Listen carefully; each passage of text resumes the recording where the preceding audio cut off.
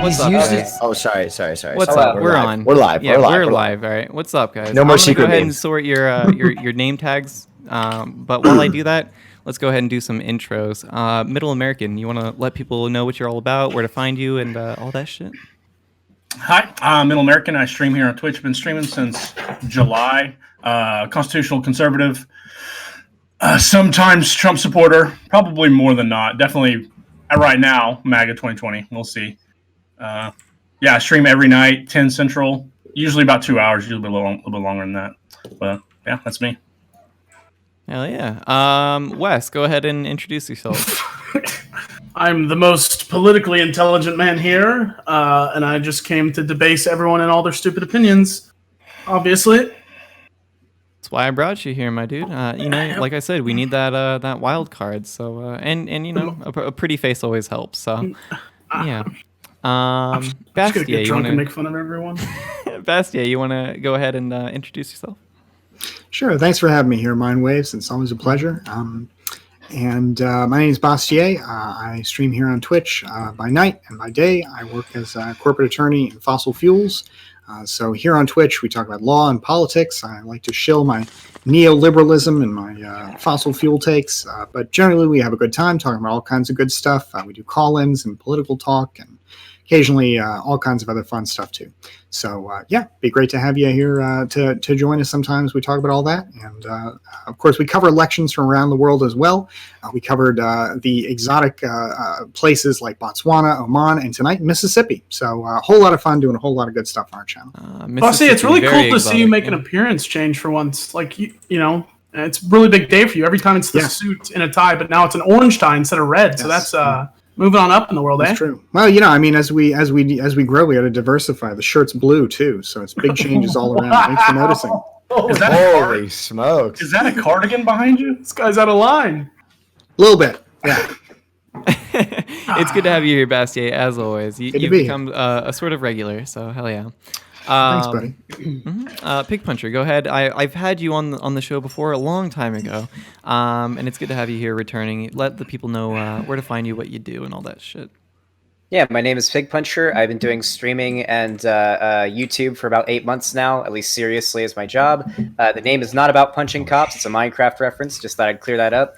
And you can find me at... hated fat people. I mean, listen. We're gonna go to war. Wait, what do you mean hate fat people? He just said he doesn't hate cops, dude. Chill. Oh, got him. Actually, I got my start doing politics on YouTube, talking to Destiny. The video's up on his channel. I forget what it's called, but it was pretty good. You can find me on YouTube and Twitch as PIGPUNCHER, and that's it. Are you the guy who had the Hitler skin on Minecraft? Is that you? No, definitely not. What the hell? I saw someone who had that. You said PIGPUNCHER, and I was trying to connect dots. No, I'm a leftist. Nice. I don't think I would have Hitler as my. I don't think I'd have Hitler as my Minecraft skin. Satire, dude. That's exactly what a Nazi would say. Anyways, WillNeff, you want to go ahead and let people know what you're all about and where to find you and all that stuff? Yeah. Oh, you also recently won the Raj Royale, didn't you? I did. I won the Raj Royale. I don't know if that gains me any credibility in this place where the brains are big. So I'm Will. I'm happy to be here. I am the proud owner of a puppy today, so I'm only going to be here for about an hour. But I'm a comedian and a writer by trade, and I'll do my best to keep up with these massive intellects tonight. Who's the maid in the background? Did you hire a maid because you want a Raj show? No, that's my girlfriend, Caroline. I'm not going to make the joke. Okay. I'm not going to. Okay. Well, it's good to have the winner of. It's good to have the winner of the Raj Royale here, WillNeff. It's always fun to have you. Speaking of the Raj Royale, we also have the loser, Destiny, over here. You want to introduce yourself? Hi, I'm Destiny. I do politics and Kenshi on my stream, and that's what's up. Good shit, my dude. All right, so I figured we would throw a bone to the gamers again. I know we talked about this a little bit last time, but, BlizzCon actually happened, so I figured we'd talk about it. Was there any announcements made at BlizzCon that y'all cared about, got excited about, anything like that? Yeah. Can I jump right in? Yeah. All right. Well, as a horror writer in my professional life, getting to see the Diablo 4 trailer, which apparently the art style of Diablo 4 has been inspired by the tremendous Junji Ito. If you've never read his graphic novels, I suggest that you do. I was blown away. I'm a Diablo 1 fan. I'm a Diablo 2 fan. There was another game, and now I hope to be a Diablo 4 fan. I can't wait. That 9-minute trailer blew me away. Yeah, I think the trailer was actually like really fucking good. It's probably one of the best cinematic trailers I've seen from Blizzard, and that says a lot because they always have like really good quality. But you don't think it was a little long-winded? 9 fucking minutes? I fell asleep halfway through, dude. That's not a trailer. No, it's like an expose. I could have watched that half hour of that shit. It's been 20 years since Diablo 2 because there's been no other Diablo game in between there, so we kind of deserved it, you know? Exactly. But, wait a minute, you really thought that trailer ran long? I thought it was like a tight little short movie, like it was perfect. Okay. I didn't watch it. I just wanted to throw some Discord in between us. Oh, okay. You're dead to me, Wes. I'm actually kind of excited for WoW Shadowlands because I'll have a reason to play retail again. If you don't kick this guy, I'm leaving. I'm fucking leaving. Wes, you're a WoW guy. How'd you feel about the WoW? I'm a WoW classic guy. Shadowlands, it's another reiteration of them making huge fucking mistakes and trying to monetize it. They're dog shit at WoW, and they haven't been good at it since Wrath of the Lich King, and the fact that they're still making expansions is a disgrace to us real fucking gamers of the World of Warcraft franchise. Like I said, I haven't touched retail since Classic came out. I'm looking for a reason to, so maybe Shadowlands will be good. We'll see. Trust me, you don't need a reason. Just keep replaying Classic. It'll get better every time. This is my fifth time maxing a character, and it's better every time, man.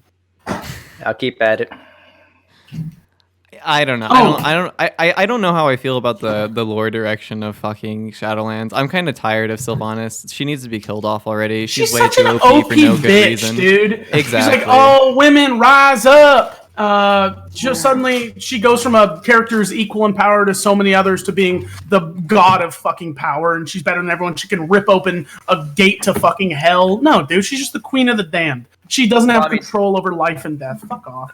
I mean, story-wise, she's using the power of an old god to do it. Story-wise, she shouldn't have the power because she's subservient to the Lich King. She shouldn't have the power to rip the fucking crown in half. She's just a one-dimensional character. She's spiteful because of what Arthas did to her, and she's just like a bad guy for the sake of being a bad guy at this point, and it's tiring. I don't know. Fuck her. I'm really excited for an announcement, though. It is possible they might go full not Garrosh too. You never know. She could be good in the end. Who knows? Everybody's missing something here, though. Did you see how long she was standing still in that trailer? She would have been in that defile, and she would have wiped the raid over and over and over again. There's no way she's ripping that. Wrath reference. There's no way. I like she's ripping that apart. I mean, there's something better about BlizzCon though that I think a big announcement was way more important, and I'm really excited for BlizzCon's growing market in China. And that's going to do really well. Yeah. Oh, that apology at the beginning. Oh, it's coming. Diablo Immortal is going to sell like hotcakes in China, baby. It really is. Did we get anything about Diablo Immortal at this BlizzCon? No, they were ashamed of it. They're like, oh god, don't bring it the fuck up. Just focus on Diablo 4 and forget that shit ever existed. Fucking no one wants to address that shit. Maybe the Chinese government will thank them for their service by buying up some of what other people might otherwise not, right? Wait, the whole reason they didn't bring up Diablo's Immortal, hold on, Fivehead fucking take care. Chinese people are run by a government that wants to oppress them, so they don't allow them to have cell phones, so they knew the Chinese market in Diablo Immortal wouldn't take off, so they completely canceled Diablo Immortal. To be honest, Diablo Immortal is like a game that is made for the Chinese market. Right now, gamers in the Chinese market, almost like not exclusively, but the majority of them use their cell phone as their primary gaming device. I thought that was like Korea. No, it's China, and most of them are whales too. They pay. They're not all fat, okay? No, that's in the mobile gaming market. They call people who spend a lot of money on microtransactions 90% of their money, 10% of the player base. Yeah, but in China it's closer to like 40% or 50 or something like that. It's actually insane. Wow. That's why they're chilling so hard in China. It's like probably literally the reason why you saw a Diablo Immortal announced with as the keynote of last year's BlizzCon. It's so funny. A mobile game is a keynote. Jesus, man.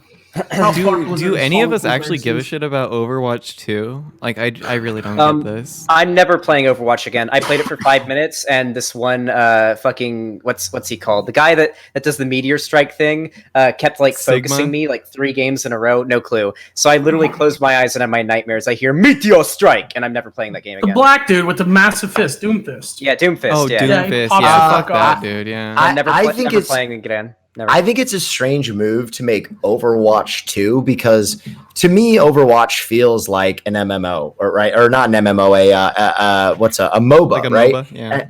And most MOBAs just tend to like release new characters and expansions and retool the graphics. So releasing like a new Overwatch, you're like throwing out all the stuff you've developed in the original Overwatch. And I always expected that Overwatch would just be a continuation. Like League of Legends is now like League's a decade old and it just keeps getting better. So I always thought that was going to be their similar effort. They thought it was a smart move, I think, right? Because they're releasing a new game and it looks better, more people are going to buy it. And it's another way to resell another $60 game. I think Blizzard knew for the last year that they needed to create as much white noise as possible, as much static as possible to drown out the China issue. And Wait, so they're what like, China issue? The Hong Kong thing? Yeah. No. Hold on. Wait. that long. All That's of these pretty new projects drama. have been like roadmapped for at least half a decade, if not longer. There's no way that any significant change in BlizzCon's announcement was like spurred on by like the Hong Kong. You really think that definitely right. you really think that in 2019 they plan to release like 3 games all at once? Because if anything, we've seen that Blizzard can drag out the development of a game forever into infinity, like vis-a-vis StarCraft Ghost, which has still never come out, was killed. So like I think if they aren't new games. An expansion of WoW is such a tiny player base. It's not massive anymore. Overwatch 2, anyone with a brain doesn't consider it a new fucking game. They consider it an expansion pack without a name. It just has the number 2. The only game they announced that was hype was Diablo 4. They really didn't announce even that's not going to be out for much. like 2 years. Yeah. So. That's what I'm saying. They probably should have announced it like a year or 2 down the road. The reason they jam-packed all the announcements into one BlizzCon was to create as much hype as possible. The scheduling and the everything for this, like, there's no way that they could do this like 2 weeks out, like to have the whole stage set up and all the people with all their announcements and demos. And like, Blizzard always demos, does. the demo's ready. Blizzard and not to mention, that movie, that 9-minute movie. There's no way. The way Blizzard like schedules their BlizzCons, it's usually something that's going to get released before next BlizzCon, something that will be released after next BlizzCon, and something that we have no fucking idea. So I mean, they kind of held true to that system that Shadowlands will come out before next BlizzCon. Diablo 4 it will have someone hype the entire year or a huge crowd of people, so they're excited to see more on it next BlizzCon. And then Overwatch 2 is kind of so is next year's BlizzCon the Blizzard card game? Is that or the next Blizzard card game? Like I think the card game market's dying. Well, they built on Hearthstone they did a ripoff of TFT. So they also added the Hearthstone. What was that called? Or Battlegrounds, I believe. Hearthstone Battlegrounds.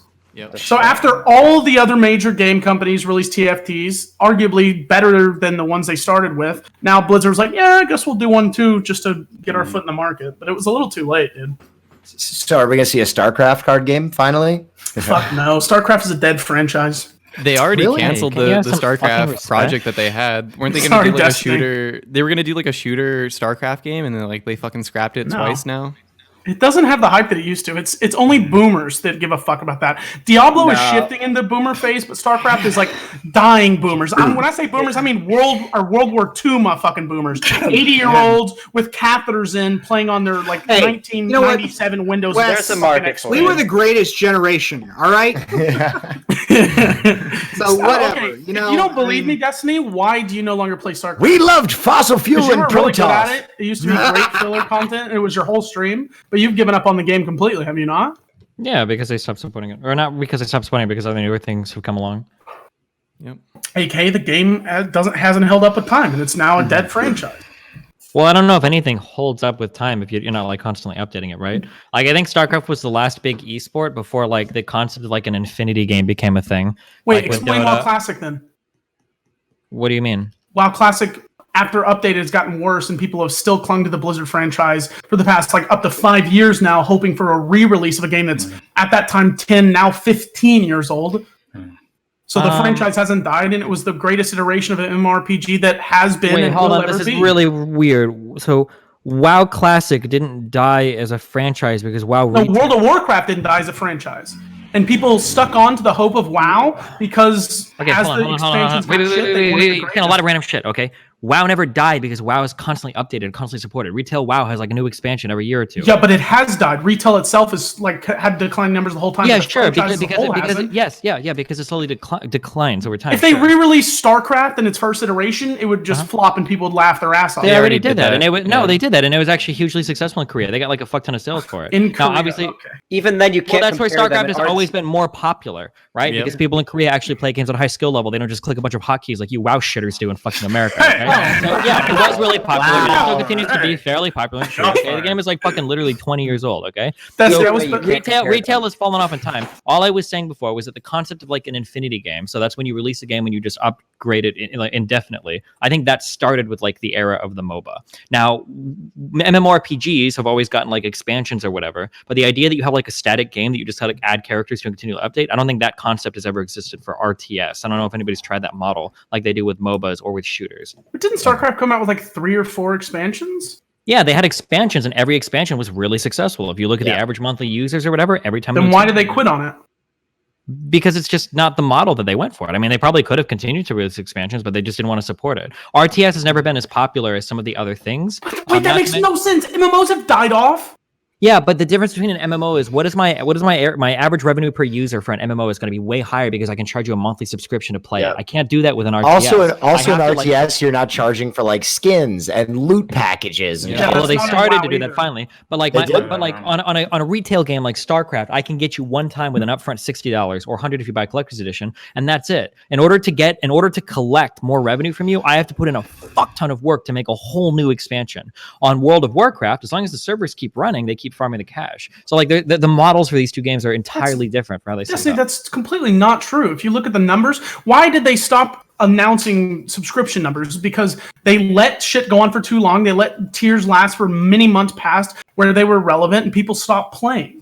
What are you asking right now? What is your point? No, yeah, it's the same thing with WoW, but they just stopped with StarCraft because it's a dead franchise. No one wanted to play it anymore. But people in WoW, they quit, but they still come back for new expansions. So why would they quit StarCraft if the same thing would happen with StarCraft that happens with WoW every expansion? So the difference is the fact that in WoW, you can collect monthly subscriptions from players. You're highly incentivized to continue to create new content. Now, Blizzard is a company that shares internal resources. People that work on one team might also work on another team, or they borrow resources from different departments. StarCraft as a franchise just was never really as big as World of Warcraft or Warcraft in general as a franchise. So if they have engineers that they can allocate to certain projects, it makes more sense to pump out another WoW expansion where they can collect a monthly fee from you than it would be to allocate. Yeah, because resources like to its RTS. market cap as a whole, it's a much bigger franchise, Warcraft, than StarCraft. Yeah, so like my belief would be that if StarCraft was handed off to a smaller company, they would probably continually update it and support player base, et cetera, et cetera, et cetera. But the problem is because it's a single company that shares internal resources, it doesn't make sense to allocate engineers to StarCraft. That makes sense. Yeah, I see what you're saying now.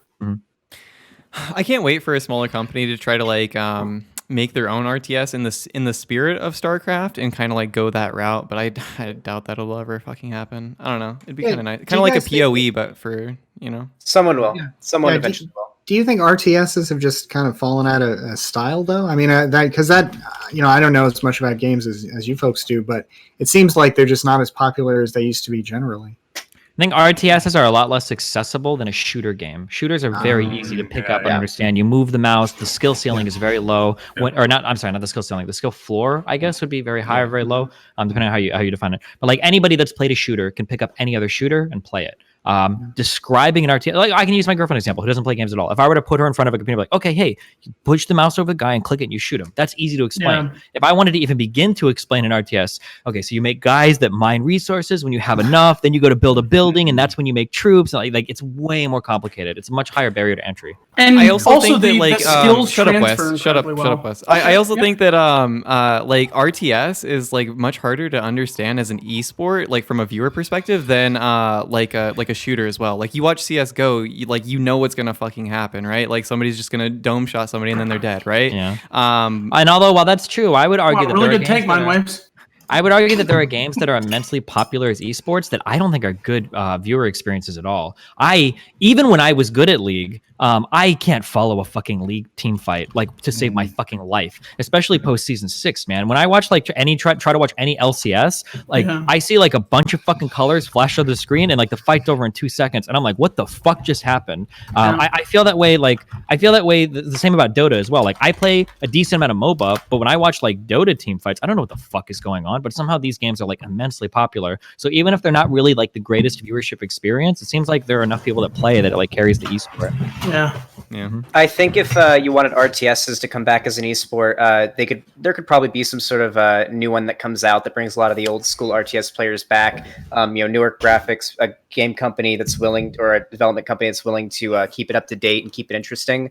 And as for the esports scene, I think that it would have a pretty niche esports scene, considering you have to know a lot about the game to understand what's going on. Like, hey, this person is allocating this many resources to do this. This is okay. Now he's producing troops to go here, and it's a bit more complicated than just watching, like League or CS:GO or a Fortnite esport game. Yep.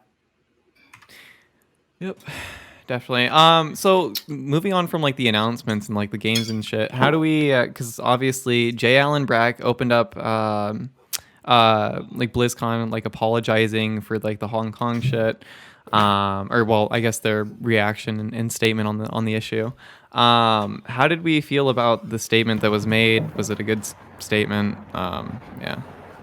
Certainly a well-crafted corporate statement. I mean, it just, look, they certainly have the right to do what they did, but I certainly have the right never to buy any of that Blizzard stuff again. Yeah. And it was just a sorry, not sorry statement, just to make It was people pure PR. That's it. Yeah, They're not going to address it further than that, and it makes sense because, as it was explained to me, it's a business. Why the fuck else would you fuck over your wages and like make less money when you can just say, "Oh, we're sorry," and not explain it to a bunch of people who are fucking idiots, and they're going to be like, "Okay, let's move on with BlizzCon now," and everyone forgets about it. Though I guarantee you, not a single fucking word of substance that anyone will catch wind of, and it won't go viral. Nothing after with BlizzCon Hong Kong will continue after this because everyone's going to forget about it and move on with their life. Hong Kong will continue, but Blizzard will detach from it completely.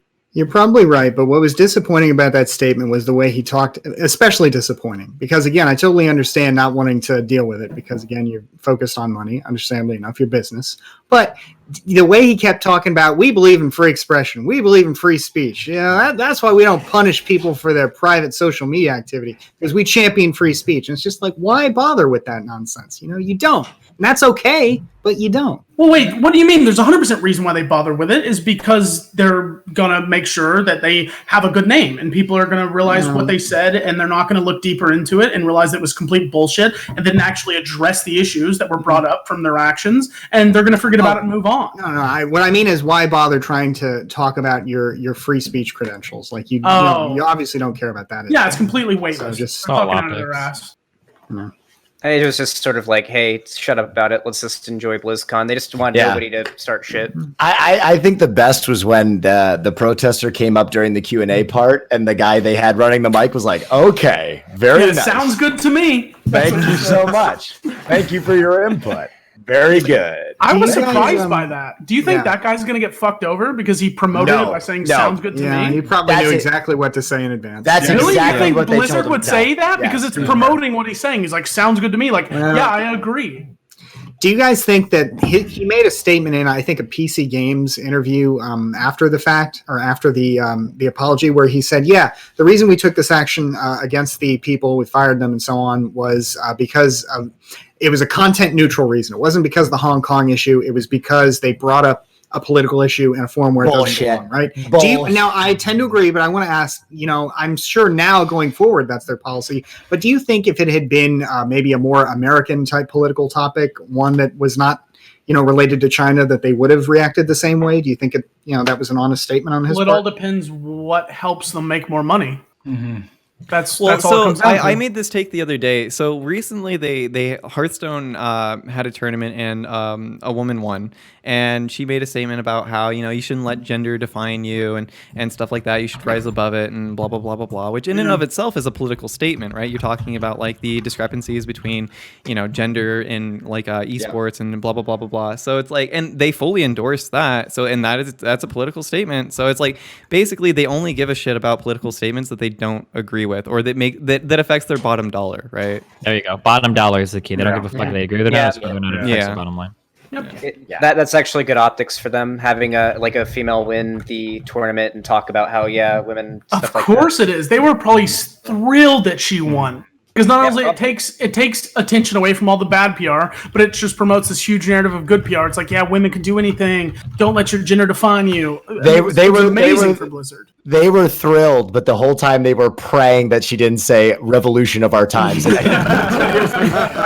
have had to fucking kill the feed and ban her too, dude. They were like, They'd take her money away too.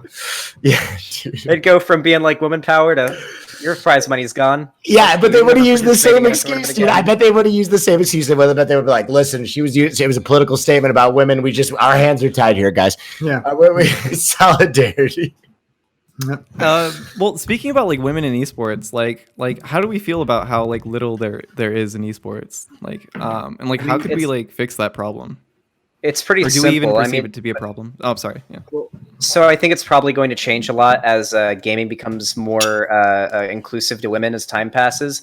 Generally, when you look at pro players and you interview them, a lot of them say they've been playing the type of game that they are a pro in for a long time since they were very young. But up until recently, there's not been quite as many women who play a lot of those games as extremely. But I think as the years go by, we're going to see more women getting into pro esports just because they'll play it so much. I disagree because they're not going to play it much because the incel fucking take of, oh, this is a woman, show us your tits, you're terrible at this game, isn't going anywhere unless somehow we change that. It all is dependent on. Go away with time. It's hopefully. Really? Well, I mean, so. there's kind You of think, but novelty, that take I is just guess. like if we ignore it, it's going to go away. We have to actively address the issue. Well, no, you don't ignore it, but it will go. Yeah. But it's gonna go. I Right. mean, it's gonna die out eventually. How? Well, I think the first thing is like just like film, more inclusion. Like we're finally getting some games that are like that have female leads that aren't just like super busty, curvy, like size 0 with quadruple double D tits hanging out. And I think that will probably help young women be like, oh, I see myself in this game. I'd like to play this game. Have you guys ever played Super Princess Peach? Fuck off, Bastiat. Do you remember when LS or what was it called? It was like WFL and it was girls playing football in lingerie. Mm-hmm. Do you remember when that shit came out? Like it's so funny that they tried to push that like it was a good thing. It's like, oh, you'll watch football when it's hot. Wait, they still do it? Yeah, don't they do it at lingerie football still halftime? exists. They do it at Super Bowl halftime or something. Oh right? my god. I think it's still its own league. I think they got in trouble because one of the coaches like threw something at one of the female players at one point too. It was not a good look. I tried He's to like, watch it in the beginning because I was like, fuck yeah, this is awesome. But then just watching them playing how terrible they all were at it, it just made me not want to watch it anymore.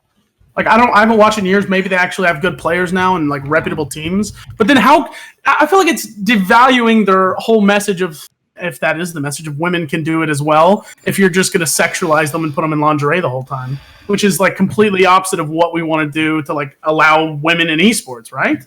Well, I mean, if their goal is to make money and sex sells, then I mean they're gonna go with that. they should put some dudes in G-strings then too, though. No, but it's I don't know fine. if that would sell quite as well. They already wear tights. Yeah, basically. All of them are parading around in tights. And then when they're done, they go into the locker room and then they're all naked in there. I mean, hey, that's basically doing it. It's not November, dude. Please stop talking about this. True. Sorry, I apologize. I We're didn't talking I didn't keep that in about mind. gay hot sex. I mean, hey. Welcome to the Big Brain that's the Podcast. that's for your podcast, Podcast, Les. man. Yeah. Apparently I Sorry. missed a meme. What is this? I just want to have sex. Or is it even worth addressing? Well, I don't speaking of gay sex, let's go ahead and hop onto another topic. Actually, let's actually hop to the last one. Yeah. So apparently Christianity. Well, all right. So Pew actually did a study into like the religious affiliations of Americans in the United States, right? And it looks like Christianity is actually like on the decline by quite a bit. I think I had the stats here. Oh yeah, Christianity is down like 12% in the last decade, and religiously unaffiliated is up 17%. Like, what does this say about like the state of like religion in America and Is there any like political ramifications of this or what? It's just so hard to believe that a guy walked on water when you have the internet, right? Like it's hard to keep that. It's hard to keep that up. And if you are a person who has a lot of faith, I mean that in not an offensive way at all. I think it is important to have some kind of faith-based or spirituality. But I think like the hard line, I'm going to let like the Pope dictate to me what is right and wrong because he is the direct conduit to God. I think that level of like blind faith, as it were, it just is impossible in the information era. It's just impossible to maintain. Right, the only place that they were really proselytizing was like South America and like developing nations anyway, Yep. right? I actually totally disagree. I think it's more of a culture thing than anything else. Because if we check, actually, like you say, it's hard to believe a guy walked on water, but some people believe that vaccines give you fucking autism, right? Sure. So I mean, like I think that misinformation can still propagate at like insane speeds. It's just culturally, religion was just kind of an older thing that we had for older generations, and it's just kind of fallen out of favor, in favor of other things. I think. Well, for a long time too, it's really interesting that for a long time, religion in this country was not quite so inextricably linked to conservative politics like it is now. And I feel like as that link grew and really especially became clear in the late 70s and 80s, I don't know, my entire life I've identified, real, committed Christianity with Republican conservative politics. And I feel like that association was politically successful at first, but probably long-term did real damage to the Christian faith in the United States. That's a good take. That's not a bad take. Because for a long time, I mean, the U.S. was definitely a strong outlier in terms of like its religiosity among developed countries, like a serious outlier. Yeah. Now it's coming more into line with other developed countries. So, But do you notice how Protestants they went up by 3% in this article, in the Pew article? Evangelicals. Yeah. But evangelical Protestants are going up. So it's not necessarily, well, they are all going down, but there's still a need for that religious fervor and that passion, and that still is important to people's lives. And the argument that I'll make is that even though it's declining overall, people aren't losing the religiosity. They're not losing that need for passion and community. They're just directing it away from old sources and to new sources. I mean, by definition, they are losing it because it's no longer attached to religion. I mean, you could argue spirituality maybe, but if it's no longer attached to religion, it's not religiosity. Well, I think what Middle American's trying to say, correct me if I'm wrong, is that like I think maybe like religious people are becoming less and less dogmatic, right? Yeah, they're more like humans instead of dogs. It's not necessarily dogmatic. It's they're changing, and it depends on how you define religion and spirituality. I think the distinction that Wes made between religion and spirituality is a good point, because we're still, when I see religion, I see as a community based of common ideas. Now, and there's that spiritual basis, but I was probably not counting in that very much. I mean, so are hippies, man.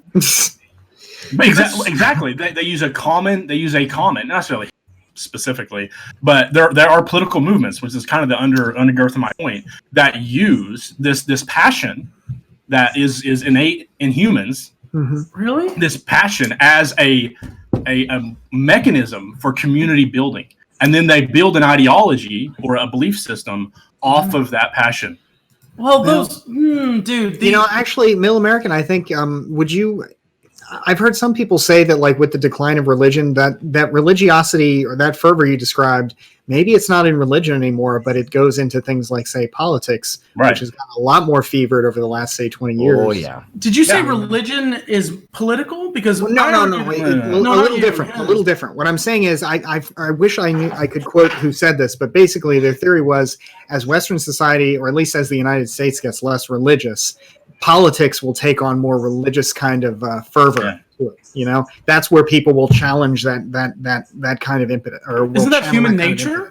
If you don't have passion for something, all this passion which is now dead, you have to put it somewhere else. Well, humans aren't going to become dispassionate just because they stop having passion in religion. Yeah, but it's also, what is the purpose of religion? So is it a terror management theory, which is you're trying legacy, like you're trying to extend yourself beyond you're going to die.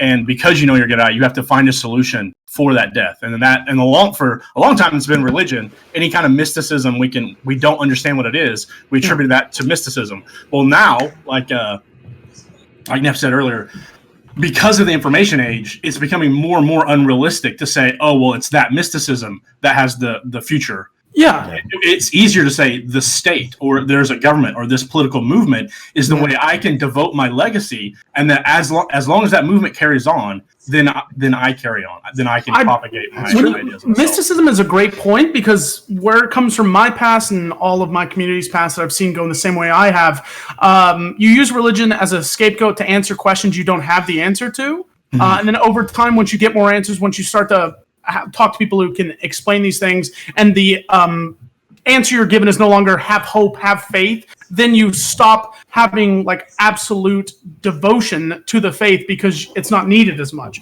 For me as a kid, that's all it was. It was an answer to the unknown. And it was always like, I don't know, and these people I talk to are my elders don't know. But then as I grew up and started going to sources that weren't my tiny little community, which is everyone's, just surrounded around the Bible, you learn more and you feel less dependent on it, so you don't feel like it's a necessary part of your life. And then it gets to the point of just abandoning it altogether.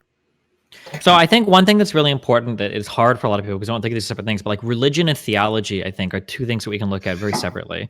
So I would argue that religion seems to be something very important for everybody. And when I say religion, what I mean is like a collection of rituals that we go through that helps to build a community. So being able to listen to central authority figures on things like what ought we do, what ought we not do, being able to gather around and gather as a community every week and either do charity or just get together and be social, like church is used for a lot of this type of church or synagogue or mosque. I think that religious aspect, that ritual aspect, is probably an important thing for a lot of people. Yeah. So the theological aspect, the idea that we need a god or some mystical creature, probably not as important. And then, as I think Middle America might have pointed out, while people are quick to ditch the theology, it feels like we still probably need some level of religiosity in our life, or some kind of ritual thing that we all participate in.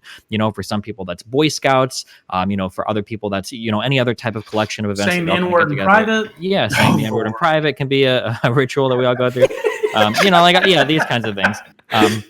But yeah, I think it's really important to separate out those two things when analyzing this, because like the philosophical, or the emotional justification or the emotional drive to philosophically justify our existence, like that theological thing or whatever. Yeah. I don't think a lot of people need that as much, but the religion thing, the collection of rituals where we all get together in a community and do things together, that seems to be pretty important for human interaction. And even if theology goes away, we're probably going to find some other way to hold on to that collection of rituals. Yeah. Well, I was going to ask you, is anybody here religious or otherwise spiritual? No. Spiritual is an extremely broad definition. I don't know. Yeah, I'm probably it spiritual. means something different to everybody, right? But yeah, but religious, no. But spiritual, yeah, I'd say I'm spiritual.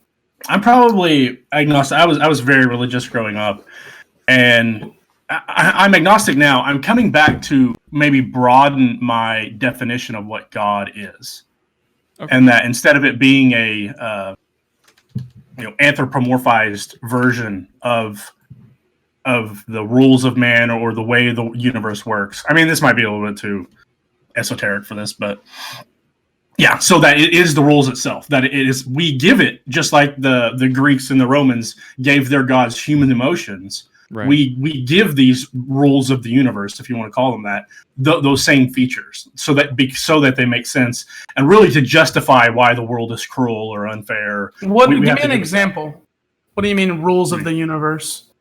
Well, just from a physics or a perspective is probably just the easiest way. Or even more from that, we can talk about a really good example. This would be like things happen for a reason. That rule is very important for a lot of people to make sense in their head. Why do horrible things happen sometimes? Yeah. If they're not happening for a what? You mean like fate? Yeah, kind of. Yeah. Well, not necessarily fate, but just that somebody else has like a bigger plan. That if things are fucked up in life right now, it's not as scary if there's a guy in front that at least is like taking charge, that has like some kind of plan for you. Even if things seem scary, as long as that guy up front knows what's going on, you can like take some solace in that. And for a lot of people, that's what God is. Yeah.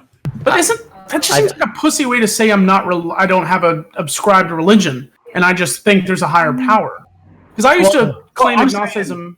I'm definitely agnostic. I'm agnostic because I don't even really understand how my cell phone works, let alone would I ever say that I understood the interworkings of the universe. So I've always been an agnostic, but I think also for a lot of people, like death becomes, and we already covered this, but like death becomes a motivator for God, because like the idea that your life could pass before your eyes and you not even realize it is such a terrifying fear to people, that like they could be undone and wiped away. And I think that fear is so total that it allows people to believe in things that are absurd, because they're like, I can't not exist. I can't even fathom a world where I don't exist. So like there has to be something to justify my being. Well, so how does escapism play into that? So now when you don't have to deal with that because you can instantly escape with your phone or your computer game, do you still have that same terror?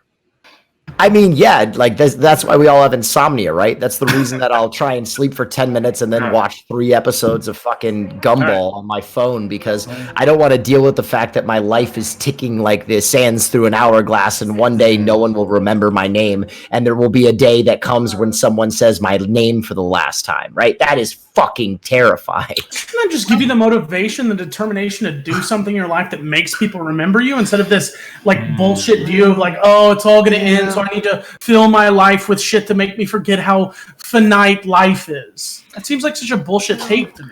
No, I don't think so. I mean, because if you drag it out long enough, I mean, nobody, very few people are remembered in anything approaching deep time, right? Like, so I get where you're coming at, Will. Well, no. I feel like, I don't know, there are other ways you can approach it. Like you can think about Ray Kurzweil's technological singularity, where we're all just about to, we're like a few years away from like this technological explosion, after which we'll all like live forever in these amazing android bodies. Yeah. But then there's also the same theories that the sun explodes at any time and we die at any time. But why do people harp on that so much more? I don't think the sun is supposed to explode anything. Destiny, there are literally 100,000 cosmic events that can happen every single day that could wipe out the whole entire planet. Not our sun exploding. It's not happening. Global warming. Yeah, it's not happening for 160,000 years, but there's solar flares that could like. How wipe much out would your half the life? planet. How much would your life fucking suck if they discovered the technology to make us live for like 300 years if you wanted to, but you can only use it on like a 10-year-old? Like after that, the age is like cut off, and you're just like fucked. I would be happy. I don't want to live forever. Yeah, because you're depressed. Fuck you. No, it's not because I'm depressed. It's there's just so much you can do in life. I feel like more than 500 dude, years that's is bullshit. Destiny. That's so such much, a good. though. That's such a good sci-fi plot, man. There's That is so such a much. good What do you, sci-fi plot. Bastiat? The only reason you think like that, there's so much because you've done so little. How old are you, Bastiat? Yeah, I'm 31. 30 something. Okay, Yeah. so you've done so little in 30 years. Let's say in 500 years, I've done a few things, times buddy. more. You could do so much more, and by that point, when you've done so much, everything else would seem so little. It has such little substance to you. I get where the you're only going. reason I get that where you you're think going. this way right now is because you've done so little that everything else seems so fucking grand. But once you listen, have the I get ability where to you're do so going. much, I'm gonna come to But in Bastiat's no defense real situation, quick. is like 80 years enough. Right. Like Sure. there's so many. Like if I you get really that. did have unlimited time, the options available before you to live all kinds of different lives, in whatever way you want. I mean, I think you're kind of underestimating. Maybe I'm overestimating. Like forever is a long time. You're right. But I think you're kind of underestimating just how long The a brevity, fulfilling and yeah. interesting life could be. I'm also going to come to Bastiat's defense. His hair is tremendous. So if he's accomplished one thing, it is that weatherman style fop he has there. That's some good hair, baby. Big Not true. wrong. All right, so I Thank you wanted to very ask Will much. something, but before I go ahead and do that, I want to go ahead and let Pxie introduce yourself. Let people know what you're all about and where to find you and shit. Hi, so I'm Pxie. You can find me in Twitch, Pxie. I like talking politics. I, for one, welcome death. No, but I'm just here to talk politics and whatever. So yeah. the Hell best yeah. part about death is that I don't have to fucking talk to Destiny on a podcast about topics he doesn't actually believe in anymore. Wait, I don't All right, believe in well- death. Wait, what does that even mean? No, it means you are a surface level bitch, and everything you talk about, you just Google. Wait, Nice. what? Good- Are you You don't talking actually have about? any Good, true beliefs. good one, Wes. Hot Good one. take. Got him. They tried. All right, so They I wanted to tried. ask Will Just something trying because to you said cause that you discourse identify. streams. You said you identify as like agnostic when it comes to religion. Yeah. I personally identify as like an atheist. Like I think that describes my Sure. position best. Like why don't you take that like to you? What's the difference between agnostic and atheism? Why don't you make that jump? The reason I don't make that jump is the same reason. Like to say that you are atheist means that it's that you believe there is no Godhead, there is no divine, there is nothing beyond what we have experienced already. I could say that you're probably right. The odds are, from what I've seen in my life, you're probably right. But I can't with 100% certainty say you're right. Yeah. And that makes me an agnostic because I don't understand so much of the universe. And those men and women that are paid to understand the universe are still learning insane things every day. I remember when dark matter was like discovered and we started going into it. It's like, there's so much more to the universe than we could have ever understood. And those are the people that are paid to do that shit. Yeah. So as long as there is still this room for doubt, until there is a very smart person that comes out and says, listen, we've discovered everything. There's no God. Sorry, guys. I'm going to leave the door open there. And maybe in my own very selfish way that I think there is something so morbid and sad about true atheism that we don't even leave ourselves open for the possibility of something greater than naked apes killing each other and fucking each other on a spinning space. You know what? If that's what atheism is, I'm an atheist. No. So I want to make a distinction here. I'll describe why I identify as an atheist and not an agnostic. So the word gnostic it means to know, right? To know something. Agnostic means to not know something, right? So you could be and then you could you go into theist, right? Or theism. Theism is like to believe in a religion or to believe in a god, and then atheism is to not believe in a god, right? So I would never claim to be Gnostic or to know for a fact that there is not a God, right? But I don't actively believe in a God. So that's why I would identify as an atheist and not necessarily like an agnostic. So you might exactly, agnostic atheism. Wait, yeah. Can I say something, MindWaves? So we're kind of on the same page here in that like my whole take is like, if there were a God, I would be like an ant onto him, and to try and be like, oh, that's God over there. That's Jeez. You know what I mean? He lets me call him Jeez because I know him so well. Jesus man over there. He's got a beard. He looks just like human beings. Crazy how similar we are. Like if there is a Godhead, if there is a God, if there is a higher being, my whole take is that like we have these 5 pinhole senses in like a shoebox that is like the universe. Oh, yeah. And we're getting like this little bit of information through these tiny holes. And to know God would be to like blow the shoebox apart and to like be given the divine, like, you know, that scene in Raiders of the Lost Ark where their fucking eyeballs melt. Like that is like my understanding of what a God would be to us. It's like trying to explain neuroscience to a dog. Like, how the fuck are you going to do that? I mean, I don't know. Maybe there is a God. I'm also agnostic. I really have no fucking clue because I know so little. But either way, like, I think my interpretation of this is that even if there is a God, I don't think God can be benevolent, omniscient, and omnipotent. I don't think God can be all three. So that just throws everything into like a whole other conversation in case any of y'all are Christian. But if not, then like forget it. I like how chat's saying no evidence. It's like, yeah, guys, it's fucking God. I'm sorry I didn't bring my God evidence. That's what's so funny about that we're arguing over the definition of religious stances is because the whole science of religion, or whatever you want to clarify it as, is all based off things we don't know. It's all stipulations or some guy 1,000 years ago wrote on a thing we've never seen. So it seems so strange of us to argue definitions of agnostic or atheist when the whole belief system of religion as a whole is based off shit no one can prove. Yeah, so I think that like what MindWave said earlier, I don't know if you fucking stole this from me or not, but like I think what MindWave said earlier is like a perfect summary of like what I would consider like a reasonable stance on God. So you have statements of faith, or statements of knowledge rather. So an agnostic would say you can't have knowledge of the supernatural. A Gnostic would say you can. So I think I would be an agnostic. I would say we can't know about a God even if there is one. And then theism is like a profession of belief, right? An atheist says I don't currently believe in a God. It's not a statement saying there is no God, right? Unless you were perhaps a Gnostic atheist, in which you would say I can know if there is a God or not, and then you were an atheist who said there is no God, right? An agnostic atheist would say if there is a God, you know, there may or may not be one. I can't know about it. That's why I'm agnostic. And then an atheist would say I currently do not have a belief in a God. Would be those two things. Can I ask so do you want my actual take on probably what I think God is like the definition doesn't really work, but like whatever existed before the Big Bang, that size of a pencil head singularity, that's God. Right? I mean, that's the point. Like, we don't know what happened. And at that point, everything breaks down and we just have to guess. So, and then you can guess whatever you want because your guess is just as good as anyone else's.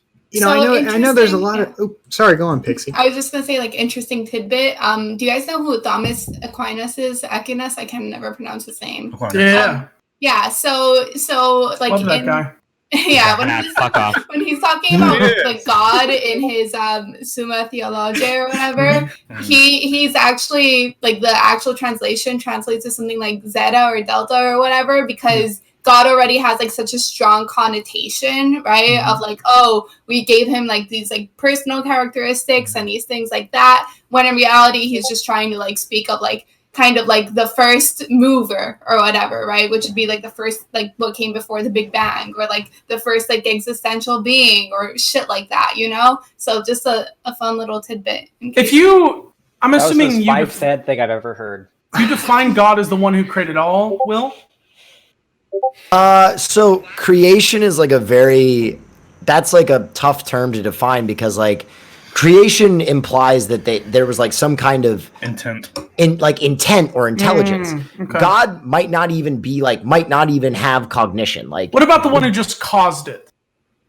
Would that be God to you? Like if there was some fly, whatever we consider fly that caused the Big Bang, would he be God to you? Shut the fuck up, chat. I heard you muted it. That's why you heard it. Like, I don't think God would sum that up properly. Like the word God. Yeah, it's basically because like the standing theory, right, is like that whatever existed before the Big Bang existed in the area the size of like the head of a pencil, like the lead of a pencil, right? Well, that would be like the Big Bang. I don't think there are any theories about what could have existed before the Big Bang because that right. I'm just talking about the Big Bang, right? Sure. So in that theory, whatever the fuck that was, you, me, stardust, a whale, we all existed in that pencil head, like that. Whether it is cognizant or not, you could probably define as God, no? Could there be a division of gods? Like, for example, Hindus who have uncountable. You mean like a monotheism? Yeah. I mean, I don't assume to know, but like I don't ever envision God as like something that is like cognizant and being like, oh, look at my universe. I did such a good job. This is the best universe. Oh my God. So many universes. This one is great. Trump is God? Pog. God and bird. Can I ask a question to this godless room in here? For the most part, godless. Now, let me ask this. So I used to think about, I'm with MindWaves there. I would call myself an atheist. I think you're right in a technical sense, at least, Will, that, you can't, I don't claim to know. I just feel, certain enough to where I would go with that term. But thinking about it from that perspective, then the next question to me is, would you wish that there was a God of some kind? And I guess I'm curious if anybody in here, if you think there's not one, do you think it would be better if there was one? And to me, I feel like it's probably best that there isn't because that seems like some kind of universal, inescapable tyrant. Wait, what do you mean? If you could have a universe with that. How the fuck could you take that stance? If there was a God, what the fuck would we fight about? Everything would be solved. No one would give a shit. We'd be like, yeah, dude, we all believe in this homie who was proven our Geo motherfucking D, Geo Magalo D, and there would be no cause for war ever. Like, every war stems religiously and grows, and now it's political and inescapable tyranny forever and ever, No, have you guys ever played a game of Sims, right? Where you're essentially God and, you can be a total asshole if you want or, like, let the Sims be however they want. You can drown one on purpose. So I guess what I'm trying to say here is that even if there is a God, there's still a chance that God could be like a giant fucking asshole. Who cares? He has ultimate power over us. That's the thing, though. Like, ultimate power. You could never. Bastiat, I challenge your bitch ass right now. If a God came out and was like, yeah, motherfucking prove that he was God, for you to say this to his face. Like, I wish you weren't here, bitch. You know what he'd do? He'd fry your ass. That's the thing. That's why I would wish he wasn't there, because you're right. There's nothing I can do about it, ever. Control and justice and all of that. If you're going to believe in it, at least believe in it to your grave, man. So I personally feel like the type of person that would like want a God even if there wasn't is the same type of person that would like totally welcome in like a totalitarian state, like by like some omnipotent leader, right? Like I don't know. But there'd be no issue with the totalitarian state because every totalitarian state has been based off of a person or a goal or whatever the fuck it is. But if you have a totalitarian If you have a T state based off of God, the guy who has the absolute control and can do and say whatever the fuck he wants, because if you disagree, you're dead. What are you going to argue against? You can't beat him. You can't be stronger than him. You can't take his place. You have to be subservient to this guy. That's A lot of those that's states that's were the based on joy. God. That's like eternal slavery, immutable, Hell yeah. unchangeable. That's Hell terrible. motherfucking yeah. Wait. It's not that bad. The only reason you think it's that bad is because you live in a place where capitalism fucking dominates, and if a god came around and made your bitch ass be a socialist, you deal with it because you The are a fucking socialist slave to Jesus, the almighty dude. I'm waiting geometrical for it, bro. Hell yeah, he'd take over. I welcome that Jesus. son of a bitch. If you're watching this, God, come down and just lay motherfucking waste. Just What a take fucking over. bootlicker. Holy shit. Yeah, bootlicking God. If God's some real, galaxy level bootlicking okay, right hold there. on. Listen here. If you died and you had the choice, God said, "Lick my fucking shoe, you slut," or go to hell and burn for the rest of your life. I don't believe in this, but if that was the state, you're gonna tell me to my fucking face you wouldn't suck his almighty cock? Because I sure as fuck would. Hell no. Look, I look. accepted. I'd go straight down to hell, and then when you come down, to it, Yeah, it's I'll easy to wait say for when you. you're a 20-year-old. It's easy to say, you 20-year-old university student. Fuck Even off, dude. Even though Wes's question Yeah, is what do you know about frustrating, hell in you know, university? Yeah, you don't. I mean, and that's you don't know in that situation. No, it's easy to say when you're I mean, but that's young the and you're not problem. facing death in the face. If you just got in a car crash and your fucking life's draining before you, and you're given the opportunity by God, he's like, motherfucker, Just suck his repent, cock. apologize for being comes down, such an he's like- asshole he's to like, me, and you I can spend can't the help rest but of your notice. you can I spend the can't rest help of but your notice eternal what a days. precarious situation I find you in, my child. It's as though your lower spine has Willneff, been we're not broken in making many God places. porn. We're not turning it into God Well, porn. my Okay, relax. godly Wes, you got cock it there, is buddy. very dry. God, can you help me? Oh, I can help you, all right, but I need you to help yourself, if you know what I'm talking about. Shit. What is your Twitch? Hold on. I'm dropping I'd your suck follow. God's cock if it put me to heaven. Holy shit. Because that's the one thing I've always been scared of my whole You life. would is suck a like, God cock damn it, whether what or if not I'm it would wrong? put you in heaven. Let's be real, dude. Come on. No, I wouldn't. Whoa, That's hey, is there fucking something gross. wrong with that? Whoa. No, I'm just saying. I'm just saying. He's admitted He's to it. acting It's like it's totally something fine. special. Nothing wrong with Took a that. turn but- for the homophobic there. He's Watch acting out. like All he's right, the special chill. parts for God. Yeah. So Trust here's me, the Luna thing. knows a lot about sucking cock. She's the pharaoh on What? this topic. Wait, so if God Are actually you claiming exists I'm and wants you heterosexual? to, Alien claim. doesn't that make being gay okay? What? Like if I like had a near-death experience and God was like, "Hey, suck my dick and I'll let you into heaven," I would want to do everything I could to survive, to spread the word. Oh that yeah, God what if was it's okay a with being test? gay. And he's like, "Oh yeah, you Yeah. gay dude, you're going to hell if you suck this dick." True. That's a good point. God would Maybe actually be a sexual maybe you have to predator. eat- Can maybe we you have to eat cancel his God ass. for being a sexual Okay, predator? here's one. Holy shit. Here's one to think about. If God was real, does morality exist independent of God, or does it exist because of God? So, for instance, when God makes a statement, "Murder is wrong," Why was do you sound murder like- wrong and God revealed that to you, or is it wrong because God said it is? Destiny, you've been talking to Rim way too fucking long, dude. That's a pretty standard. This is so philosophical. dilemma. My take on this is that if a God exists and they're at least somewhat reasonable, then it would be God murder was always wrong and you just learned of it, and that not knowing murder was wrong, and if you committed it, you would probably be forgiven if that was the case. I don't believe in God, so it's kind of Yeah, Are but we I answering see through what our you're own saying lens? there, Or are we yeah. answering through like a dogmatic lens, or just? Can someone explain what the fuck dogmatic means? Means you like dogs, right? A strict adherence of theology, probably.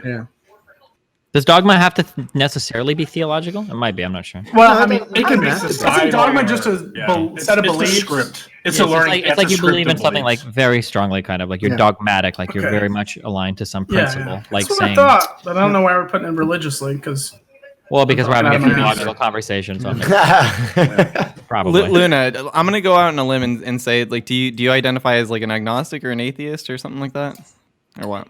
Wait, how did you go out on a limb there? You just asked her a question.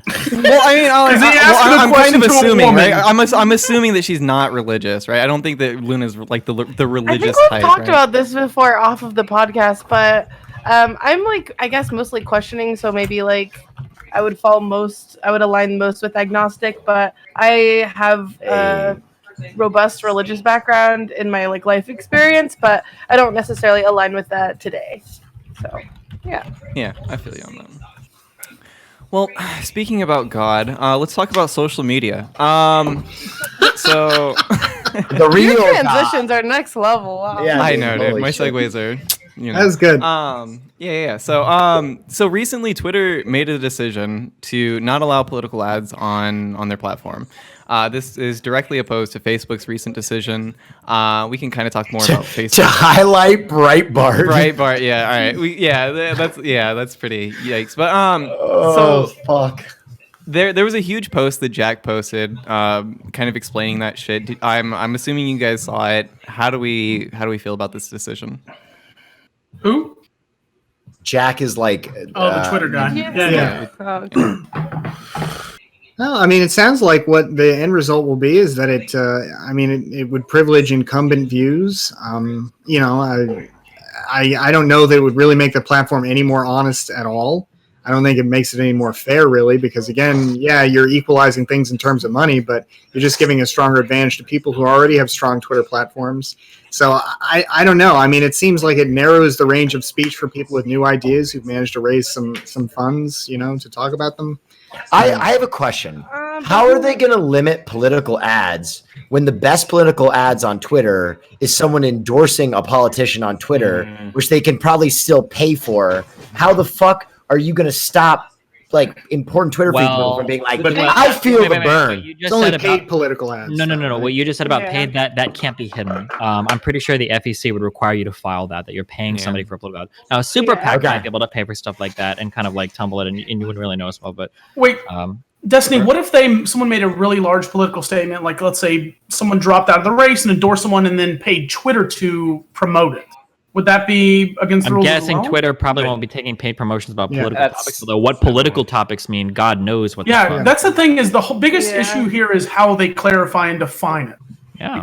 And now this is where we run into the trouble with things like Citizens United that people like to take a really strong stance against. But when you ask people, well, what is a political ad or what is political speech? All of a sudden, you're in a very weird world when you say you shouldn't be allowed to advertise or pay for it. Mm-hmm. Absolutely. I mean, I don't know. I think it is possible to like create some guidelines. Yeah, there's going to be some gray areas, but like let's be honest here. At least when it comes to like Facebook, the fact that people can post like blatant misinformation and know it's false and just like put it because it's like a political agenda, I think there definitely has to be something done about that. Well, but this has nothing to do with that, does it? Well, yeah, because Twitter did it as a response to that, right? They were we don't want political. Like I could still post like political memes and shit. I just can't it just can't be. No, I think what Pxie is talking about is political fact checking on paid political speech advertisements, rather than just political speech that's misinformative. Are you talking about Facebook? Well, okay, here I'm talking about the fact that like you can argue individual accounts can still post misinformation, but at least now it won't be like on the little trending Twitter thing or randomly on your feed, which you can argue that's like negligible or like that doesn't make much of an impact, but I would think that it somehow does, right? If you're getting like a bunch of these ads up to like a bunch of random people who might have not seen it before and think, oh no, this is actually like trustworthy or this is real or whatever, because now it's like on my feed and Twitter approved it. I don't really see it as much of a change because there's multiple other big platforms and the other two are owned by Facebook, so they can do whatever the fuck they want there. So just because Twitter cucks political ads isn't going to mean that it's going anywhere. It's just going to shift more heavy in the favor of Instagram and Facebook. I think we need to differentiate these two also. So, and this is my sphere. I've been talking about this, but I don't really know how generalizable this is. But for me, Twitter is, I don't follow friends and family on Twitter. Like friends and family aren't even on Twitter. So I follow general political accounts, social media types or pop culture types. But those people aren't important to me. Whereas Facebook is much more personal, and I take time instead of like flipping through Twitter, where I'm like grazing through.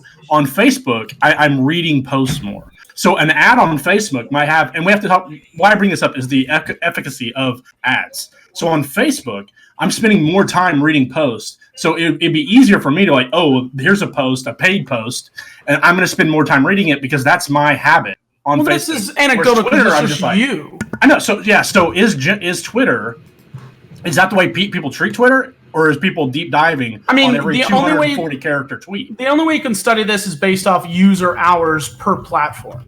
And that's it's also about perception. It's also about perception of the information. Yeah, but how can you test this? How can you get data on it? Oh, I don't know. That's hard. That's what I'm saying. So the only data that you can look at, I don't even know if it's out there. It probably is like as per how many hours per person spends on Twitter versus Facebook. And you have to, the best you can do is make an assumption, whichever has more is going to have a greater effect. I don't know. You could also just like make an argument, I guess, depending on like the user base, right? Because we know for a fact that people who are older tend to be more susceptible to like fake news and fake advertisements. So even if, let's say, more people use like Twitter longer, if the majority of the base is a lot younger and therefore like probably less susceptible to fake news, you can easily make the argument that Facebook is more influential in that way. Well, it's not necessarily about fake news. Well, for me, my was news. So whether it's fake or true, what is the effectiveness of that ad?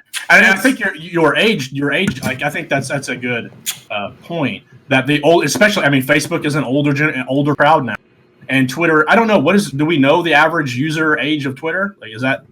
I mean, I'm sure we could probably find the demographic. I can tell you this: the user age of Facebook is older than Twitter, and but I'd say more people use Twitter. This is a guess. More hours per day are used on Twitter than Facebook. Yet the perception of older people and their perceivability and believability of these ads on Facebook. And we're also not just talking about Facebook, we're talking also about Instagram. So real quick, that's true. so off of some bullshit, right? Apparently the median age of Twitter users is 40. The average Facebook user in the US was 40.5. Oh, so they're actually. And that also, I don't think that the latter data point even addresses Instagram, which yeah. It'd be so I would hard to imagine that do. Facebook is still, we forget this because we only use Twitter, but Facebook is still massively fucking popular. Mm-hmm. There are a lot of hours and time being spent on Facebook. Yeah, maybe it's only don't big use it. brain people from the podcast use Twitter instead of Facebook. So I read the thread that the fucking Twitter guy wrote about this, and it seemed like they're making it kind of ambiguous what they meant by ads, political ads, because they plan to expand it and go into more detail about it in the future. But from my understanding, I don't think Twitter posts from political pundits would count as ads, right? Something else. So maybe Facebook made this stance just to counteract Facebook, because didn't Facebook make their whole "we're not fact checking anymore" before Twitter made this announcement? Yeah, they did. So it's 100% perceivable that Twitter made this just to counteract Facebook to like push people away from Facebook and onto Twitter. You were saying, Luna? Oh, no, I was just saying maybe that the distinguishing factor was whether or not they were paid, not whether or not they're a political speech activist. That's such a hard thing to define. Activist, but an activist in politics. Yeah, political speech is super fucking hard to deal with. This is why the pushback against Citizens United is really hard to say. Like, should you be allowed to like infinitely fund like political documentaries and that? It's really hard to say that because, well, what is a political thing, right? Like, is a documentary on climate change, is that political? I don't think that's necessarily the difficult part of Citizens United. I think the distinction that's difficult in Citizens United is whether or not corporations can be identified as individuals in the political sphere. That's not. No. Wait. The central part of Citizens United was whether or not like what is considered like political speech and whether or not like a company can fund. Maybe I'm thinking of Citizens United too. I don't know. Well, I mean, the corporations issue. I mean, you can still have rich individuals donating huge amounts of money. Yeah, exactly. So. Like, I thought individual donations were capped. You can't go. Donation, yeah. Okay, So wait. you bring a good point. Donations to individual candidate like campaigns are capped, but to PACs that express generalized messaging, that's basically unlimited. Yeah, so a political action committee, a PAC or whatever, or to a political candidate, you're capped by the FEC, the Federal Election Commission, based on how much you can donate to those things. But kind of like a result of Citizens United is what people do is they make things called super PACs now. Now, a super PAC is not directly affiliated. It cannot be directly affiliated with any individual candidate. So because they're not, there's no cap on how much you can donate to them for them to do political advertising, essentially, as long as they're not putting a middleman in between. Well, it's not quite a middleman. I mean, Destiny has it right. One of the strange side effects, though, is the way that PACs will sometimes try to align without officially working with candidates. Yeah. So there's a lot of cheating at the edges. How is it not a middleman? Because you can give all the money you want to Super PAC, and Super can give all the money they want to the candidate. No. That's the difference. They can't give unlimited to the candidate. They can give some money to the candidate within the fixed limits, but their unlimited is they can spend unlimited to advocate for whatever issues they want to advocate. Gotcha. Yeah. So it's a little different, but in practice, you can argue. But it's By the way, y'all, I'm flip gonna go take care of this puppy. Thank you so much. I for will. having Much love, baby. Yeah, definitely. Sorry. Will, I appreciate you coming on, Sorry. dude. Hell yeah. You want to go ahead and shout yourself out real quick, and then. No, I'm not going to shout myself out because I'm leaving early. What I am going to shout out is that MindWaves does a tremendous job here, and you all should use your Amazon Primes on him because he does a great job bringing a lot of bing brains together. If you ever want to come see my pup, he's on my channel. You can find Will, me. before you leave, will you show us your new dude. penis? All right, Wes, calm down. All right, have a good one. Have a good one, Will. Y'all can talk about that in DMs. All right, that's for your own podcast. Yeah, let that one hang. All right. The flip side on figuring out like what is political speech though is like one of the things that makes like Citizens United really hard. So like we might say like, well, it's kind of bullshit that we can donate unlimited money to a super PAC for them to advertise basically for Ted Cruz. Like that seems like bullshit. But the problem is like, okay, well, let's say I want to donate a lot of money to a campaign to like talk about climate change, right? Well, should I be restricted on how much I can or how much they're allowed to spend on any given documentary or the advertising related to it? Those issues get like really hairy figuring out like what is political speech. It's kind of related to this. It's a really difficult question because everything at the end of the day can be. We were just talking earlier, right, about that Hearthstone girl that said like, oh, you know, like rise above your gender. Well, is that political speech? I mean, like almost anything can be. I mean, honestly, like call me reckless or whatever, but with the mention of the internet, with grassroots movements, with things like that, I definitely think we live in an age where super PACs aren't even like necessary in a way, right? If your idea or whatever, like hashtag like capitalism, right? But yeah, if your idea is a good and solid one, with just a little bit of like social media and like, you know, retweeting or whatever, and not even necessarily paid, you can definitely have things explode and like, I don't know, funnel things through a GoFundMe and stuff like that. Like, except for that's how you get Trump, because there's also this popularization of clickbait and calling people names, just the dirty side of politics, and that feeds news cycles. And they love that. They loved Trump. Like they give him what was the $1 billion of free coverage in the primaries because everybody loved getting Trump on their TV screens.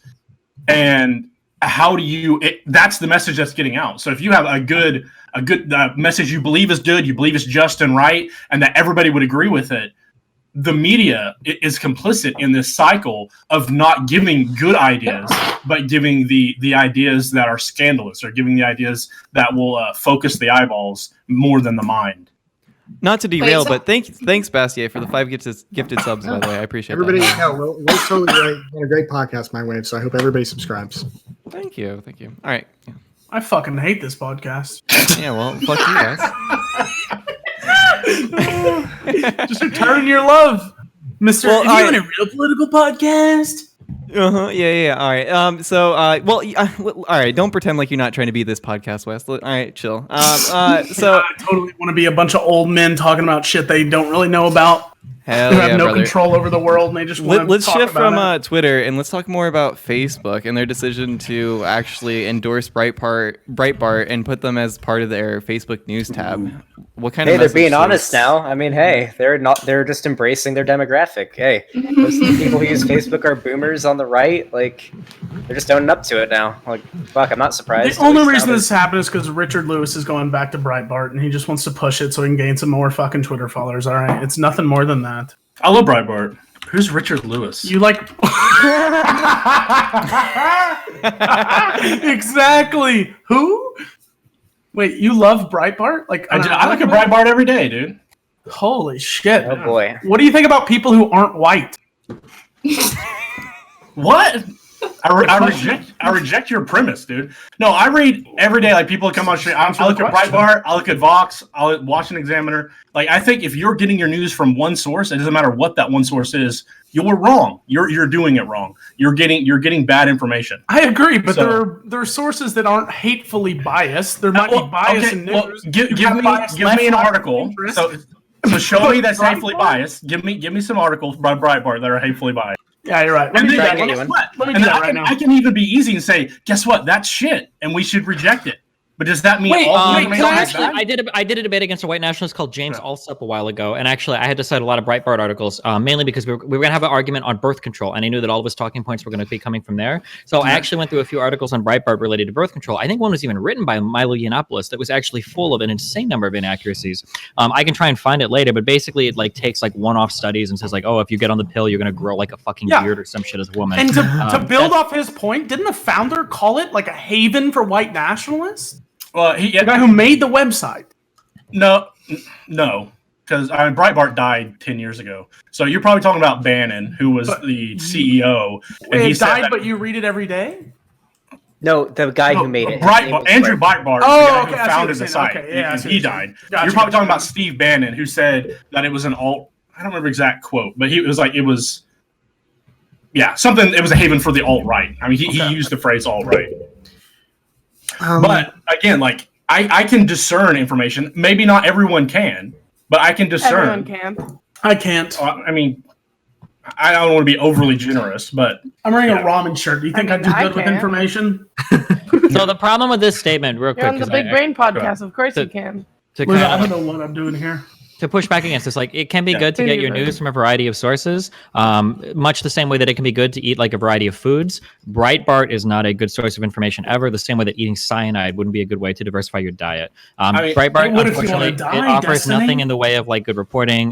There's Tell a that lot to of like Hitler. factual inaccuracies on the Wes. site. Like it clearly like panders to like a particular bias. Like I don't think Breitbart should be so does the included in, Huffington like, Post. So does BuzzFeed. So does. Yeah, but so you're- does- you're- The you're- difference is false that equivalency the difference is that first of all, BuzzFeed reporting is different than the actual BuzzFeed site. We can criticize people like Huffington Post, Washington Post, New York Times, or whatever, but the difference is that these sites have like some level of journalistic credibility. So, for instance, or only to accountability. you. Only to you. No, like they this is- built it for To you and your decades. bubble. No. No, Okay, no. hold on. Okay, wait, careful. Okay, if you're talking about Breitbart, consuming Breitbart as part of your balanced news diet, we're talking about bubbles.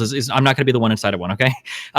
So when we talk about like whether or not journalists are being held accountable, Breitbart, for instance, I can't think of a time now. It's possible it's happened, but I can't think of a time that Breitbart has fired a journalist for getting something wrong. Like they barely even do retractions. Whereas like people like CNN or the New York Post or the Washington Post, not only did they do retractions, they do pretty careful fact checking of their media as well, which was evidenced when Project Veritas tried to infiltrate Washington Post with fake stories about Roy Moore, and the reporters were actually able to sniff out the bullshit stories where they were posted. Or when Project Veritas tried to frame the New York Times with a bad interview, and then they released like the full footage of how they, how O'Keefe was trying to set it up.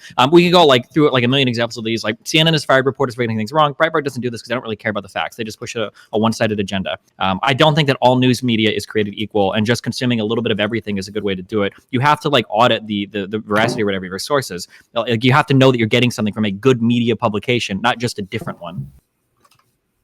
So I agree with Destiny. So I look at the headline, and they're talking about governor races. So should I not believe the numbers about the governor race because it comes from Breitbart? It's possible that Breitbart publishes some things that are true, but the thing is they could publish things that are false, and there's no accountability there. I know that if something blatantly false gets published on the Washington Post or the New York Times or CNN, people are going to go down if that happens. People are going to get punished. There's going to be a big deal about it. Breitbart publishes false and dumb shit like all the time that like never gets called like Like even the if it does- Russia collusion hoax? Like Wait, so what part of the Russian collusion hoax are you saying that Trump what part of it is fake? colluded with Russia to rig the election? Was that not the narrative pushed by all of your sources? So a for narrative, years?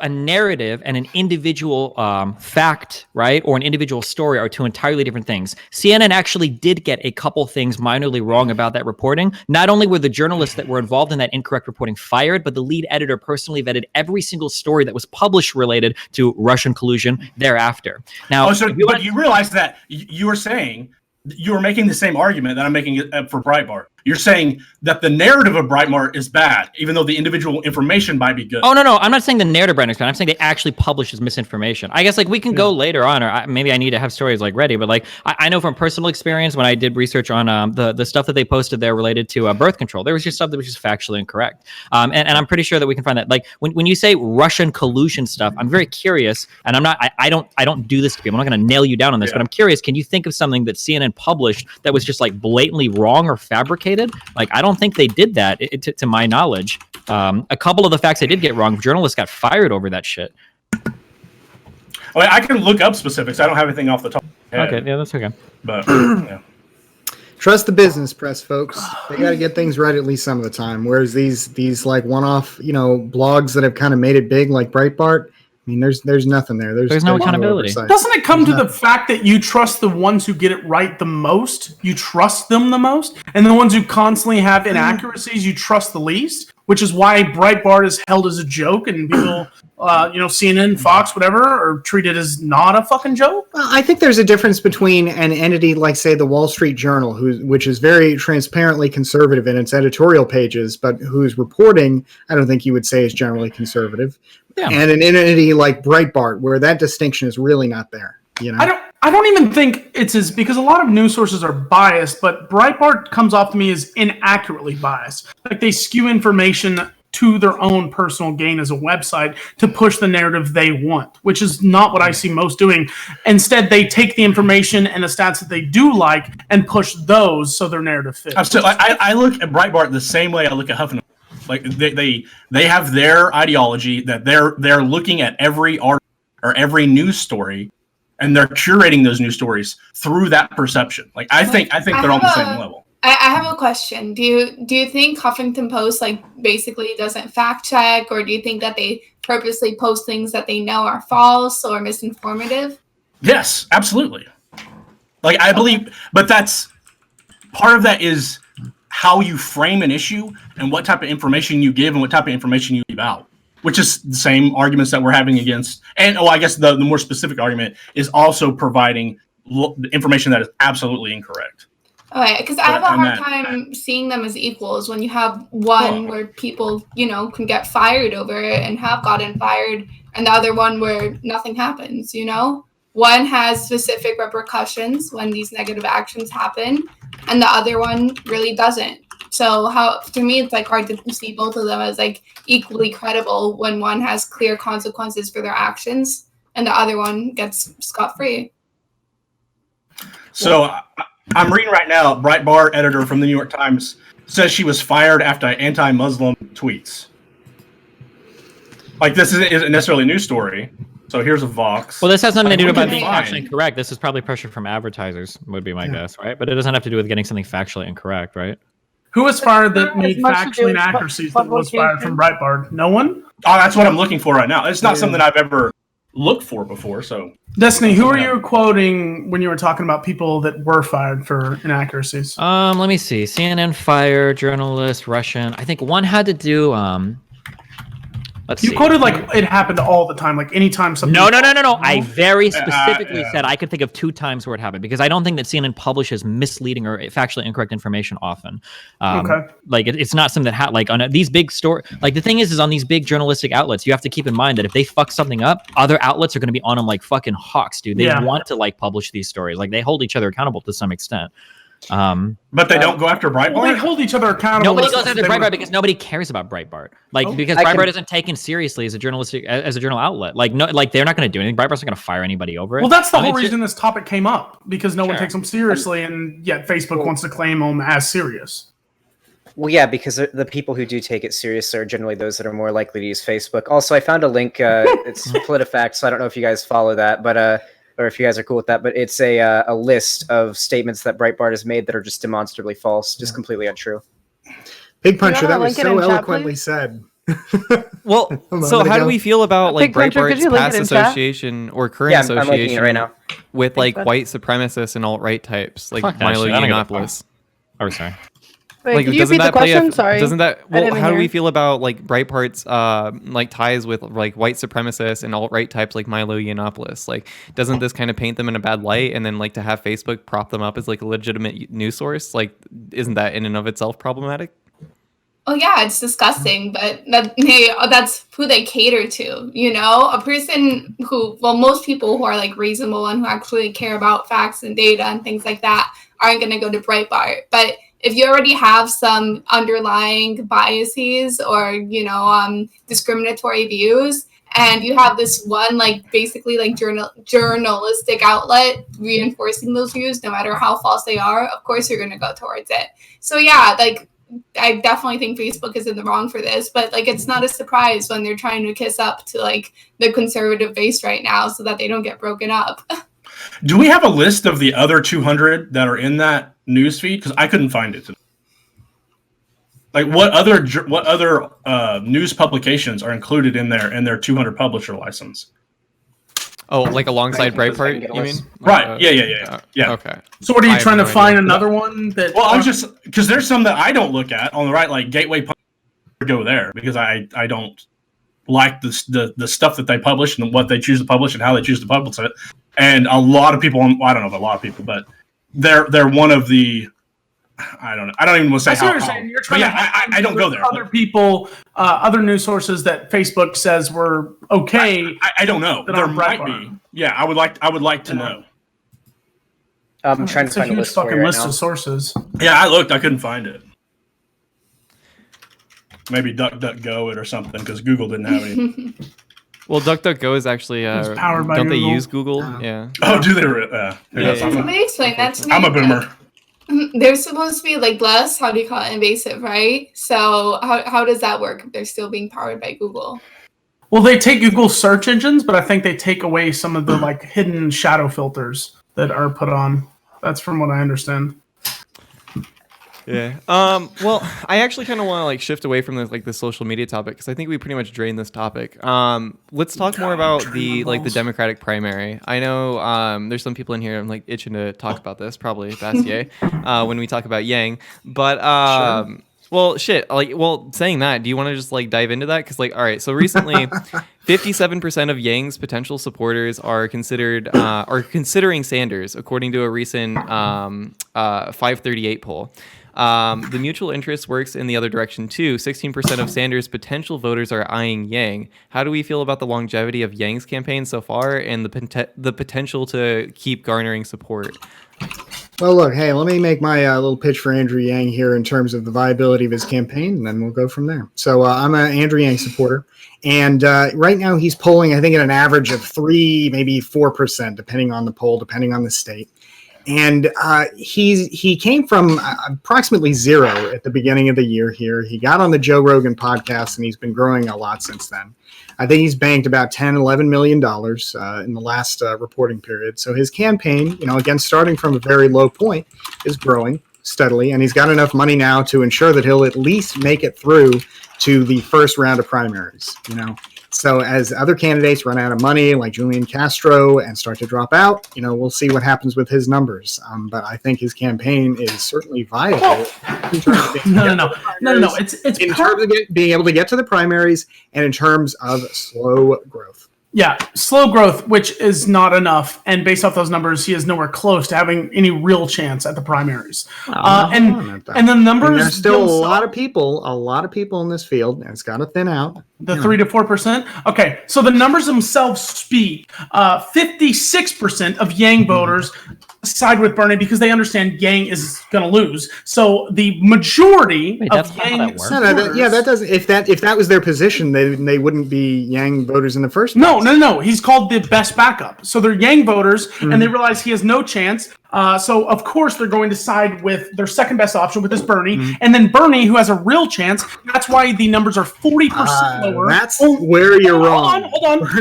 Only 16% have a brain to realize that Yang may be better, or they side with his views. But the majority, as the opposite of Yang, aren't going to go to him because they understand he doesn't have the real chance. That's why less than a fifth of Bernie voters have the same the disposition towards Yang. Bernie voters are very committed, but the idea that Bernie Sanders has a chance when right now, into his second attempt at the presidency, he's polling at about half what Joe Biden is polling at, and he's only continued to slowly decline. So he's not going anywhere. What percentage is Joe Biden? Joe Biden, I checked earlier today on Real Clear Politics, his polling average seems to be about 30%, and Bernie Sanders is about 16. 16 compared to 3%? Flat or declining. I mean, 3 to 4%. The idea that Bernie Sanders is like this realistic, practical candidate who has a real chance at winning. No, I'm not even a Bernie bro. That's not even what I'm arguing. I'm arguing pure numbers, dude. There's such a massively stark difference between the numbers that Yang polls versus Bernie. Yeah, there's a difference, but what we're looking at is like if you had to choose between two candidates, one candidate that's had 4 years of exposure and is peaking out at 25% versus another candidate that's gone from 1% to 3%. honestly, the 1 to 3% guy has a higher shot of making it if he continues to climb. He's got more of a chance of pulling it's not though. He's got a higher chance of pulling like a beef. Yeah. How much time does he have We're left? not even at. We have a lot of time. We're like 3 months even from Iowa. I don't even think Iowa is for like until February. Compared to where his keep in growth mind, started. So the results of those primaries. Wait, hold on. Wait, I want to hear Bastiat on that. Okay. What were you saying? Well, the results of those early primaries will also have some huge sway on how the other primaries turn out. And I mean, just to give you a frame of reference here, Yang is polling, the last poll I saw in California, for example, ahead of the sitting senator for California, Kamala Harris, at 8%. So again, I mean, I feel like you're kind of underestimating him there. No, I'm not. The numbers speak for themselves. You trying to argue against numbers is so fucking asinine, and it blows my mind that you would do something. It's a different way of looking at it. Could you just explain? Imagine trying to a little bit argue more? your logics like off of math to defeat the logics of math. It's crazy. No. So what we look for is we see like, let's say somebody's coming to an election, okay? No, Let's say- I understand what No, you're no, saying. no, wait, You you don't have don't. to repeat Shut it. up, Wes. I would like Shut to up, hear Wes. what he has to say. Let's say somebody comes in an election and they start at 20%. Let's say after 6 months, they're down to 15%. Okay. After 6 months consistently. Let's say somebody else comes in at 1% and after 6 months, they're up to 10%. Right. Now, the second guy, even though he's less than the first guy, we would still say the second guy looks like he's got a brighter path forward than the first Those guy. aren't the numbers that we're talking about, right? Exactly. That's No, what I was those- going to say.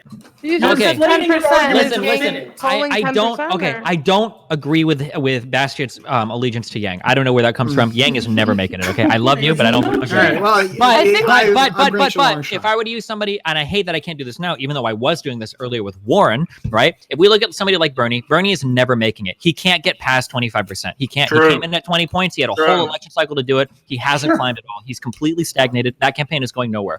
Warren, however, a few months ago, and I did say this on my stream, even when Warren was at 11 or 10%, her campaign had been steadily growing the entire time. So there was a time period where even though Sanders was at 15% and Warren was only at like 10, where Warren looked like she had a brighter path forward because of her growth. And Sanders Destiny, makes it but hurt, this right? is pre-primaries. If you look at Bernie, the last election, it looked not favorable, and then primaries, his number suddenly changed. It looked realistic. So Bastiat's I'm whole very sorry, argument- but Bernie was never realistic. That's Yeah. not true. Bernie That's just much doesn't. more realistic. Yes, it 100% was. His numbers increased. His Once he numbers hit the increased, primary. but Bernie was never winning in the South. Bernie Okay, was never going to win down Okay, there. I get that. But what I'm saying is his numbers were incredibly inflated once it got to the primaries when there were much less options. So the same thing that Bastiat fucking is arguing here, like, contradicts your point, yet you're trying to argue on the same side. All right. Look, even if you acknowledge, and I will acknowledge, Yang is a long shot. He's coming from, again, from zero, nobody, no political experience here, so long shot. Nevertheless, the point is, in terms of who's growing versus who has remained stagnant or declining. Yang is growing. He's banking more money. He's got a really committed fan base. I mean, so does Bernie Sanders, but Yang is growing, right? So there's something to that. And again, I'll grant you it's a long shot, but he's got some growth. He's got some momentum. Sure. And Bernie Sanders, despite how well-meaning it is, and I certainly don't question his good intent, is flat in the water. I 100% agree with what you're saying based off generalities, but when you look at the numbers, your argument falls flat completely because his growth is nowhere comparable to make it anywhere that's going to go to give him a real chance at even getting deep or winning the primaries. So yet Bernie's is still a huge contender. Let me say this. Let me make a comparison here in recent political history to say that I wouldn't count him out completely yet. In 1992, in the Democratic primary, Bill Clinton was a relative nobody who was polling in 5th and 6th place. In early primaries, I believe he didn't win the Iowa primary, but he pulled off a surprise, I believe, in New Hampshire. He got on the radar, and he became the president of the United States. Do you know his percentages before the primaries? He was what? Do you know his percentages before the primaries? Because if there's They were 5th or low. 6th, he They could were be low. 15, 20%, which fair. is a That's massive fair. difference between 1 to 3%. Is pull it there up any here, Bernie buddy. supporters in here that want to defend Bernie and say like? I I like there Bernie, anybody that but can even make I'm that not argument gonna- in here? I mean, if you look at the numbers, Bernie is probably not going to end up being the chosen candidate for the Democrats. I mean, from the looks of it, I'm not gonna Like argue Trump against the numbers. supporters in I don't know. Yeah, I'm not I happy kind about of have it, lost but a lot of faith on the polls, especially after like last election cycle. Last election cycle, the polls were almost entirely dead on. The polls did a very good job. A couple of the forecasts were bad, but most of the honest polling had this election within 5 points. Even if you can go back and you can look at all the aggregates right now, all of it shows it within a clear about 5 points. Hillary did win the popular vote. Most of the polls were more or less on. Trump winning was within a margin of error for reputable forecasts like 538. Now, Huffington Post that came out and forecasted like 99% that Hillary's going to win, those people were fucking delusional. However, it wasn't because the polls were wrong. It's because their forecasting methodology was asinine. Sorry. Okay, because maybe it's just a question of where I got my data from then. Because I remember reading like a bunch of polling that was like in favor of Hillary or claiming like Hillary's gonna win, and then that did not. Yeah, Some of the polling definitely could have been like better, but it was not off by that much. That was a very close. I don't know if people are aware of this, but like around 100,000 votes would have changed the last election. It was incredibly close. Now because of the way the Electoral College works, it looked like a landslide victory for Trump, but it was a very close election. Yeah. Who's actually going to win the Democratic primary? Warren. Probably Warren. Warren. Yeah, that's so? what's most realistic. Yeah, probably. Do What any about of him? us have an objection to Warren winning? I mean, you know, that economic Trump. patriotism plan of hers is going to be a disaster. You know, I mean, more tariffs forever and ever, amen. That's kind of a disastrous Yeah, but that's idea. every populist But candidate you're right right. now. Yeah, you're right. I mean, Yeah. unfortunately, that's par for the course. One of the reasons I like Andrew Yang is that he's one of the few that isn't, you know, planning some big tariffs here. Tariffs have fine. become a bipartisan disaster. Yep. So, Can I ask you a question, Bastiat? yeah. My biggest issue with Yang, I fucking loved the guy when I first heard of him, was the whole take the money from these massive companies who control everything, who are never going to pay it and never going to be mandated to pay it, and somehow this is his plan. That's the reason that I discounted him completely. You mean the how do you still defend him? Whenever it's Well, called yes, this whole take the money from the massive companies and give it to everyone that's- else. Dividend. That sounds like, Freedom I mean, dividend. take the money from the massive companies sounds kind of like a Bernie thing with his plan to, Or Warren. to take 20% of corporate stock to engage in basically what sounds like the largest theft in American history since, you know, Well, I'll just say I'm At least in I- the 20th not on- century. What, slavery or That's- slavery I have obviously is an the other larger question. theft. Is it But the the biggest largest- since slavery is slavery obviously the or largest since theft. before? Oh, yeah, wait. no. Wait, I- In wait, I- terms of taxation recent is theft? history, I Wait, mean, do you you know, think we're just going to taxation is take theft? 20% of corporate equity and forcibly redistribute it with no Okay, compensation. I know, Okay. but You know? Pixie, Wait, I do wait, hold think on, Wes, that's- hold on, Wes. I do I- think Wait, what do you mean? No, hold go on. ahead, My go ahead, question Luna. is- I was trying to let you talk. Yeah. no, Pixie asked, is it Bastiat? Yeah, Bastiat. Bastiat. all good. Pixie asked you, and I just wanted to like reinforce the question. Do you believe taxation is theft? I mean, yeah, technically. Well, yeah. Not Okay, so technically that's it why is, you but think that. being said, that being said, there's a big That- issue. That's There's a big totally issue. fine. I just want to orient why you think that this is like the biggest Wow. theft in And history. here's Okay, the- wait. Oh my God! Slavery. Wait, hold on. Bad shit. There's a difference. Let me make this difference here. And then Destiny, please, you know. Yeah, go. There's a difference, I think, between taxing somebody's income and then taking somebody's assets from them without compensation. I mean, there is a difference there. I think Wait, you what can do argue you there are mean without gradations of theft. compensation? I think you can acknowledge that taxation is necessary for any society to exist, whereas the forcible taking of property is not necessarily, you know? Wait, Okay, so like taxation is a form of theft, but we would say that it's justified, so we wouldn't call it theft, right? Like the government basically is stealing Monday and Tuesday from you that you have to pay in order to have a That's why society. we and all call that it shit. tax instead of theft. Yeah, so we wouldn't call it theft. That's fine. What we're talking about in terms of the 20% of the corporation, that's literal theft. That's borderline expropriation. That's the government stealing your shit and then reappropriating it to other people in a not a very tax-like way. That's literally just the government coming in and saying like, hey, we're taking 20% of your company, get fucked. Yeah, It's a way different Okay, thing. so you And think it- Yang's is less invasive? Well, do you Yang's- think- do you I think don't- I'm not skipping sure out on what- taxes is stuff from the Yeah. American public, or You think Well, what? I'm not sure what you're referencing. skipping out on Wes, taxes? so. Skipping Like, out on you taxes? mean Well, the- depends- Theoretically. Isn't Yang's whole basis is that these massive companies get around paying just taxes? curious. Someone's Well, going now to say, he- fuck you, we're taking 1% of it and Right. redistributing it. He does now that I'm not sure what you're getting at. He has this idea. He talks about how Americans should have ownership rights over their data. So he does say Plus, things yeah, I'm like talking that. numbers, Braden. Yeah, talk I mean, I'm numbers. not sure what you're referencing with the 1% taking part. Okay, then correct me. I thought that was his premise, is take Yeah. 1% of revenue from these massive companies and redistribute it. If I'm wrong, I'm more I than don't welcome think to learn. so. I mean, again, That's if I'm what I wrong, remember we're from the talking Joe about Rogan Bernie's podcast plan, in right, the Wes? H3H3. I think. No, I thought this was Yang's plan. Yeah. I mean, Oh, he Yang's has plan. Okay. his big thing is the universal basic income, which he would fund in part through a tax on financial transactions.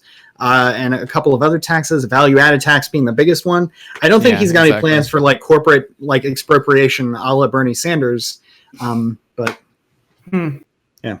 And it's a really frustrating idea because, I mean, these companies, right? I mean, people who invest their time and money into a company, they literally are like the maestros to the concert of the free market. They have hundreds of thousands of individuals coordinating really basic systems so that even the simplest laborer can trade their labor in for like the value of a new car or a 3-bedroom house or whatever, And so, instead of acknowledging that, we're just going to take your stuff because it feels good.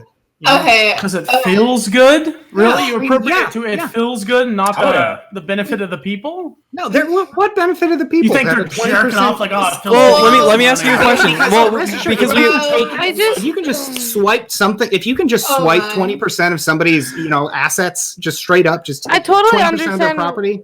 Where this argument Well, is no, going. the feels good argument's bullshit. Shut up, Wes. Shut up. Let the women speak. I know you hate women, but not on my podcast, all right? Go ahead, Luna. True. Don't slander Well, no, me. I just kind of want to ask my question again, everyone kind of got quiet when I asked, do you think skipping out on taxes, theoretically, do you think that is theft from the American people, as you would apply this standard to businesses? Wait, what do you mean by skipping out on taxes? Because we've got tax evasion, okay, which means that Tax you're literally... paradises and tax evasion, yeah. Wait, okay, hold on. Because you've got something called tax evasion, which is a federal crime, which is where you are actually skipping out on taxes that you're supposed to pay by doing some illegal activity. What is Such this? as money laundering or tax paradises and things like that. Sure, yeah. Well, no, tax paradise could be a form of tax avoidance. So, for instance, if I move to Texas because I don't want to pay state income tax, that's a tax avoidance strategy. Or if I invest in a Roth IRA or 401k or a SEP IRA or whatever, these are tax avoidance strategies. They're not tax evasion. So these are two very different things. Yeah, I think I'm talking more about tax evasion. I think that's pretty clear, hard line, more on the thievery. Yeah, then I think everybody should agree that tax evasion is bad. It's literally illegal by definition. I don't think everyone agrees. The middle American. It's illegal. I'm a Twitch streamer. Do you know how much money I save every year by evading in taxes metaphorically? Not actually, hypothetically speaking. I think it's fucking awesome, hypothetically in the video game of Twitch. Fuck the video game, baby. At IRS. But I'm interested in Bastiat's take on this. Sure. So do you think that is a form of theft? I think that I don't know. You could argue philosophically. I mean, I agree that when I was saying taxation is theft, I mean in a technical sense, yeah. Philosophically, though, I mean I acknowledge it's different than straight theft, but. So I don't know if I would call that theft from the American people. I mean, it's certainly violation of the law, but I don't know that you could say that. Well, what do you think taxes are for? Your revenue. Well, what do you think? It's not revenue at that point. What do you think taxes are for then? Yeah, I mean, do you think that there's any legal ground? Right, exactly. So when that gets evaded, when your tax responsibility gets evaded, when you're utilizing public resources such as roads and things like that, do you think that is a theft at that point, right? Yeah, I don't know. I mean, only I really respect your view because I think everyone can have their own understanding about, the freedoms of the people and the freedoms of government. But I just think that you should probably apply that principle universally, not only to corporations, but also to the public. I grant you what you're saying there. Yeah, I see what you're saying. In the same philosophical sense that you could say that taxation is theft, then holding back on that service, refusing to participate in the society by helping fund. Well, yeah, you want to participate in the economy, but not in society. I don't think that could work. Yeah, now that being said, that way, I think that's very clear. Right. Now I would say this though. When you say refusing to pay, I don't think arranging your affairs in such a way as to pay the smallest amount of tax you can is any kind of theft. As long as you're following the law, minimizing taxes, I mean, taking advantage of the laws as they exist, which everybody should, certainly be free to do. So I don't think that's absolutely. And I think that lobbying and there's a lot of people within corporations that try to find and exploit these the what do you call it? Yeah, the loopholes, right? I think that exists for a reason, right? So I think tax avoidance is obviously a very different thing than tax evasion, which I think legally is. I get what you're saying. I would consider it that. I just think I throw the T in the harbor, dude. Listening to talk scares me. What'd you say? I think you're about to throw the T in the harbor, man. Like, No. revolution's coming. No. Revolution is almost always a terrible idea. As long as there's democratic, as long as there are democratic options, it should not be an option. So reform over revolution, huh? Always. Well, you can have revolutionary reform, right? You can have reform that's Well, revolutionary reform is in its definition. That's kind of semantic. Yeah, that's I mean, paradoxical, or when you're saying revolution, I'm envisioning a violent act. Well, it doesn't have to be violent, just taking the fuck over. Yeah, that's violent. I mean, I guess it's possible to have a bloodless revolution, but generally that's not how it works. I would just call them prisoners. Sure. And then the other side of it is generally after your violent revolution, not always, but generally you seem to end up the same, when all the dust settles, you end up in the same spot you were, whether it be, or worse, whether it be Russia or Egypt or so on and so forth. So not a good idea. I don't want to, keep pushing this point on this stream, but maybe like another time. I'm not like super deep on Twitch right now, but would you want to talk maybe off stream or on your stream about, of course, just shout your stream out. Tax responsibility, and how the public is entitled to that? Yeah, I would be glad to talk with you about that anytime. I'd love to. Awesome. Let's talk about another. The public is entitled to taxes, though. The public is not entitled to take a 20% share in a company. Not only. Yeah, that's I mean, Destiny. Can I just ask? Can I ask? That's a value statement, though. That's a pretty arbitrary. Well, that was the context of talking about it. Well, how much is too much? When you're saying taxation, I'm talking about when I'm conceding that I would agree that refusing to pay taxes could be a form of theft. I'm talking about like traditional taxes, not like refusing to participate in the 20% expropriation plan that Bernie Sanders is pushing. I don't acknowledge refusing to participate that as in some kind of theft. I mean, that's straight theft. What would be a reasonable number for you guys in that plan, theoretically speaking? It's like no number would be reasonable because it's expropriation without compensation. I mean, if you wanted to compensate people, which the Constitution would require. I'm pretty sure that Bernie's plan is not even constitutional. But if you wanted to compensate, I guess you can make some argument there. But there's no compensation in this plan, as far as I know. So it's straight taking. All right, let's shift over to shut up. Let's. Hey, you know what? Can I shout out one second? You fucking pandering bitch! Every time Destiny talks, oh yeah, sorry, go ahead.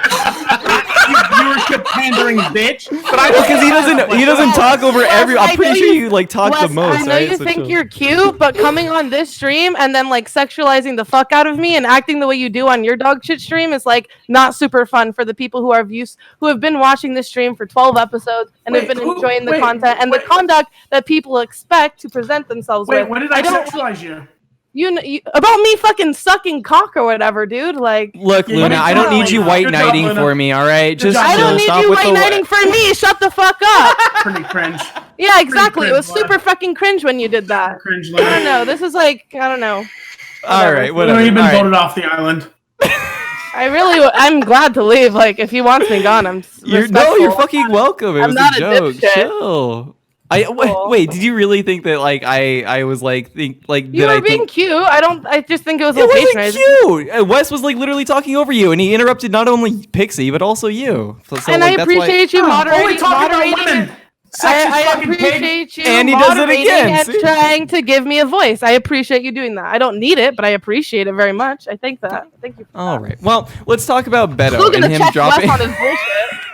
Fucking idiot. All right, so Beto dropped out of the Democratic primary. What did we all expect this? And where's his supporters going to go? I'm so sad. I think we all saw it coming. He's been sort of from what I've read, he's been pretty inept with his campaign. Didn't he he didn't even have a campaign manager when he announced that he was going to be running, right? The article that you linked talked about this. He started out raising I think it was $1.6 billion $1.6 million in the first month, and then after that it's just been a slow decline of him seemingly having probably the most inept run I've ever seen. That's what the article that MindWaves link said. So I don't know. Your take on it? I'm not surprised at all. He's I definitely don't think that this election can be won by somebody who's kind of a centrist low-key, which is why if Biden wins, I'm gonna cry. Yeah, I feel like a lot of people. I think like Beto, like I don't blame him for running. It's definitely a good way to get your name out there even more. Even though he was like his name was already out there, it's a good way to even like further your profile, you know. But I'm not surprised at all that he dropped out. I had like no chance of winning. Yeah. I mean, it's kind of a bad thing to launch your campaign with the words "I was born to do this." kind of unfortunate. It's a shame too, because he could have probably won a Senate seat in Texas, or at least given it a good try, and that's gone. Like, I remember when I Beto was haven't running looked at the in polling. Texas. I haven't looked at the polling, but like, what are Beto's supporters' second choice? Ooh, good question. No idea. Probably Biden. I was trying to look this up on Klobuchar. stream. Klobuchar. I have no idea. I hate red meat politics, and I know from the right we will hear for the entire election cycle they're going to take your guns. They said they're going to take your guns because Beto O'Rourke was stupid enough to say we're going to take your guns, even though he dropped out. We're still going to hear it. And yeah, Didn't he switch on a dime? That he went from one point to now he wants to take everyone's gun? I was reading some shit that he came out like last minute and tried to switch his politics to get more views. Is that true or false? I mean, we don't know what's in his mind. We don't know. No, but fuck his mind. But his public position was that they wasn't going to take that, and then it evolved into good faith reading. I mean, but that's what you can always see. Like, how if you're going to run and you are going to change your views on a dime, when a large percentage of your supporters are based off probably that single view, you have to expect to lose. I mean, Inslee ran for a while. I mean, there's Yang, the UBI. Like you've got other single issue. Oh, that guy was 3%. Yeah, I heard of him. Oh shit! It's got more issues than that, my man. He's growing. He's an appreciating asset. Talisa has Syria. Like, I mean, that's what it was. Their one issue things. It was that was when he switched the El Paso shooting, and that's when he just changed on a dime because in his home state. Because I remember this guy. I went to his rally here, or is it not his home? But where I live in Denton, Texas, and he came here and he preached, or whatever the fuck you call it. It's practically preaching. And I remember living this shit, and then his views changed like overnight once the El Paso shooting happened. Yeah, and that's why everything changed. Wouldn't that be a good faith instigator for that change? But I don't know, man. I feel like you have to be steadfast in your beliefs, and if you change on them, you're gonna abandon a large percentage of your audience. And I've never seen it work before. Yeah, it was so like you couldn't have designed a better handout for the gun companies too. I bet their stocks shot up. It's so funny that the worse shit that happens, the more money gun companies make. It's so cute. It's like, how does that work, dude? It's not a bug. It's a feature. The more people we kill that we weren't intending to kill, we make more money. It's like what is that? Under Obama's presidency, they made a lot more money than under Trump. Yeah, it had nothing to do with it shooting it. Just Obama said he was against guns. It's you couldn't buy. People are afraid of losing their guns. So the 22 ammo was sold out in 4 months. Like as soon as it hit the shelf, ammo was selling out. Almost their entire Obama's entire presidency for 8 years. Because people were like, "Oh, he's going to ban 22 ammo." Like it was an absurd thing. Like, but it happened. I started getting ammo online after that happened. Actually, when I heard the local in Omaha, it's like fuck, I don't even remember the name of it. But as soon as they started doing those political ads, we're like, "Oh, come get your guns before Obama bans them all." Like, time to buy stock, but not. Not buying online ammo is way fucking cheaper anyway. So fuck this shit. Hey, do you actually? Oh, go ahead, Pixie. I was gonna ask, do you guys actually have guns? Hell yeah, that's a good question. I don't have in fucking California because literal fucking Nazis run this state. I was about to say, you don't have guns. Destiny, have you ever owned guns before? Because you used to live in Nebraska? Yeah, I got a Mosin Nagant and a Glock 17. I was gonna build an AR-15, but maybe when I go to Austin. Are you just being a shit memer right now? Or did you actually have weapons? No, you did. No, I own a Glock. What do you mean? I had a CCW and everything. I can still did you not see the meme? Yeah, fuck you. Did you actually conceal carry when you go out in public, Destiny? Well, I can't tell you that because I don't want you to know what the fuck I got on me, kid. Why don't you fuck with me in a video game? Wait, are you Gladly have a conversation with you Wait, about my ideology. CCWs don't transfer statewide, do they? Like, Oh, you don't even need one. There are a lot of states that have reciprocation for CCWs. California and like Washington, there are a few that don't. But I think Nebraska, I had reciprocation among it's like 30 states or some shit. I have to go look it up again. That's what I'm saying. But I knew you moved to California. I was like, there's no way this guy does CCW. Nope. transfers. I left all my shit. I think California issues like double digits or like triple digits per year. It's really hard to get one. You have to show like an extreme need. Yeah, in Oklahoma, you don't even need that anymore. Anybody can carry anything at any time. Yeah. As of 4 days ago. Do you have open carry laws in Oklahoma? There's nothing anymore. Like anybody can do carry. whatever I think the you fuck can you want. still carry in Oklahoma without a permit, right? It's like Holy shit! Yeah, that just went into effect. You can't go to the library. You can't go to libraries. You can't go to schools. Yeah. But anywhere else, like if it's not Holy posted, Christ, you that's can fucking either nuts. strap it inside or on the outside. You know? Dude, I'm from Arizona. You can literally carry like anywhere, in a fucking bank, in like a library, in a bar, like anywhere. Open in or Arizona. closed? It's so totally fucked. Wait, I think open either. or closed? Sounds like open. I thought Texas was fucking nuts when we went OCW, and I was like, this is fucking crazy to let everyone just strap in Wild West style, like duels are going on in the fucking streets. But surprisingly, nothing happened. Yeah, I don't own a gun. I like shooting. Like my stepdad owns guns, and I go shooting with him and shit. But like I have kids, and I personally don't feel comfortable like even owning a firearm or having it in the house. So if I was to own one, I wouldn't even keep it in the house, or I'd get a fucking safe, and that shit's expensive. So fuck that. Wait, MindWaves, how old are you?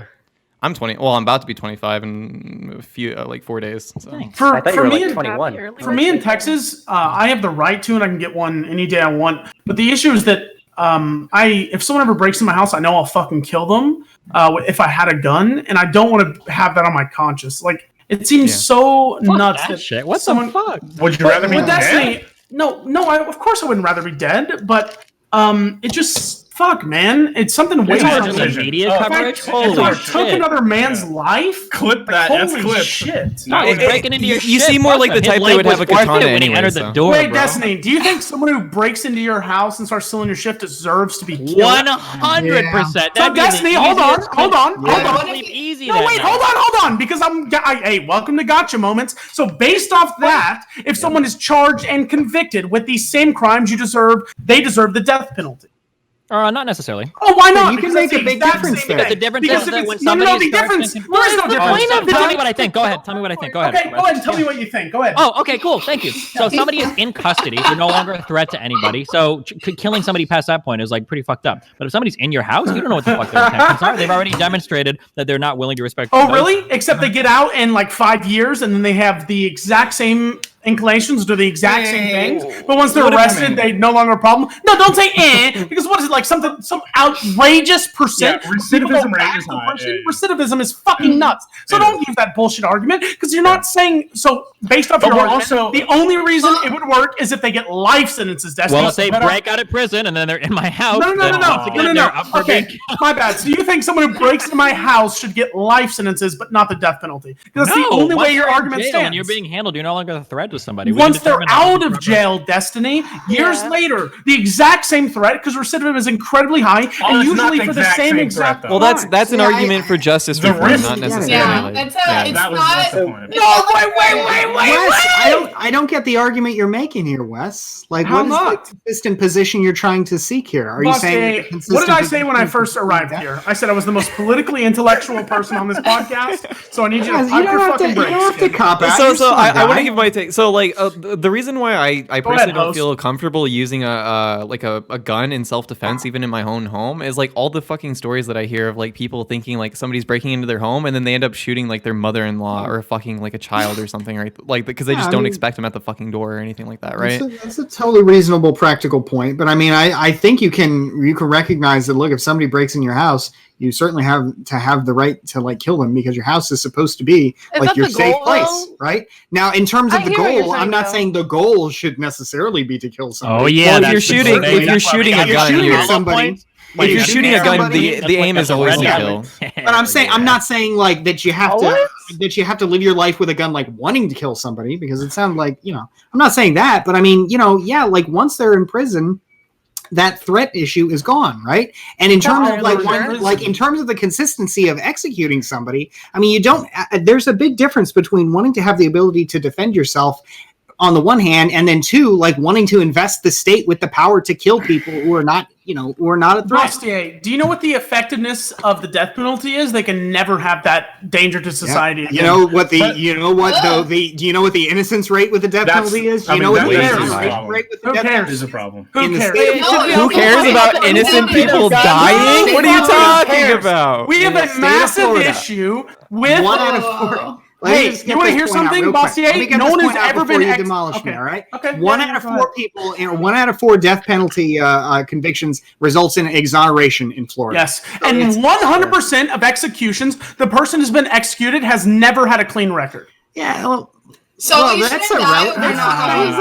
Is that the threshold? Hey, no, I'm just saying they've done something to be a criminal in the past, dude. Oh man. What if the offenses are non-violent crimes like owning weed or something like that? No. I'm sorry, you're right. Violent crimes. 100% have been violent criminals in the past. You can look those stats up. Look, what? I know that's not true. Yeah, that's not true. That's not true at all. I don't know about that. 100% of every executed person has had at least one valid conviction of a violent crime. Wait, so you're going to argue the validity? Wait, hold on, Destiny. So not only are you going to argue the validity of the crime that got them executed, but you're going to argue the validity of the crimes past that they were convicted on because that's the whole point of executing somebody innocent. Is that they were convicted of a crime they didn't do. That's the entire fucking point. Congratulations. Welcome to the fucking argument. Welcome to the Big Brain Podcast, Will. No, it isn't. Hey, listen here, you garden fuck. You cannot sit here. Do you think people get executed for crimes they weren't convicted of? No, that's not what I said, Destiny. What I said is that 100% of people who have been executed have been convicted of violent crimes before this most recent fact was executed. But that's not true. Let me finish my point. So, Destiny, you fucking asshole, you're trying to argue the validity of the crimes prior to the crime that was the one that got them executed. All right. Well, moving on. Good debate. I don't give a shit about that. You don't think it's possible? You don't think it's possible to get an execution sentence off of one super violent crime? You think that's impossible? No, of course it is. Then what are you talking about? Yeah, I'm gonna be honest. I'm talking about my ass. I just wanted to stir the pot. There we go. Now we all know the truth. I'm talking out of my fucking ass. Welcome to the Big Brain Podcast. Well, I know. We're real big brain here. So Medicare for all. How are we gonna fucking pay for it? There is this growing feud between Bernie and Warren. Your two favorite progressives. All right. So Warren, in an effort to craft a plan, she characterizes as featuring zero tax increases on the middle class, wants to create an employer contribution into the Medicare for All fund. Sanders, by contrast, has not released a fully detailed plan, but his office has long touted an employer-side payroll tax as part of the answer. And in comments on Sunday, in response to Warren's plan, he wedded himself more clearly to the idea, saying his approach is far more, I think, progressive because it'll not impact employers of low-wage workers, but hit significantly employers of upper-income people. Is this a contention that might affect either of their chances in the Democratic Party, or how do we feel about these differing proposals as far as how to fund Medicare for all? I agree with Destiny. I was picking on Bernie and memeing a little earlier about corporations, but I will say that I think that Bernie Sanders is at least honest enough to say, look, your taxes will go up, your costs will go down, it'll be worth it in the end. But yeah, your taxes will go up. like Elizabeth marriage. Warren seems to want to dance around degenerates. Jesus I don't know why. It doesn't seem like a crazy argument to make, but that seems to be the difference. I mean, yeah, because I can't say most because I don't really know the actual numbers right now off the top of my head, but voters care a lot about taxes. So if you can manage to say, and I think this might play a role in Bernie's support, but because he's acknowledged honesty is kind of a important metric, and not metric, but something that voters will look at. But they want to see, consistency, honesty, and they care about taxes and jobs. And at the end of the day, he's owning up that there'll be higher taxes, but people don't really understand the nuances of that for their own lives, and they think it's kind of a bad idea. But it kind of bothers me as well that Warren isn't as straightforward in who will be affected by tax policy with Medicare for all plans. So I agree with you to an extent on that one, Bastiat. And let's not forget the right-wing talking point that you'll lose your health coverage and go into the government system because there are a lot of union workers there are a lot of union workers that do not want to lose their good health care. So does that hurt? Does that hurt? What do you mean when you say Warren? lose your good health care? Yeah. So my dad works for a union. Yeah. We've had to consider, like very, very preemptively, right? Because none of this is taking effect. And even when whoever is the president comes into office, this plan won't take effect for a long time. But we've thought kind of preemptively about like what this will look like for us. I'm curious what you think that actually looks like for a union member. Well, will he get the same coverage under the Medicare for All? Do unions go away when Medicare for All happens? Because you know what unions are for, right? Unions are for negotiating benefits. The reason I bring this up is because in the debate, Bernie changed his stance to allow private insurers when before his position was he was not going to allow the private. What? I don't think Bernie has ever walked back that he's going to allow private insurance. Bernie, I'm pretty sure, is very resolutely against it. Yeah. Yeah. The Well, only doesn't private he- insurance like, he yeah. permits The is supplement if plan. something. Yeah, he Yeah, allows like if the government supplemental. didn't cover something. Yeah, but when Yeah. you say supplemental, Bernie wants to expand the Medicare thing to cover, or Medicaid, I'm sorry. He wants to expand that to cover vision and dental as well. So your supplemental at this point is like Death plastic insurance? surgery. I think this is really important, though, this question about union members losing their health care. Like, I really don't want to let this question die. So, like, I want to see where the other side of this argument is coming from. Oh no! The only reason I brought it up because during the second debate, that was all that talked about afterward about healthcare was the moderators from CNN kept using a right wing talking point saying that union workers didn't care about losing their healthcare because they would go for a Medicare for all. Like, am I alone in that? Sorry, continue. Sorry. No, that's it. That's it. I just curious what that looks like. What you like, how you think union members will lose their health care. So you're talking about a new Medicare for all plan, guaranteeing insurance for everyone. But where does union members losing their insurance play? Like, how does that? So like if they have Humana through their union, Humana won't exist anymore because they'll be getting their health care through Medicaid. I'm not sure. Is that not what expanding Medicaid for all does? It's not Medicaid for all. How am I alone on this? Wait, not Medicaid Luna, can I ask you a question? Or it's Medicare for all, not Medicaid, sorry. Why are you so attached to the unions when it's like 1/10 of working population? Well, I mean, exactly. That's why I kind of want to that's the understand problem, because arguably. I think it's really important that we understand where the reality of this talking point and really understand like whose health insurance is at risk as we transition an entire country and millions of people to a new plan. Yeah, and I mean, it may lessen and get worse for these people in the unions, but the But percentage will it that though? That's the question I'm trying to explore. Will it? I mean, I think it will. Because that's what's being talked about, and I think it's worth. I think it's worth challenging. There's a couple things here. I shouldn't be saying this because I don't remember the exact article I'm citing here. But do you guys remember that like huge like story that came out of like this company whose like union workers went on strike and as like a like payback, the company was like basically threatening to like take away or withhold their like healthcare almost immediately. Okay. I didn't hear of this. Do you know Okay. which organization or which corporation it was? I think it had to don't do know, with it's fine. automobiles, but I don't remember. Okay, I'll find it and send it to you later. People if I were saying it what's was your point? GM. What's your Yeah, point? GM. So there's a couple layers here. First of all, this whole idea of like, well, my employer provides for my health care. That's still like not completely reliable, right? If you get fired, you're kind of fucked, right? If you strike against your employer and your employer decides to hold it back, depending on the state or whatever, you're still fucked, right? So when it comes to like, let's say reliability, not just for the short term, for the long term, it makes more sense to have healthcare for all, union or not union, unless you're expecting to work till you literally die. I completely agree. I just don't understand why people. The only reason I asked the question, just because Wes clarified, is just because unions are in place to make sure that workers' benefits are negotiated and are fair, and that's not just going to go away when we have healthcare for all. That's my main point. So here's the problem, okay? The problem is, let's say that I have a group of 5 people and we're working at a store and I really, really, really want to lobby. I'm going to give up a lot to make my workers work a certain way. I want to be able to wear like blue uniforms. All of us have to wear red uniforms, but finally we work and now we get blue uniforms. And now everybody feels awesome. We negotiated that. We gave up some hours to do it, whatever we did, but now we got that. Let's say that somebody comes in and makes a national national plan where everybody gets blue uniforms. Well, now the labor union workers go kind of fuck. It's like, well, fuck, we just spent so much time like negotiating for like the blue uniforms, and now everybody gets them. Well, fuck, we just kind of like lost that edge that we had. That's essentially the argument being made for unions, that unions have spent time negotiating these healthcare plans, and now that it's going to be nationalized, they kind of like lost that. Like the fact that they negotiated doesn't matter, so they have to go back to the table and renegotiate other aspects of their compensation.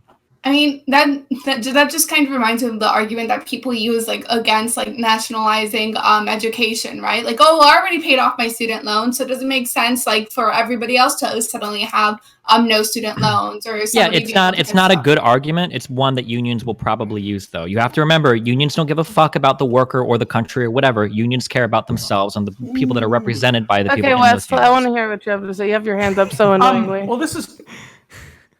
Go ahead, Wes. I don't call you annoying. Why am I? Yeah, annoying? you just call me a cocksucker. That's fine too.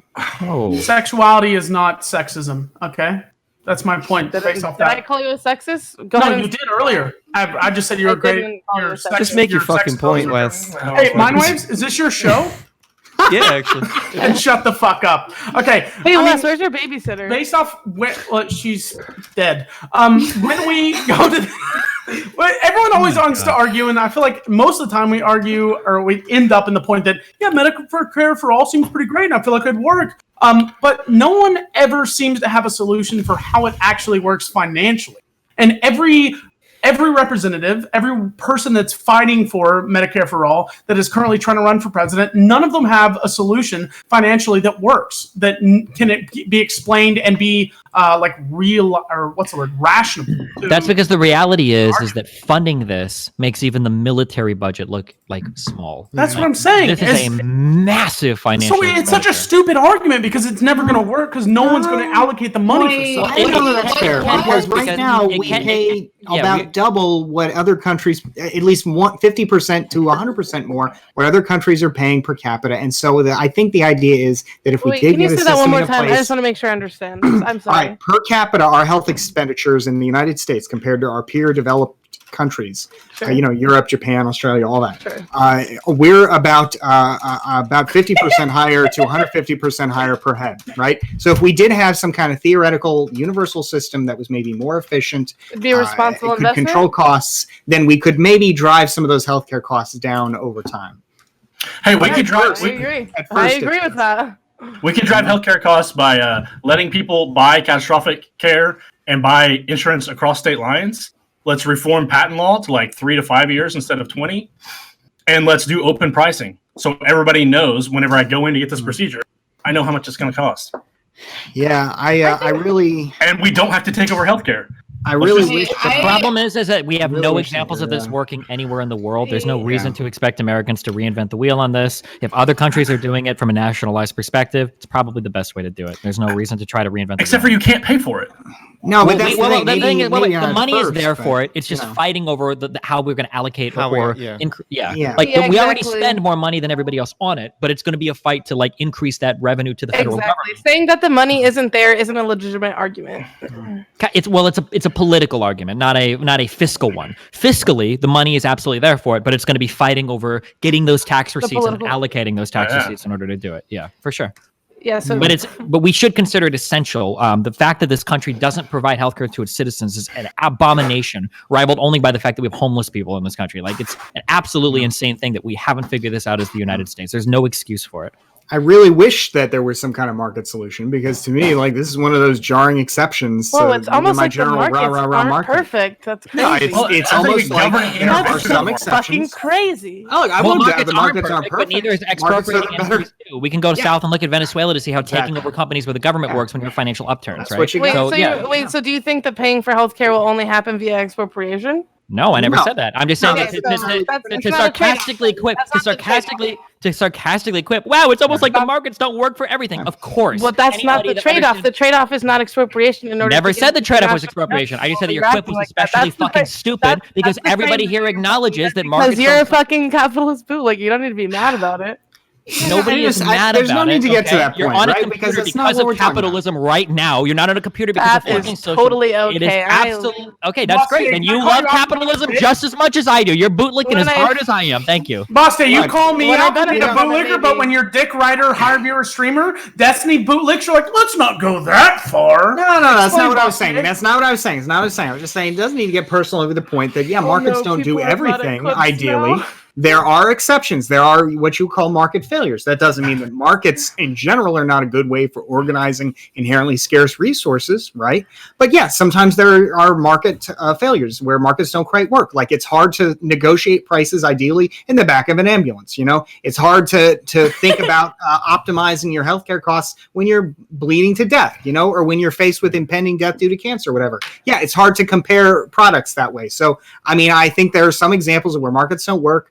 Where there are natural monopolies like power lines and things like that. Yeah, there are exceptions to that. markets. Yeah, I get that that. doesn't mean that markets aren't generally good, but healthcare, Capitalist I think bootlicker. the fact that all these other developed countries do it this way, I think suggests to me that this is an area where markets just don't work ideally as they should. But I'm a huge bitch for saying it. Sorry, guys. No, I'm not- I think you're so No, smart. you're and saying it funny. because you're acting like you're saying something that everyone here hasn't already acknowledged. Like anybody that has any understanding of economics ever is going to say, of course, I'm markets not don't solve attacking everything. anyone. All I said, maybe the markets aren't perfect. I'm not I don't understand. Okay, hold on. I don't actually why- know if I'm going to get ableist here when I call you out on this because I can't tell actually. Do you not understand that when you say, wow, it's almost like markets don't solve everything? Do you not understand how that sounds like an attack? Yeah, that's an easy yes or no. Is that not under?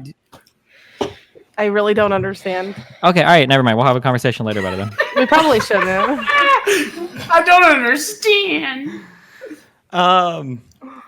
Yeah, well, so Middle American, you don't support Medicare for all then? No.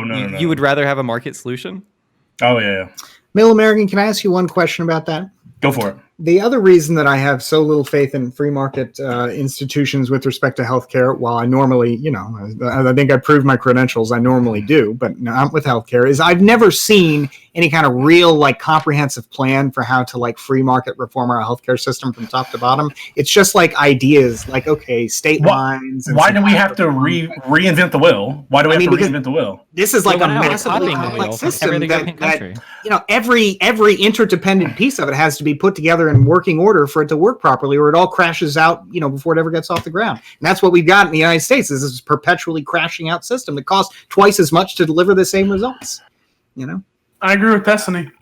I don't know that I would characterize it as a perpetually crashing system. Yeah, in the sense that it always costs far more than peer countries for the same services. So it's so just let's a look disaster. at why instead of overhauling the entire system and letting the government pay for it. Let's say The reason why does it is cost because more? because then- markets don't solve for healthcare well. That's it. It's super easy. We can Or maybe analyze. the government is driving up the cost by markets to individual states. And, If and this was limiting true, then people's we purchasing should be able power. to look at other countries aside from Switzerland. We should be able to find other countries then that successfully utilize a free market healthcare system. We just can't find them. It just doesn't happen. And we've tried it Middle in America. American. How do you rationalize the idea that Canada gets far better healthcare results, even though I think Canada is one of the worst socialized healthcare systems. They have better healthcare results and they pay less than we do. Well, why again? We have to. Why are they paying less? So they're paying less for what type of cost? So prescription costs are definitely paying less, and we can address that specifically. But hospital cost, what drives up hospital cost? Is it just Hot nurses. greedy insurance companies, or greedy doctors? What do you mean by or greedy insurance companies and I'm greedy not sure. doctors? These are all market transactions. that I'm take asking. place. I'm asking. What is the? There's So a if it's a multitude of free things that market, drives up costs. if it's a free market, then they can. Well, that's the You thing. can It's compare not costs. really a free market. When you go into an ambulance, you're not choosing what hospital you want to go That's to true. get your That's true. life-saving surgery. Yeah, there's just so many points where it breaks down, like Pxie Yeah, said. it's not really a free market inherently. That's a problem. Maybe Wait, don't you choose because you go to the closest hospital to where you are? Yeah, but we oftentimes Well, can't dictate Oh, where are we we live gonna- based on the hospitals available to us. Yeah, you can. What the Yeah, fuck? there are you also think- situations He's where, trolling. He's again, trolling. Don't Okay, respond. No, I'm not trolling. You're telling me you don't look at your what you should do based off your health needs when you just go to a Trolling. individual Don't place? feed him. Don't feed him. Whoa. Shut All the right, fuck I'm up. just- This is I'm my gonna whole shtick. sprinkle getting a more little mad. on this. God damn it. There's at least God damn it. Wes, there are situations where you need healthcare and you literally can't choose because you're like, No, you're out. Bastiat, no. I get a helicopter and I go to the best hospital All right, and the okay, helicopter's all right. cheaper than the ambulance. Yeah, Okay. Oh, if you have an accident that's like not in your home, like let's say you're just in the middle of the street somewhere and you collapse, and that's like fucking. Well, we know Wes never leaves his house. That's his percent. Yes, I do. I leave for my insulin. Okay. He doesn't understand that some people drive outside of their home, like their neighborhood, and they might go to someone. Hey, really emboldening healthcare conversation. You lost all of your hair because you haven't seen the sun in 38 years. Don't talk to me about going outside. Am I pale? No, that's a very well kept dome. Come on, man. Well kept dome. Fuck you. That's respectful. It's shiny. I respect. Let me ask you too, Middleamerican. I mean, well, maybe this isn't a question, a comment though, that there are different types of like universal coverage, and in places like France and Japan, they don't have like these nationalized Canada, UK style systems. They still have some, the ability to choose your provider and all that, so on and so forth. It's just that the government still, is the universal payer. So Okay. I mean, there are whole gradations you can go. Agreed. Sorry. I just want to cut in very quickly. Even though like I'm okay with Bernie Sanders' plan, like I just want to say another benefit of having nationalized healthcare, even if there's like private health insurance still existing, is that you kind of have like an automatic competitor, right? So if the government's already providing like healthcare for everybody, and you're gonna have like a private insurance, you better as hell make it a lot better somehow, or like guarantee that it's like this extremely amazing service for somebody to pay for it, right? So when you're talking here about like market systems, et cetera, at least if you have a government being like a national provider, you already got that down. You have like an automatic competitor for every single like insurance company. So that's just another thing to take into consideration. So if I didn't care about the Constitution and I didn't care about cost, I think the government should run the hospital. Like I don't think the government should create a middleman Medicare. The government should be paying. Okay, so I believe, I believe that the government should just be in charge of all healthcare. Like the government should be paying the doctors. They should be paying for costs, and it shouldn't have to be negotiated through this other bureaucratic apparatus. Well, do you believe that Medicare for all is unconstitutional? Like, how does constitutionality play into this? Individual choice, like, let me see. Yeah.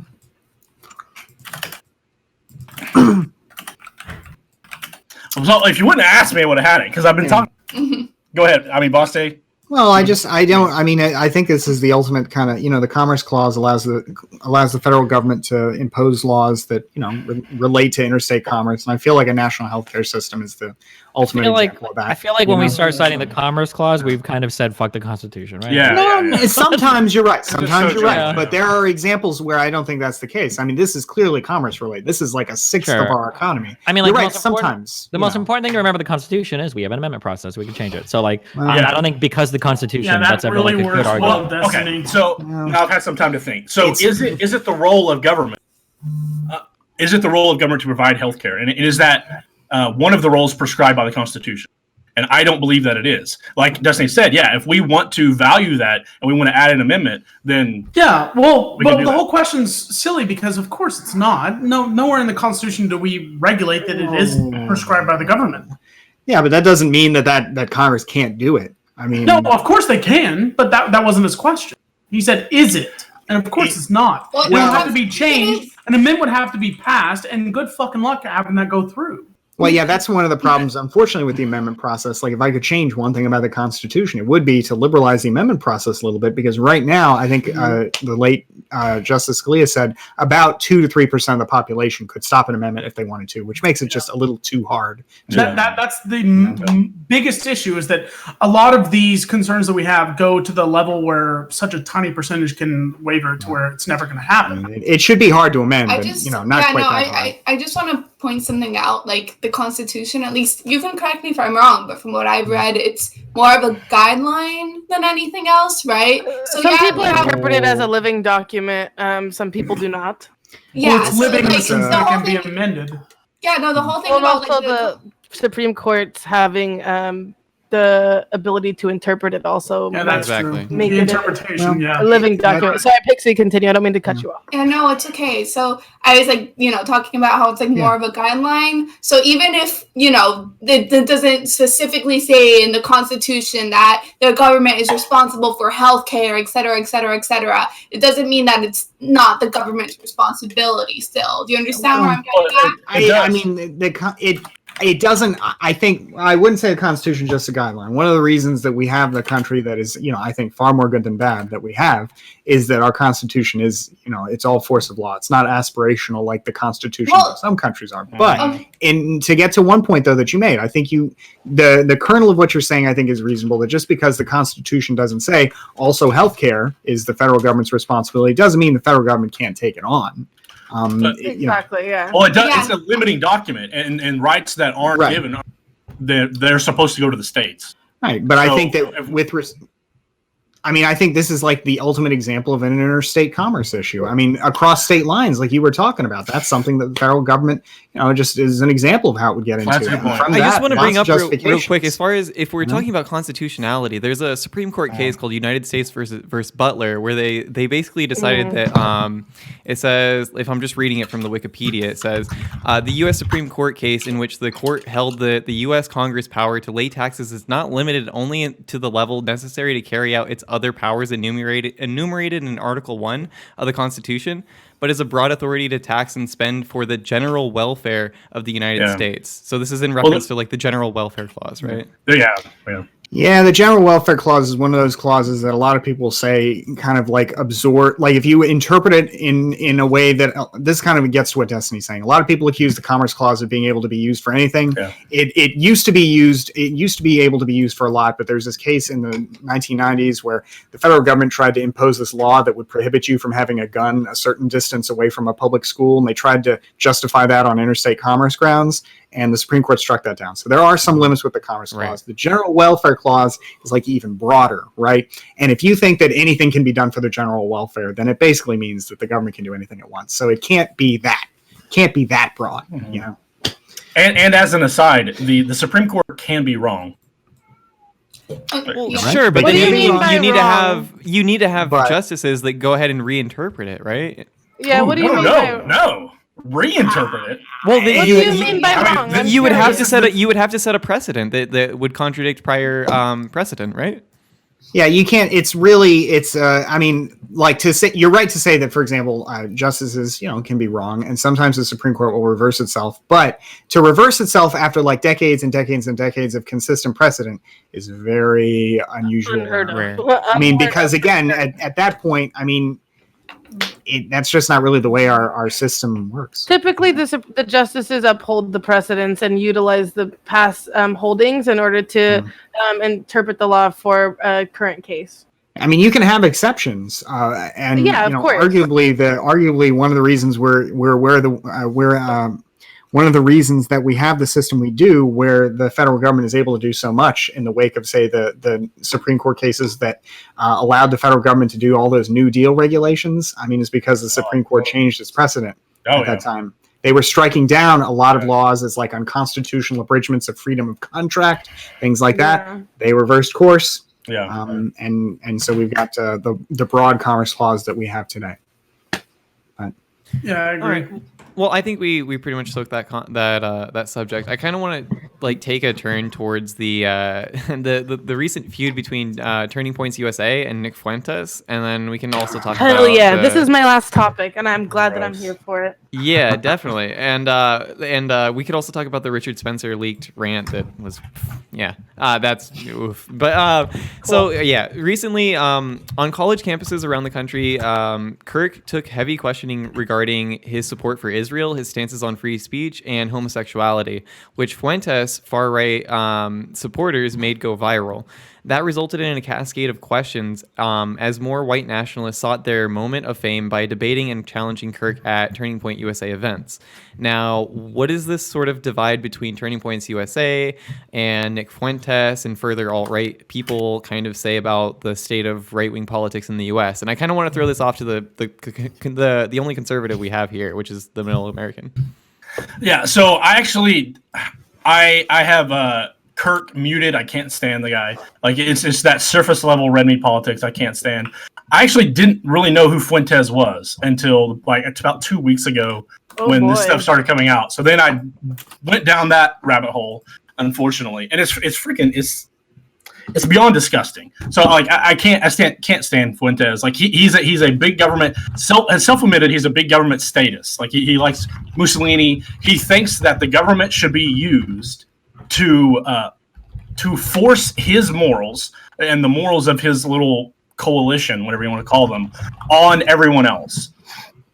And this is where, I mean, I've had arguments with people on the left and the right. Like when I'm talking about right wing, or when I'm thinking I'm on the right, and I'm more libertarian right too, but more specifically, it's about small government.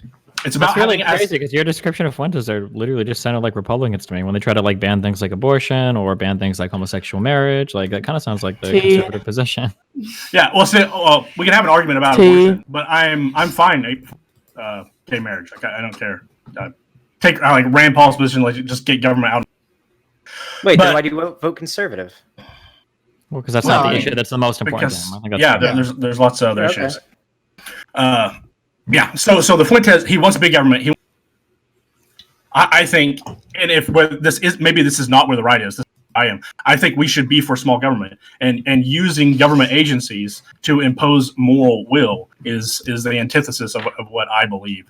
So that automatically, and then on the other, I don't get the anti-Jew hate. Like let's forsake Israel. Israel shouldn't exist at all. Let's do nothing. I don't understand. Like coming from an evangelical Midwest perspective, which is a little weird because we revere the Jewish state because of the way Christianity views the Jewish state, or Jews in general, as the chosen people of God. So coming from that perspective, it's very hard for people on the right and say that they're religious. They're religious on the right that think that Jews rule the world and that we need to rid the world. Denying the Holocaust, by the way. I don't get it. I don't get it. Well, there's such a massive difference between anti-Jew hate or Jew hate and the issue that's going on in Israel-Palestine. Because there's that, and then there's the issue that's going on domestically and abroad as well. But it's such a broad issue that to clarify in that small amount of words doesn't give it justice. Well, so for the way that the alt-right works, real quick, so just in case people don't know, the way that it works is the alt-right believes that there's like a Jewish overlord class in all of society that is basically trying to bring in immigrants to breed out the white race. That Jews are trying to use multiculturalism and are pushing like politically correct messages through things like Hollywood or the financial sector or the media sector in order to bring in all these other immigrants to breed out the white man, because the white man is like the only thing that can stand up to Jewish people. So that's kind of what where the alt-right centers on. Can I ask a question to you, Destiny? Mr. fucking definition. How would you clarify someone that is alt-right versus not alt-right? Because you give that big definition with Jew hate versus. Is there anything else? The big thing is usually the Jews.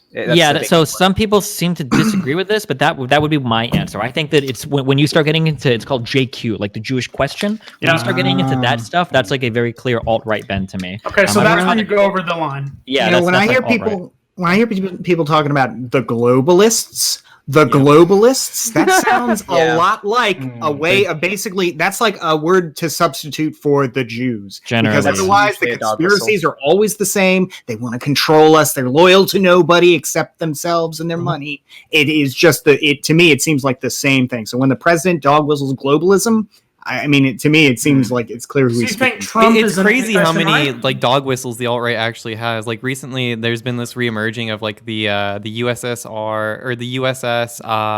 What is it? The ship that got like supposedly hit by Israel or whatever, and they're starting to use that as like a anti. Oh, the USS Liberty. Yeah, Liberty. The USS Liberty was accidentally. Of course, their argument is not accidentally targeted by Israel.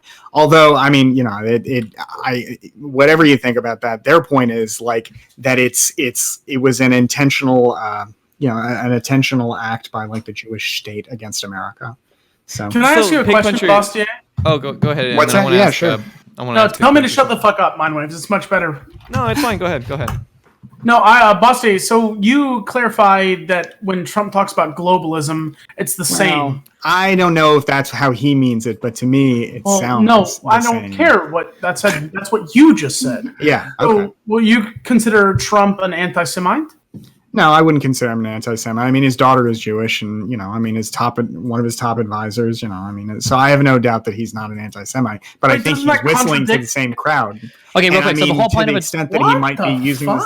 Yeah, I mean, I think he's whistling to that crowd when he uses terms like globalism. Yeah, this has been used a lot throughout history, where sometimes non-anti-Semitic or non-racist candidates will dog whistle certain phrases and certain viewpoints that racist people in that demographic they're trying to get to vote for them will use that even if they don't personally believe it. So if Trump is dog whistling globalism and he actually and people who hear that are going to think, oh, Trump knows about the JQ, they're going to be more likely to vote for him. No, of course they will, but pushing the message is the same as being a part of the message. Well, is there a good faith interpretation? Wait, I'm not arguing he's not part of the message. I'm arguing. I thought we were arguing whether or not he personally believes that. No, that's what the statement I'm trying to make. It literally goes as simple as I'm not racist. I have a black friend. If you push the fucking message, but you claim you're not, sometimes you're not a part of the message. How can you make the distinction? Because that's what the whole point of a dog whistle is. It's to obfuscate. It's to make things really fucking confusing. So dog whistles are things that could or couldn't be used to signify racist messages. Here's a really good one. It's referring to black people as thugs. So this happens a lot on Fox News, and it's gotten to the point even where, like, if I remember my parents, if I hear them say, like, did you see on the news yesterday some thugs robbed a store? It's like, what the fuck do you mean when you say that? Like, it sounds like you're just trying to say black people, right? But you can get people roped into this type of messaging where they'll describe black people as thugs, and it just kind of feels natural, but they don't actually, they're not trying to be racist. No, 100%. Hold on, This has been used as a dog whistle by Fox News. That is the most racist thing you've ever said. No, it's not. Yes, it is. Yes, it is. No. Use the term thug or urban as a dog whistle for let PIGPUNCHER go ahead. Can I say something, Wes? Okay, have you ever heard of Clown World? Have you heard of that? No, what is it? Okay, so basically, like, there was this subreddit where if you looked on it, they were just like a bunch of Peppa memes, like wearing like these like clown like outfits and just making like stupid jokes about it's Friend World, making like jokes about their friends and stuff, Yeah. So in surface level, at least when I first saw it, I just thought like, oh, these are just like stupid memes, like about friends and stuff. Like, this is ridiculous. And then somebody made a very long post talking about, like, no, this is like neo-Nazi dog whistles right here. Mm-hmm. And at first you might think, like, that's fucking ridiculous. Like, they're literally just Peppa memes. Like, what the hell are you saying? No, I would not do that, Pxie, because I wouldn't add the caricature of a fucking frog to include black people or whatever the fuck you're trying to. Yeah, but then when you start reading Friend World memes and you've got a bunch of people coming together to fight against the long noses, but there's a big fucking difference when you all group up together and it's obviously that you're replacing the word black with friend. But when you say that you interpret when they say thug world, or your parents, I'm sorry, thug, what is it? Thug crimes. Thug becomes kind of a stand-in for like black people. No, but you have to be inherently racist to make that stand. No, that's the thing. That's the thing. But like, here's the question. No. If I were to actually say this, dude, right now outside my house, there's two gangster-looking guys. You would instantly assume they're black, right? White people can be gangster. No. Oh, you will? Okay, never mind. Then in that case, maybe I'm the secret racist, and you're actually so much more. You're so much more progressive than 99% of the population. But generally, if you would tell somebody in America there are a couple of thugs outside, or there are a few like gangsters. No, you know what you're doing is you're making associate that with black people. You're making a generalization of the generalization. Is that you're trying to say 99% of the general population would consider the word thugs as black people, but no one with a fucking brain would be like, oh, you say the word thug, maybe it's you're a just black from such an incredibly woke area that you. It has nothing with wokeness. I just don't consider thugs with blacks. Okay. Everywhere I've ever seen. Yeah, you don't. But the people that watch Fox News, and every time a Fox News anchor says thugs, it's pretty much always in reference to black people, right? Or what if we say the difference between like a terrorist versus wait, hold on, MindWaves, you fucking scumbag. Sure, no, listen, you fucking asshole. I insult you after the point. So you use that Fox News does so. Okay, maybe Fox is doing so. But what I'm attacking is that Destiny said that when he hears the word thug, he immediately implies that it is black people, which makes him inherently racist. Fox could be inherently racist. He was, but for him taking a I could be wrong here, but he was talking about his parents and how they use it as a switch for black people, right? Nope, I was saying I think all black people are thugs. Wes, okay. No, that's not what I said. That's not what I said. That's not what I said. Fell right into your trap. Wait, Destiny, do you think your parents are racist? Not. It's a hard word to. It's hard to say that. So, like, for instance, like, well, here's like a thing, right? My mom thinks the only reason it's hard is because it's your fucking parents. No, it's not. I mean, I would answer yes. First of all, you have no idea what my relationship is with my parents. I don't. openly argue with my parents. Okay, I've removed It all my doesn't family matter. because of It political. doesn't matter. They're still shut the fuck familially up. connected. No, you can't say no. Shut the fuck up. Just because you're a fucking debater. No. Okay. Let Destiny when you finish, call out please. bullshit. No, hey, shut. No, okay. Yeah. MindWaves, fuck yourself. Go ahead. Okay, let me I give you will an after example. this podcast. Don't worry about it. My mom loves women, okay? She wants all of them to do well. She loves them. She's nice to every woman. She's never said mean things about women. My mom loves women, okay? However, if I were to ask my mom, what do you think women should do? My mom would say, women shouldn't be in the workplace. They should be at home. Women are happiest taking care of babies. They don't belong in the workplace. Wow, I think it's Destiny. So That's when you super ask, so funny. wait, so you ask me, so when you ask me a question like, is your mom like, does she hate women or is she No, misogynistic? I mean, Destiny, like, that's not in a what I way, asked you.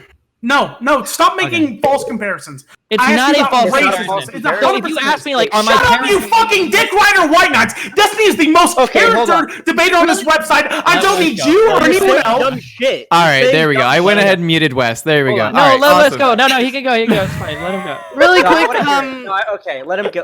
Hold I mean, on. just because you have a bunch of dick Unmute him, riding unmute fucking him. losers, okay? It's Wait, okay, Destiny is man. the- Hey, you're Destiny- unmuted. Don't worry about it, all right? Shut up. Fuck But yourself. I want to, Wait, because okay, wait, Wes, Pig Puncher is Wes. trying to. Yeah, go ahead, Pig. Okay, what do you mean when you say racist? When you ask like, our Destiny, what do you think? Would Destiny say his parents are racist? What do you mean? Do you want me to define racism? Yeah, what is your definition? Yes. What is your definition? Okay. No, No, I'm please not just- answering the question. No. This is the difficulty. Yeah. Okay, so it's like the difference. No, what do you mean between- it's a difficulty? Wait. Racism is so easily fucking defined. It's No, being a it's not racist though. That's the person. problem. No, it Is isn't. that Yeah, racism Wes. takes Hey, all of you racism talk takes a over lot me. of different Hey, forms. Hey, MindWaves, you host, make sure you talk over me when I'm trying to give my answer. As Yeah, I never will talk over you when you're talking over the You- guests that are trying to you reply to cringe your fucking dumbass idiot. points. All right. Hey, and guess what I just did is I stopped to let him talk, and then when I tried to respond, No, guess you what you did. When You he was dick responding to riding your fucking rebut- loser. Oh, okay. You dick I riding need to fucking mute you loser. again, buddy? You jumped in. Mute me. Okay, Wes, do you acknowledge that there's a difference between your like a KKK member saying all black people need to be killed and like your grandpa making like pretty racist jokes at the table, at like the dinner Difference table? in what sense? Would you consider those to be on the same level? Would you define that Same level. racism So in the you're same way? saying Would you define racism.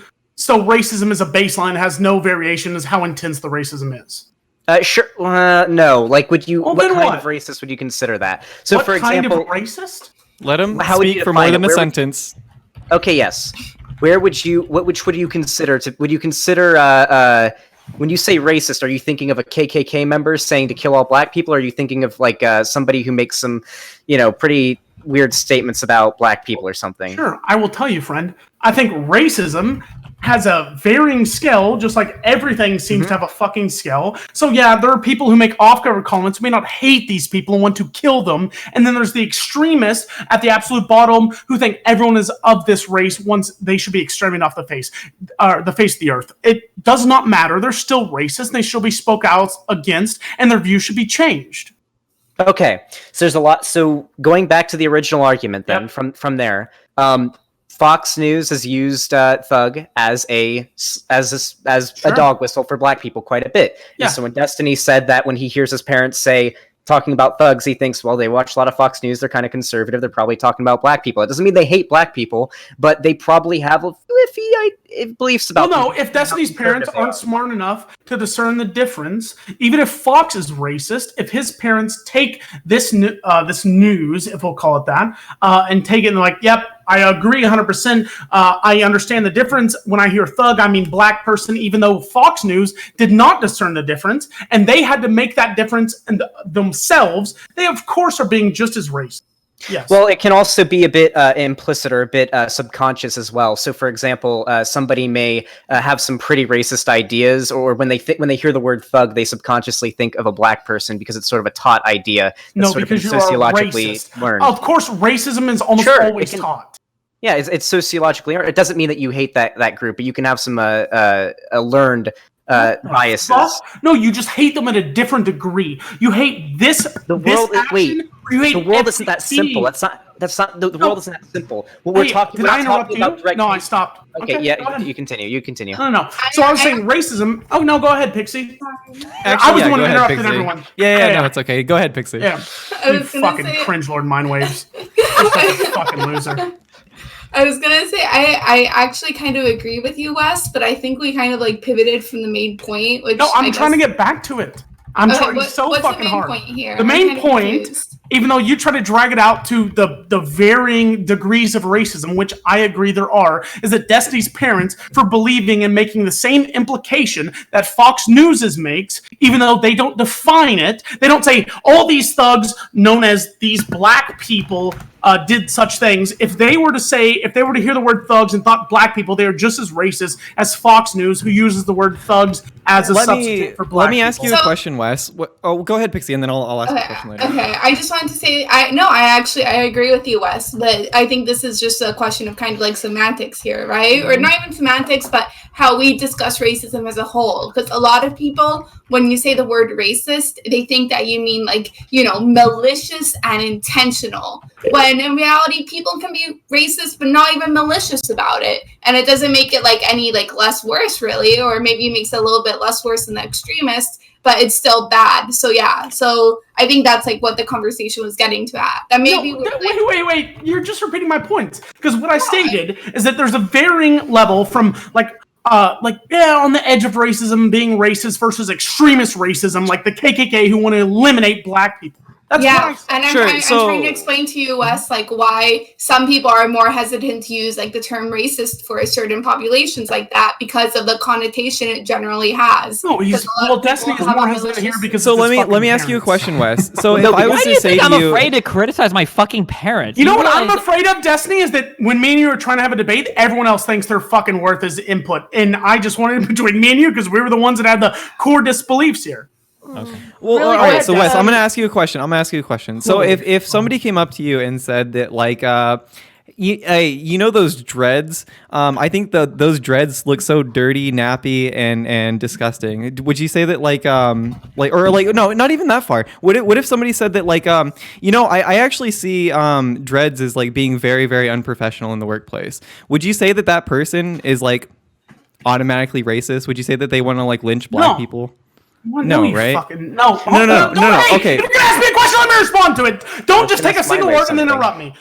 No, because no matter white, black, Mexican, no matter what fucking race you are, dreads always look like dog shit. They're literally growing your hair and matting it together in the most shitty, disgusting, unwashable way possible. And you know why I know this is true? Because people with dreads, everyone I've ever met, and like in the thousands, you can't wash your dreads or it starts to destroy the dreads. Okay, so you're actually proving my point right here. You're actually proving my point. So somebody, look, Wes, I'm not going to say that because you hold that belief, you're racist inherently or that you hate black people, but somebody in the audience that actually does hate black people and actually does want to see them lynched in the streets. No. Listen to me before you open your fucking mouth, Wes. All right. No. So wait, hold on. So somebody that actually does hate black people and wants to see them lynched. No. Listen to me. Listen to me, Wes. He's the only person who hasn't talked about this. Wait, okay, I'm sorry for interrupting now, but whatever. Wes, hold on, wait. I have to go. I have to continue this line of questioning. I accidentally muted myself. So somebody that actually does.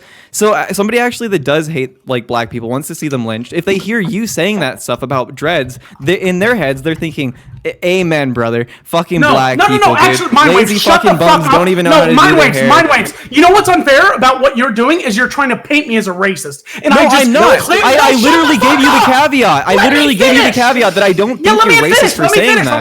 Let me finish. I specified that there is no racial definition based off dreads. Regardless, the dreads are nasty and it doesn't look good. Yes, but somebody that is racist automatically makes the connection from dreads to black people. And when you hate on dreads, somebody that hates black people is going to say, "Amen, brother. I hate black people too." Bastiat, I'm sorry. And this is why dog whistles are effective. Listen to you fucking asshole. I think black people are smart.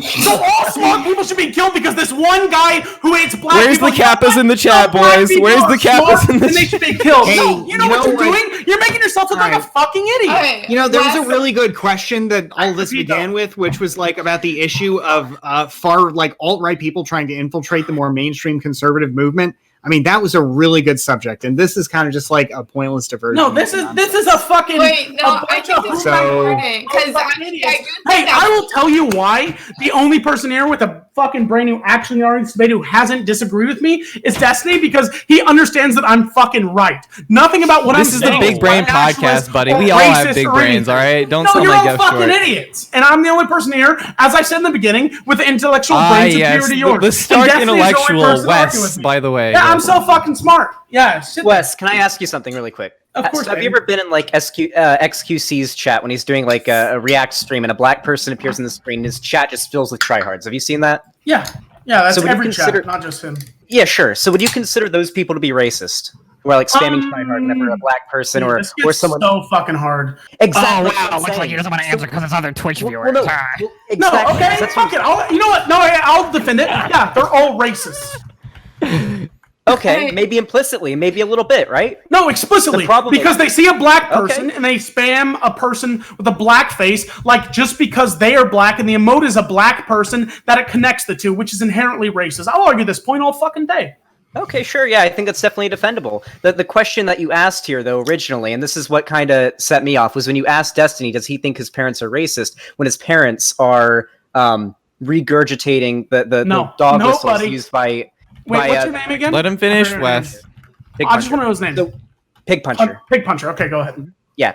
And so you asked Destiny, does he think that his parents are racist? I mean, I don't know if you've seen, but I've watched Destiny debate his mom on stream. She has some she's very conservative and repeats a lot of talking points that you hear from Fox News, a place that repeats a lot of conservative, racist talking points. They dog whistle a lot. And so when she uses those same dog whistles, like thug, kind of makes you think, yeah, probably talking about black people. Now, it doesn't mean she hates black people, but she probably has some pretty fucked up biases or assumptions when it comes to black people. See, Pig Puncher, hi, I'm Wes. When I hear the word thug, I don't associate to black people. The point I'm trying to Well, make... you're not a conservative. But there's all okay. Probably Can I talk? progressive. Can I talk? Sure, yeah, sorry. Okay, so the point I was trying to make is that Destiny, quote me if I'm, or tell me if I'm wrong, but you said when your parents hear the word thug, they automatically associate it to black people. Yeah, generally, probably, yeah. Okay, so that is the point that I'm trying to argue, that Destiny's parents are racist. To make the assumption, to hear the word thug and associate it to black people, just because Fox Network says the word thug and they associate it to black people, to secondarily make the same connection, you have to inherently be racist to do so. Because I, for example, I watch Fox News all the time. I don't fucking hear the word thug and think, oh, them fucking blacks. That's not my brain, because I'm not inherently racist. I mean, So there's some It's not- psychology here. Wait, the argument that you're making here is literally if you detect someone using a dog whistle and you point it out, then you're one of the dogs too. That's not how it works. If you can see the positions that a certain person holds, such as Fox News, and you know the kind of things that they push and the beliefs that they most likely have, you can usually kind of parse out that if they're talking about thugs, they're probably talking about black people. But no, I don't parse that out. The only way you could parse that out if they said thugs and then showed the two black criminals on screen. Sure, Well, that's you what make they- this connection. That's what they That's do. usually what ends up happening. Yeah, that's so- what they do. No, okay, I get it. You want to call all the bullshit, but no, they don't always do that. Well, they do so it a don't lot. make the connection. Oh, And and they that's- also do it with white people, because I've seen 100%. I've been on the fucking news called a fucking thug, and my picture's been on fucking screen as a white man. So don't tell me that's all they fucking do. Just because black people commit crimes and white people commit crimes, and you only want to acknowledge when black people commit crimes when they say the word thug, does not mean you can make the connection between the two. The Wait, only Wes. way no, I'm not done. You can speak Sure, when okay. I'm done. I will All not right. interrupt Yeah, you. I'll wait till you're after The that. only way you can make that connection is if you are inherently fucking racist. No, This- I definitely disagree with that. So with the Fox News example, when was the last time that you saw on the news, or most news networks, when was the last time you saw on the news a picture, or they were talking about a terrorist, Don't and the worry, picture guys. that popped I up wasn't a am brown gonna guy? shift topics soon. All right, don't worry. Like That 100 word's- fucking white that- people in Mhm. America? Are you sure about that? Yes. El Paso, a couple. I don't know Yeah. about that. Did they? Well, you don't know, but I was do, Fox- buddy. No, You did can they Fox say News thug calling- or the lonely, mentally ill, poor lone wolf He shooter? said terrorist. No, He hold said on. You're right. Sometimes I will 100% agree. Sometimes they give favorable wording to people that do not deserve it, and they absolutely should be fucking destroyed as a terrorist. So But my to say argument here is that hold there's a on, no, racial you're- bias. No, it's not, because equally as much, they often call these same people terrorists.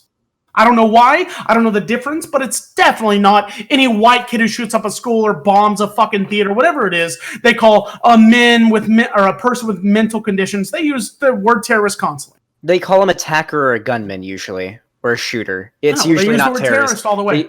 Also, generally, what you'll see a lot of is that you never end up hearing. A lot of conservatives will be like, when there's a white guy that shoots a place up, they'll be like, don't share their manifesto, don't share their name, especially. But if it's a brown guy that shot the place up, or they're a terrorist, they're like, spread their name around everywhere. If it's they'll bring out their criminal record and all that stuff. Hey, you know what you're talking about? No, hey, Betty. No, buddy, hold on, Wes. buddy. Hey, MindWaves, the host, go ahead. No, I wanted to Pxie to go because so she PIGPUNCHER, went. you're talking. Okay, Pxie. Yeah, Wes, please, just let Pxie go. This is why I brought up Front World earlier, and it got kind of like diverted. But yeah, I was trying to make a similar point to PIGPUNCHER. That and outside, you might be like, these are just fucking Pepe clowns. Like it's nothing serious. That's never been said on Fox News. No, we're not talking about that. Yeah, let me. I thought that was the topic in Fox News. Now they clarify. Let her go, Wes. Jesus. Hey, MindWaves. If she contradicts herself, I can defend myself. I'm not contradicting myself. Like this is what I'm trying to say. At the surface level, it might not be like that, but when somebody starts pointing it out to you, and you start realizing, holy shit! Like maybe 90% of the time, Fox News uses like thug with black person instead of a white person, even though there's a 10% white person time. Or, for example, in the whole Front World scenario, that 90% of these memes actually have to do with like incinerating like Jewish people on whether it was real or not. Then you start to pick up on those cues more easily, right? Pxie, do you not realize the crazy fucking difference you just made from a news source using the word thug and the majority being black people versus someone who's a fucking what was the second point you just said? I forgot it. I was talking to you about the Front World memes and how at the exterior it just looks like random like Pepe clowns, but then once somebody points it out to you, you start picking up on the other racist connotations these memes have. Okay, so you're Nick Fuentes is literally taking over the Turning Point's conservative movement, and that's a way more compelling subject than this. I feel like it's really worth. Oh no, this is some good content. Really, that is like a really important subject, and this is like. Yeah, I just want to say really quick now that I have a little. Gotta know when to move on. I have to leave, but I just want to say thank you to Ian and to everyone on the show for talking with me. It was super, super nice. I wish I could stay, but it was last minute. I didn't know I was going to be on tonight. And I appreciate you guys all, getting involved in the good dialogue. I like it. But I kind of agree with Bastiat's point before I leave. I think that Nick Fuentes' participation and infiltration of the Turning Points movement and the alt-right movement in this country is a really, really important topic, and we shouldn't focus on Fox News. But I'm not part of it anymore. I'm leaving. Love you guys. Have a good night. Take it easy, Luna. Thanks for coming. Thanks. Yeah, no problem. All right, I'll have to fix y'all's name tags. So I do want to stop talking about dog whistles because I don't know what the fuck Wes's prerogative is here. But yeah. Wait, so what do you mean? What is my prerogative? As far as like what the fuck, what's your underlying point? Like I can't tell if you're trying to argue that like dog whistles are a thing and effective, or if they aren't. A dog thing whistles are a thing, but in the sense that you're over exaggerating them. And this is the issue I have, and this is why I can't go full left, is that everyone wants to point out the shit that supports their arguments so fucking hard and ignore the things that do not. So when you look at, we're talking about Fox News, for example, who I think is not the greatest news source, but I also think they're pure fake news. I don't think they're like anti-Trump, but they're I'd say they're more against his side, sure. But to say that anytime some domestic terrorism comes up that they talk about a man with a mental issue instead of calling him a terrorist is absolutely false and asinine. And to claim such, you are just denying information, which is just as bad as these fucking news articles who spread misinformation, because you're doing the same right now, as in you're denying the information that is actually put forward. When you say the information that's actually put forward, what are you referring to? The shit that isn't wrong. The shit that they're not trying to paint them in a good light. But everyone only remembers when they put them in a bad light, or when they put them in a good light, because they disagree with the way they report news and the way the news that they do report. Yet completely, as I've just proven trying to talk about this, they ignore the fact when they put them in a bad light. Like Fox News never calls you people terrorists. Go fuck yourself, dude. Everyone calls them fucking terrorists in every news source, and any news source who did not do such would be completely eradicated off the face of U.S. television or news sources, like the commanding news sources. Wes, I don't know if this is possible, but if I found you data talking about like the amount of times like Fox uses like the word thug when it comes to like a black person, and the amount of times they use like mentally ill lone wolf shooter or whatever with a white person, would you concede that there's like a bias in a narrative? Yes. Yeah, I would. I'm a person who constantly, if I'm proven wrong, I change my views. So yeah, we should definitely hash this out at a different time then, and we could definitely have that conversation. But I don't think it's right now. So I guess we like, as far as the Charlie Kirk thing, I don't know, but like, did y'all see that recently Milo Yiannopoulos leaked the audio of Richard Spencer going on a tirade in response to the aftermath of like the Unite the Right rally that he organized? Because. Yeah, so like I wanted to throw this out to PIGPUNCHER. Like, what did you think when you heard that clip? Yeah, that's the closest I've come to losing No Nut November right there. It was hilarious. If we could play it on stream, I'd like to, but it would be TOS. But Exactly, yeah, he just had a mental breakdown. Like it sounded like listening to a cartoon villain, like just falling apart after failing in his plot for world domination. It's so good, and it's so pathetic. Like you've got nothing to hold on to in this life except the imagined pride that comes with like, I'm part of a group. I'm part of this group, but you literally as an individual have nothing. Not even part of it. He's the leader. No. I mean, in the clip, he's talking about like my people, and he's like, it emphasizes that all these people who are like these extreme alt-right, like, they're either grifters or they're just like the most debased losers. It's just it's really pathetic. True. Yeah. Also, one thing I think this video did a lot was the alt-right, or at least the face of the alt-right, has been Richard Spencer for quite a while. A very well-dressed, well put together. I'm not going to link it. Y'all guy, can find right? it yourself. And so with this video coming out, it's definitely kind of shattered that perspective for a lot of people. And I saw some of like the old like skeptic YouTubers who were like defending Richard Spencer back in 2016, saying, "Oh my God, I can't believe I defended this guy." So I think it's definitely pretty good that this leaked. It's pretty hilarious too. Yeah. What do we think well, first of all, like what do we think that, I think we were talking about this before the podcast started, but like what was Milo's motives for leaking this? And then also like what is the fallout of this? Like what like I don't know, like what's the state of the alt-right at this point? Milo made the mistake of being gay and a pedophile, or at least a pedophile sympathizer, while being a conservative pundit as well. And it basically has resulted in the death of his career. And so what I'm assuming, like, it's been very public. Like, he's having trouble paying his bills, apparently. Like, he's been basically kicked off of every platform, banned from everywhere. He's got, like, I think a BitChute or something. I don't know. But he's, like, he's just going off the map. And so I guess out of spite or something, he just decided to release anybody this, that links the audio, it will be banned. Richard Spencer. It's like the LSF tactics. He's trying to drive up drama. Yeah. Yeah, he's trying to retain relevancy. That makes sense. Yeah. Re-legitimize himself, maybe. His entire career has made him unemployable for any other form of productive labor other than this. So this is all he's got. He's just got to squeeze this lemon as hard as he possibly can. Oh yeah, someone in my chat reminded me he was even getting rejected from the furry community. Like, he got kicked out of some furry con or whatever. Yeah. Oh, yeah, kicked out of furry con because of his beliefs beforehand. Oh yeah. I mean, but still, he's just been sort of ostracized from even the alt-right and just like extreme right communities when he used to be sort of the their one token gay guy. Because he's got the blonde hair and he's white and all that. Well, it makes sense when you go to the point to argue for pedophilia. I mean, being gay, it seems like they're not going to ostracize you because not only does it agree with your... Well, never mind. It's a token. Well, no, you can be a conservative pundit and you can be gay, maybe. And you can be a pedophile, but you cannot be both. That's the key. There's quite a few pedophiles in the alt-right. Wasn't there a governor that like literally diddled kids and didn't get in trouble for it? Like... Yeah. I don't know. Although the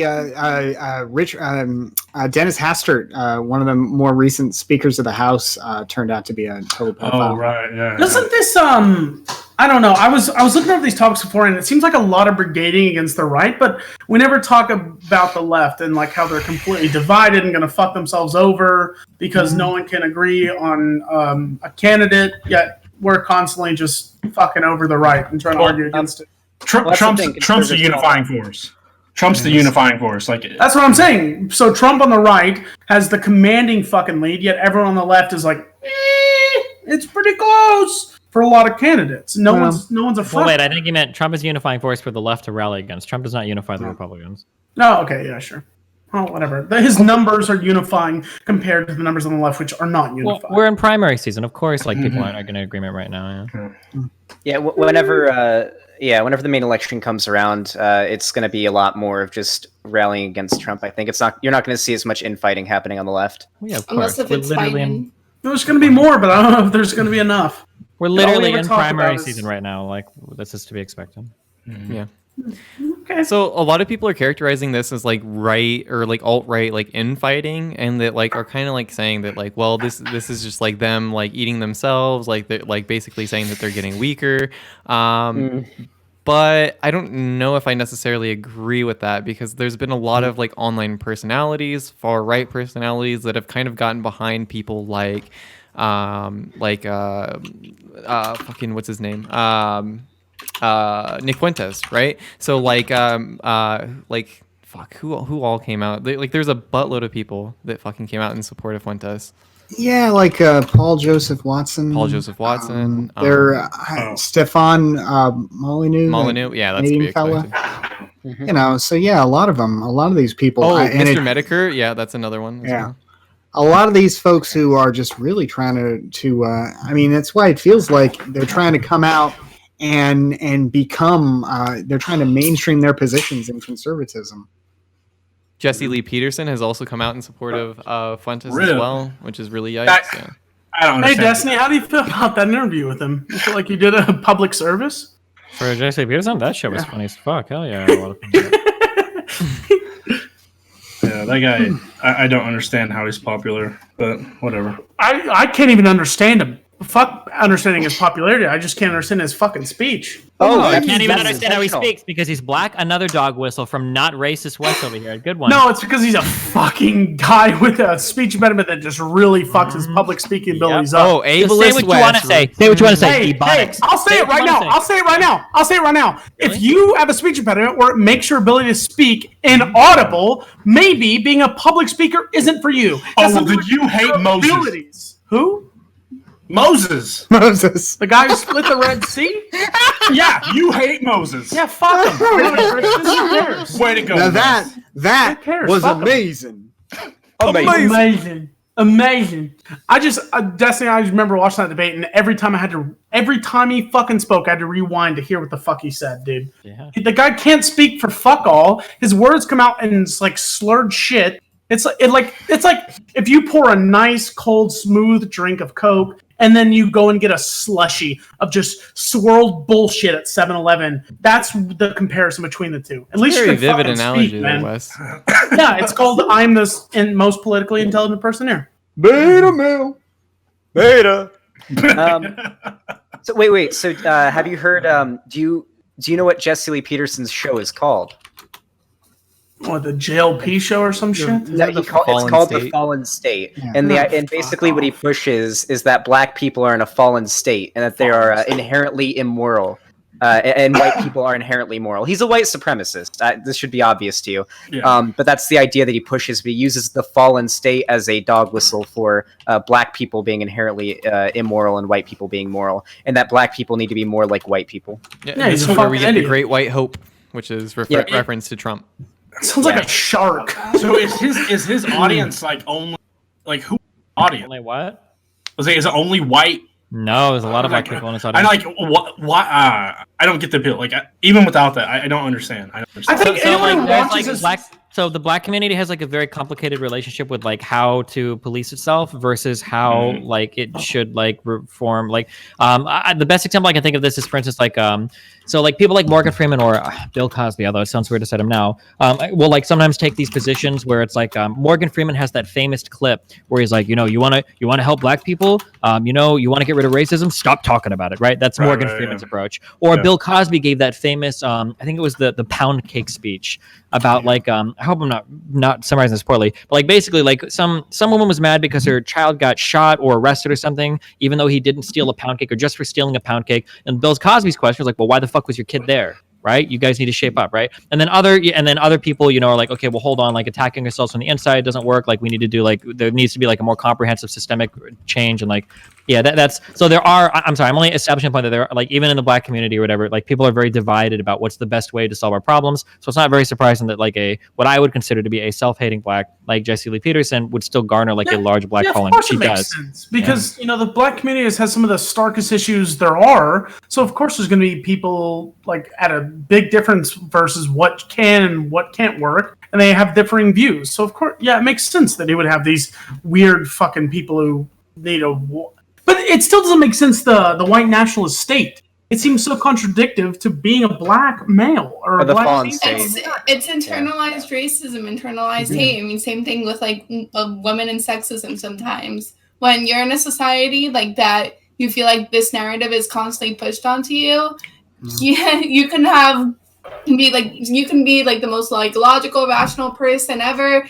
There are going to be times where like this reinforcement of ideals is going to sink in, and you might start to truly, honestly believe it, which I guess at that point isn't very rational. So to us it doesn't make sense because it's like, why the fuck are you advocating for somebody who basically like doesn't want your existence to happen? But that's just a product of internalized hate and having like all this like constant media or constant like thoughts bombarded at you to the point where it's like, holy, like this is my reality, So, and like to make matters even more complicated, I'm not saying this happens to like every person who goes through this process, but sometimes we like to think that if we're owning our victimhood or whatever, or we're like saying like, oh no, like this is right, like this is how it actually is, we suddenly become the exception kind of, right? So like, oh no, I believe like, basically like how tokenism works kind of on a low scale. It's trying to be like, oh yeah, but at least I acknowledge that Black people are bad, or I acknowledge that women are inferior. So that kind of makes me better than all the other women who don't believe that, or all the other Black people who don't believe that. So it's a really complicated subject. If you guys watched that recent event where the Turning Points USA event where people were like lining up to ask Charlie Kirk like questions, there was like this really young dude. He looked like, I don't know, 14 maybe at most, who was clearly not white. I don't know if he was like mixed raced or just Black or whatever.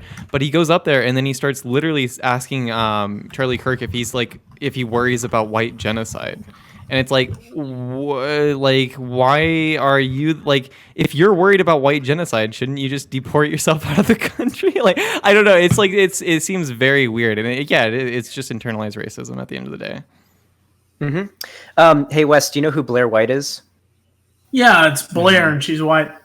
Okay, she's a trans woman. She's a very good example of this. She's a massive conservative figure, and despite being transgender, she also spreads a lot of transphobic rhetoric. That's what her audience is there for. So there's a lot of members. So a big example is she spreads an idea called Transmedicalism, which is the idea that you have to have gender dysphoria in order to be transgender, and that you have to be able to physically transition, which involves hormone replacement and surgeries and whatnot in order to be. Can you go back to that first point? Say the first one again before continuing with the second one. Oh, she basically props up a idea called Transmedicalism. Yep. The first point though, not the second point where you have to change yourself. Wait, what? Because I agree with this, that to be transgender is the definition of gender dysphoria. No. Being transgender means you just identify as a gender different from that which you were assigned at birth. That is the correct. Holy shit! Wes is a fucking transmedicalist. He doesn't even know it. Wait, let me ask. Hold on. Shut the fuck up. Let me ask at least, because based off what I've ever learned and been told, gender dysphoria is the definition of not having the gender you were assigned at birth of. No. Gender dysphoria is a. Okay, I'll let MindWaves. Okay, wait. Gender dysphoria is a diagnosable mental condition in which someone feels extreme distress at not being able to identify and present and act as the gender that they most feel comfortable with. So, being transgender is simply identifying as a gender. Okay, so to take out all of those stresses of being so is what makes it different than being transgender. But so foreign gender and gender dysphoria, which leads to transgenderism, The difference is those stresses that you just. So when it comes to gender dysphoria, I'll let you go real quick. But when it comes to gender dysphoria, like you can be trans and never ever. You're like Kanye West. I'm gonna let you go real quick. Yeah, true. All right, so but like you can be a transgender person and like almost like pretty much never experience gender dysphoria. You can also not be transgender and experience gender dysphoria as well. Wait, doesn't that kind of sound like bullshit, Wes? Like, how can you be trans and not have gender dysphoria? Well, no. This is from my unintelligible point, and some Shut up, Destiny. Don't feed him. Hold on. No, Destiny. Don't go fuck yourself, Destiny. Is that I am the only person who has the balls to admit if I don't know something, and I'm willing to be educated as such, which is what everyone gets super fucking triggered over. But if I'm willing to learn, and you can change my mind, I will absolutely do such. But as I've ever learned from any fucking thing ever, from 23 years of life, which is very small, I guess, but gender dysphoria is what leads to transgenderism. You don't feel as you're a part of this gender, therefore you're dysphoric from it, and you want to be this gender or other or no gender. My bachelor's is in psychology. Okay. So the difference between the reason that it's stressful. So the distinction here is it a mental disorder? That's what the medicalism like. Is this just personhood? Is this just an individual, or is it a medical disorder? And the distinguishing factors on whether it's a medical disorder. Hold on. The distinguishing factors are that it's abnormal. Yes. That has a neurological basis. Yes. And that it causes impairment in your daily or social life. So you're arguing the definition based off the DSM-5. Yeah. So if you don't meet those criteria, then you don't have gender dysphoria. If you don't have one of those criteria, then you are not gender dysphoric. One or all. You only have to be missing one. And that's, I mean, we can argue about that, but the specifics to meet the definition for the mental disorder is you have to have all. And just to be clear, Middleamerican, you're not making the argument that in order to be trans, you have to experience gender dysphoria, right? It depends on because gender dysphoria is the mental, and that if it's not distressful to you, then it's not gender dysphoria. So the stress it doesn't meet that threshold. Yeah. So here's how this works. I'm trying to finish. Okay. So some people are born and they feel as though the gender that they feel inside of themselves, be it male or female, doesn't match the body that they've been given. Yes. So male genitalia, female genitalia, and then all the secondary sexual characteristics that go along with that. Now, sometimes for people, they have this gender mismatch. We would call them a trans person, right? But they don't feel like ultra dysphoria, where dysphoria is that incredibly disgusting feeling that arises from a mismatch of your gender expression, the way that they express themselves, versus their versus the gender that they identify as, like in their head, right? So people can be trans, a trans person, but not experience gender dysphoria. Now, a transmedicalist, one of the claims that they make is they say, well, hold on, if you don't have massive dysphoria related to being trans, and you're not making an effort to work on your gender expression, so to be passing, so for instance, to have a male that can present as a woman in society and be passing as a woman, well, then you're not a real trans person. I don't agree with that. That's okay. That's fine if you do or don't, but this is like the disagreement. This is one of the big points that transmedicalists point out. Yeah. A transmedicalist would say, if you don't have gender dysphoria, you're not even a real trans person. That's like you argued based off the medical aspect of it and how they are defined. Who was that? Don't worry about it. Squirrel? It's not a November Destiny. I'm so god. Sorry. Go ahead. I'm gonna pinch my balls. Fuck what I was gonna say. Do you take any contention with that? Yeah. I did take contention until I saw a woman. I'm gonna be honest. Destiny, can you repeat it one more time for the So a transmedicalist would say that a trans person that doesn't experience a significant amount of dysphoria or any dysphoria, or doesn't make an effort to be passing. Okay. I remember my point. So I believe that transgenderism is based off where you were born. You can distinguish otherwise. You're like, this is wrong. This is who I am. But you're basing it off of the sense that they have to make significant medical action to do so, right? So I'm not saying that, but a transmedicalist. Transmedicalist would. Yeah, they would say, you need to try. You're not even a real trans person. I would call gender dysphoria anyone who disagrees with what they were given at birth, which is how how it was presented in the beginning, how it was. Yeah, so so you have to sometimes- have so some- gender dysphoria to be a transgender. Yeah, wait. So to be clear, so you don't have to have a severe internal problem in order to be a trans person. Some trans people just feel like, hey, like I was born with a penis and with a male body, but I feel like a woman. But they might not experience gender dysphoria. What We do would you still mean say that's internal, man? so internal is in you have an idea inside your head. You identify as a male or female. And it's not just based on the sex organs. It's like this internal view that you But have. how else would gender be identified? Because it's based off who you are as a person. Identify. Well, we have a as lot of different this ways in gender. society that we identify gender, right? Women tend to have longer hair. They tend to wear different No. I'm talking about gender identity, which is how they identify. Yeah, which but your is gender gender dysphoria. Yeah, but your gender identity, right? The gender that you view yourself as can heavily be influenced by the gender expression of everyone else around you, which is a social phenomenon, right? So if you feel like you're supposed to be a woman, you feel like a woman, but you're born in a man's body, right? Then this mismatch, right? That mismatch you have can result in dysphoria, which is a really uncomfortable feeling. But you can be a trans person, or most trans people say you can be a trans person without experiencing dysphoria. Okay. Transmedicalists would say there's not. Destiny, Okay. if you were born and assigned this gender Mhm. and you identify yourself as an other gender, can you explain to me any other reason than discomfort and feeling it's wrong, the gender you were given, the reason you identify separately? Wait, let him finish the question. What was it? Wait, real quick, and I'll be done. Why else would you identify separately if you feel it isn't wrong?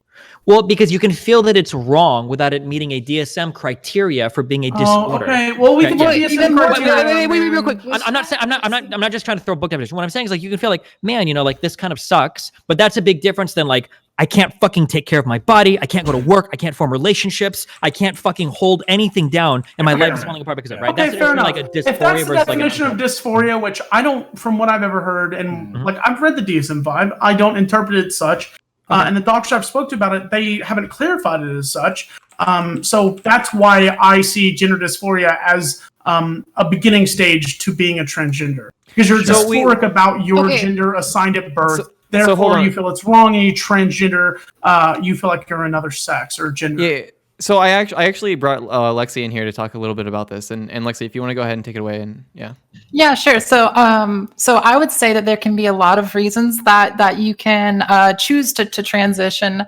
Dysphoria is a big one for a lot of us, but another one is this idea of gender euphoria. So when you transition, through identifying in another way and through expressing yourself in another way, you can experience an extreme positive feeling that you wouldn't experience otherwise. Sure. And so you don't need the dysphoria, the pain, or the suffering or whatever. Really? That you can just have the extreme happiness that it brings you.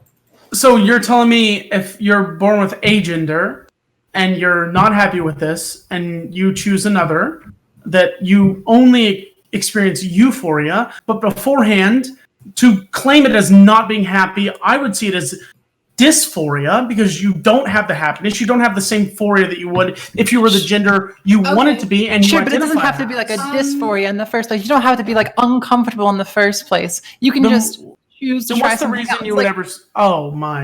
Okay, it's like if you like vanilla ice cream, you can go try strawberry ice cream and figure out that's shit, I love strawberry ice cream.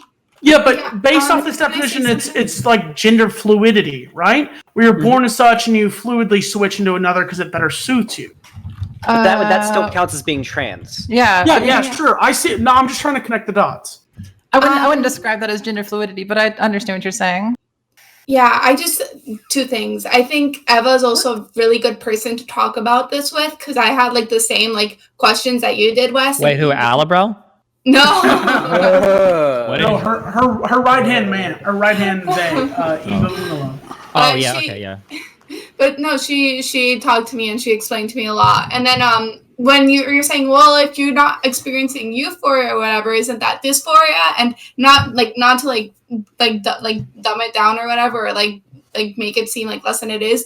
But imagine like my hair right now, right? Like I'm okay with my hair right now, but I think it would be like fucking awesome if I dyed it again like pastel pink. Like that would make me like super happy. However, I'm not like suffering having my hair like I this see what you're right now. saying. So it's based off that you're complacent where you are, but it could be better. Yeah, sure. Yeah. That And I seems just like I just want to bullshit to me. clarify. I'll I be know it's hard honest. sometimes, but like Eva does go by they them. But just to make that clear. That's what I said. Fuck I this. clarified and I Okay. corrected myself. Oh yeah. I just want to make sure for Yeah, go everybody. ahead, host. But it does seem like bullshit to me because I feel like the only reason that you would want to be different than what you're born as is if what you're born as is incorrect. I don't believe gender is this state of I'm whatever the fuck I want to be at all times, because that would insinuate that you're this, and then you go to that, and then you're like, yeah, fuck this isn't as cool as I thought it was be, or I'm not okay with this. It's no longer what I perceived it to such, and now I'm reverting or changing to another gender. Well, Wes, the definition of transgender is extremely broad. It literally just means someone who Your identifies as a gender. definition of transgender. No, I mean, Google it the right now. This is the definition. official. This is the definition of transgender. You can look it up right now. It literally says that's the whole someone- basis of arguments. is Well, the wait, hold definition. on. We don't need to go to the book. Okay, trans just means not cis, right? So cisgender, we usually say is like a male is born with a penis and a man's body, and they feel that way and they don't have any problems. A female is born with a vagina, secondary sexual characteristics, female breasts, whatever, and they feel that way, Destiny, right? can I ask you? Anything that diverts from that. So people that feel agender, or people that are non-binary, or or what we call trans people, all of that is considered trans. It's pretty broad. Okay. Sure. Well, But what would maybe you I'm wrong consider- here. I just want to clarify. But can't you be Go ahead, non-binary and not necessarily trans? I believe I could be most wrong, but I people, believe yeah. non-binary by definition is trans. Yeah. Anybody? Okay. This is what I We talk said about, like, 2 hours intersex, ago. that's separate. Definitions are so fucking stupid. No. So- It's either trans or cis. Okay, anybody that's not cisgender, so like quote unquote normal. That's an insulting way to say it, but like what we would consider like cisgender, like a person born with a penis. Societally normal. Sure, whatever. Yeah, we would call those people cisgender, and anything that's not that we would call trans. So this includes non-binaries. I agree. That's how I feel it. Yeah. But I also Yeah. feel that it isn't fluid in the sense that you can go back and forth here to there to another place. Like if someone went from I was born what they called me as a man and then identify as a woman, and I said woman's bullshit. I'm now an owl or whatever. Any other 'cause Typically, gender's that limitless. nobody's making the argument. I believe that happens. Most people don't say that it's like fluid in that sense. Well, that's the best way that it's been described to me. Is I it- don't, well, whoever described it did a horrible fucking job of you describing it. people. Hold on. Yeah, I don't, other people here might have done a bad job. But no, Hold wait, on. like, Lexi's trying to interject there for a second. Okay. Go ahead. Oh, I was just gonna say. Okay, first of all, no one identifies as an owl. That's not like a gender, but Yeah. separately, Well, it is, that like 'cause that, like I if know outcomes, but okay. that's out, that's like a kin. Okay, that's like other kin are not a gender. Okay, that's a separate thing. We can talk about that. I don't think it's, no, it's really not. I swear. I'm kidding. That was a joke. Wes, I am going to ask you to be a little bit less inflammatory on this issue. No. But that when you so if gender is a social construct, is everyone here like in agreement on that? Yep. Okay, I was making sure. I came in a little bit late to this. Wait, who's? This But is you very go on. spicy. Okay. You go on. No, that's a topic we should talk about. Is it? Yeah. Let's go on for 4 hours about it. Yeah. I mean, Go on for so long. Hey, I'll make the argument that sex is a social construct. I'll go farther if you want. Yeah, that's I true. agree. I would agree with that I too. agree with that too. I mean, it technically is because the doctors wanted to find it. Yeah, Well, sure. I mean- We choose to define it in a certain way. We have categories that we make up, and we Yep. like there are any number of different differences between like a various what we call cis men. There can be cis men that have that there are people that we think are cis men that they think they go their whole lives that think they're cis men and have quote unquote female karyotypes. So like it's a whole like What the fuck does that mean? it's a pretty the like your XXXY. Oh, okay. Yeah, So like there are people who think that who like go their whole life thinking that they're cis men who I have gotcha. XX chromosomes. yeah, I've been misgendered. I get that. Sure. No, that's on the that we're talking about on like a cellular like a No, I observable know a level. genetic level. Yeah. Your genes, there's XXY, XX whatever, and then there's everything in between. And sometimes people on the spectrum, if they do clarify, are also misgendered. Well, no, you wouldn't be misgendered. I guess you would be missexed. Fuck off, dude. Because sex and gender are not the same thing. Yeah, okay, sure. Well, no. This is a really important distinction because the fact that sex and gender are different things. Okay, is so integral biological, to everyone argues that transgenderism. sex is male, female, and then everything in between. But gender is this, that, and everything else, which is kind of the same. Well, no, Gender gender is a social construct. Gender is a Yeah, social so is construct. sex. Well, you can argue that, but when we're talking about sex and we're talking about if we're talking about chromosomal sex, you have XX for females and XY for males, and then you have intersex, which are a ton of different variations, which is right? everything in between. Let him finish. Cool. Wes. Jesus Christ. However, gender is completely separated from that. Gender is when you come out of your of your mom or whatever, when you're born, and the doctor looks at you. If they see you have a dick or a vagina, generally that's what will happen. They assign you a gender. If you have a dick, you're probably going to be called a boy. If you have a vagina, you're probably going to be called a girl, and you're going to be raised as that gender. However, if at any point in your life you end up deciding to identify, at the very least, identify as a gender separate from that of the one you were assigned at birth, you are transgender by definition.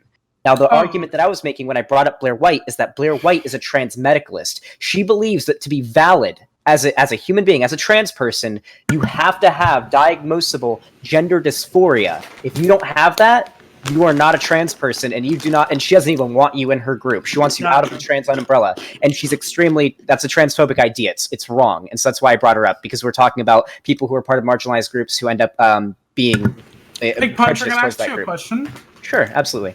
This is pure in the dark. I'm not sure. Someone asked me, and I have the same question. Is there a way to identify the chromosomes at birth other than genitalia, or would it take like a very Genetic invasive? testing, right? Yeah, you just have to do a genetic test. How invasive is genetic testing? I mean, I think you just it's not invasive at all. Just blood. Yeah. Just Once again, relax. It was just a question. Sure. I'm not sure. I'm just learning. We just don't usually do that for most put me people, on a fucking cross for learning. No, Wes, I don't think you're That was a reasonable question. Yeah. Wes, I don't think you're transphobic at all. I don't even think you're a transmedicalist. I actually think that you being willing to learn this is very nice. That's how I've built my entire lifehood, is learning and changing my beliefs based off what I learn. So thank you for realizing that. Yeah, and there's a ton of stuff online you can watch if you want to learn more about it. Yeah, I'm not gonna do that. Or you can have the best way to learn about this though isn't even going and like watching videos. I would say the best way to learn about this is just to interact with trans people. Like I 100% agree. You have to watch it because 95% of them all give you different answers for shit. Okay. Really? I can go do a lot. But it's so much more retainable. Sure. Well, I would say that it's definitely to. a combination of the two, right? Like you should definitely do your own research. Don't you can't just like watch Blair White and like absorb whatever she says, right? But you should definitely do your own research, and then it is you get rid of a lot of like unconscious like biases when it comes to this shit by just interacting with people of this identity, right? Can I ask you a question, MindWaves? That it's so funny you say that, because every time I hear something that doesn't make absolute complete sense to me, I take the human prerogative to search out answers that make more sense. And that's the whole reason I've learned as the years I've been alive. So is that not what humans do as a fucking being? Do people just get consolidated in beliefs and give up forever? Because that seems so unhuman. People like, to be in boxes, and people like to be in things that they're used to. So yeah, I would say like, even though a lot of people do like learning, I think that's also like, I would argue like also an intrinsic human trait.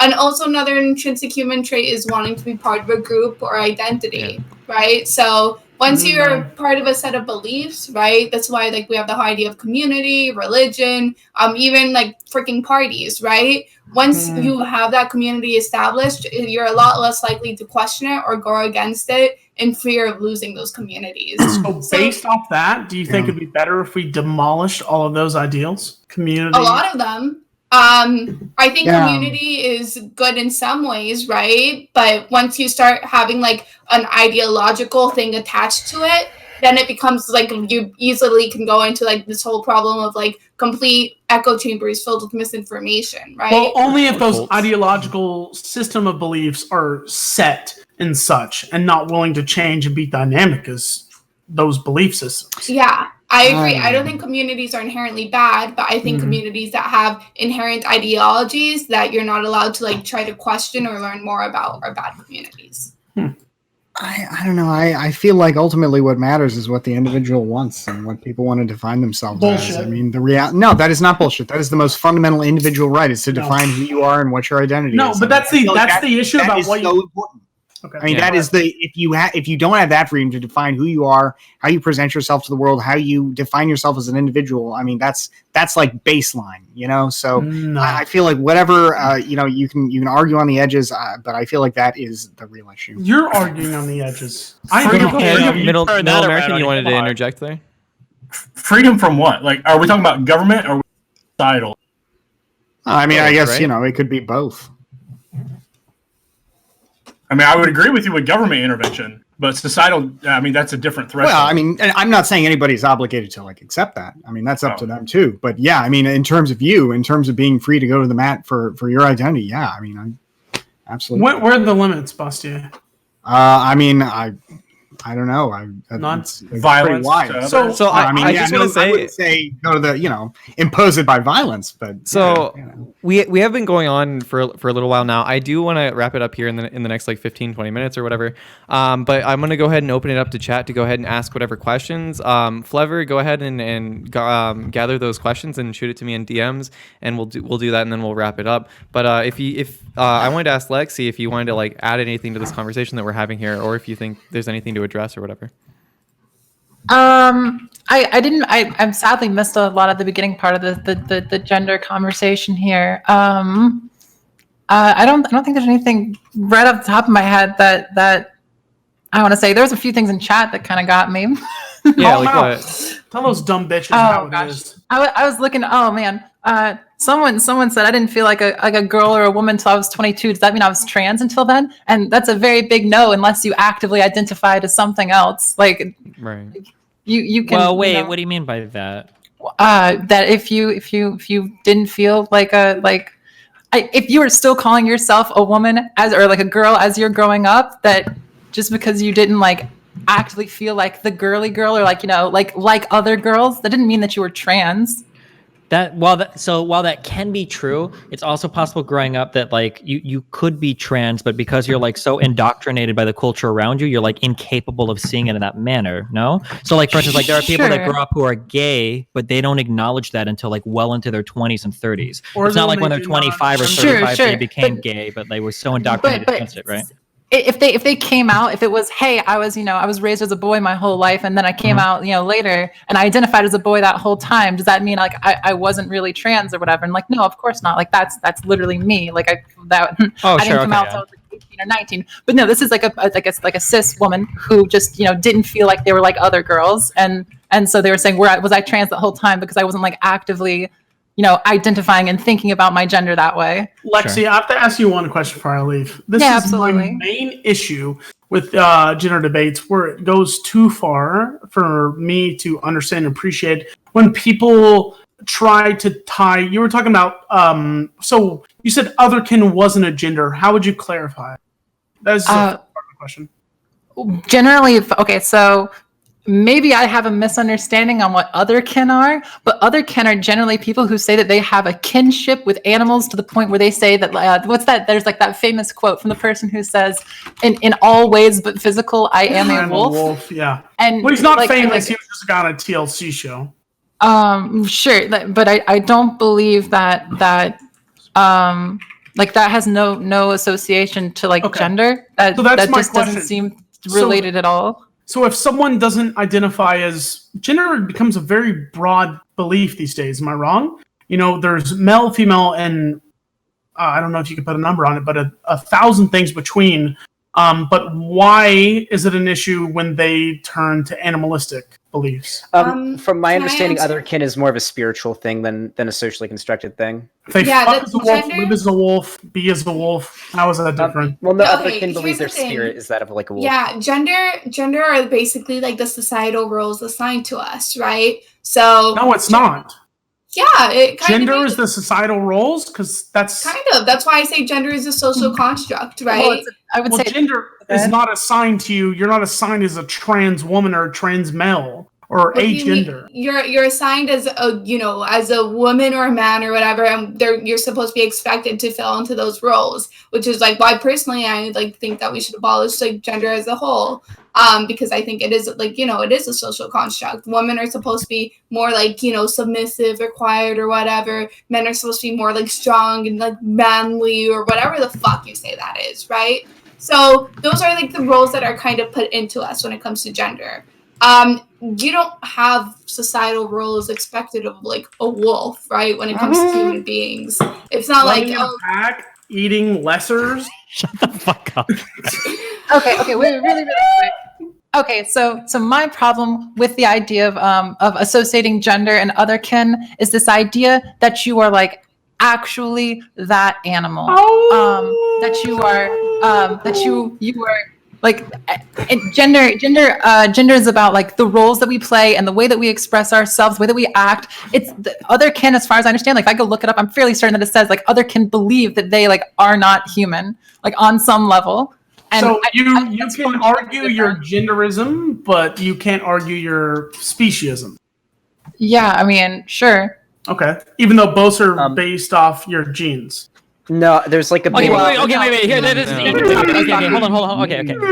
Okay, so categories that we create these categories because they give us some utility, okay? We've got male and female as these things that we recognize, okay? Because they give us some utility. If we go back through all of history, there is like documented evidence that there are people that seem to be talking about experiences that today we would call trans experiences dating back before we recognize trans people as being a thing.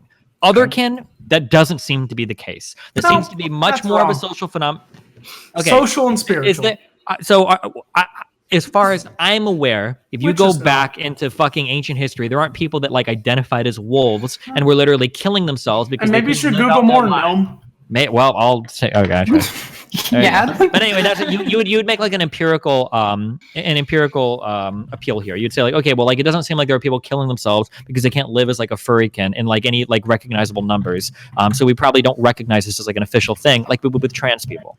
I mean, hey Wes, I got a question for you. Not to cut you off, Lexi. Yeah, go ahead. Read some chat message you didn't come up with yourself. Go ahead. Fuck you. God damn it. All right, never mind. Lexi, go ahead. Idiot. Yeah, that's what I thought, bitch. God damn it. Stupid motherfucker. I just say like, yeah, I think it's a useful argument, but like in talking about trying to explain the differences for the social construction of things, I don't think the amount of people that kill themselves is necessarily the best argument to always use it. Like there are different social constructs.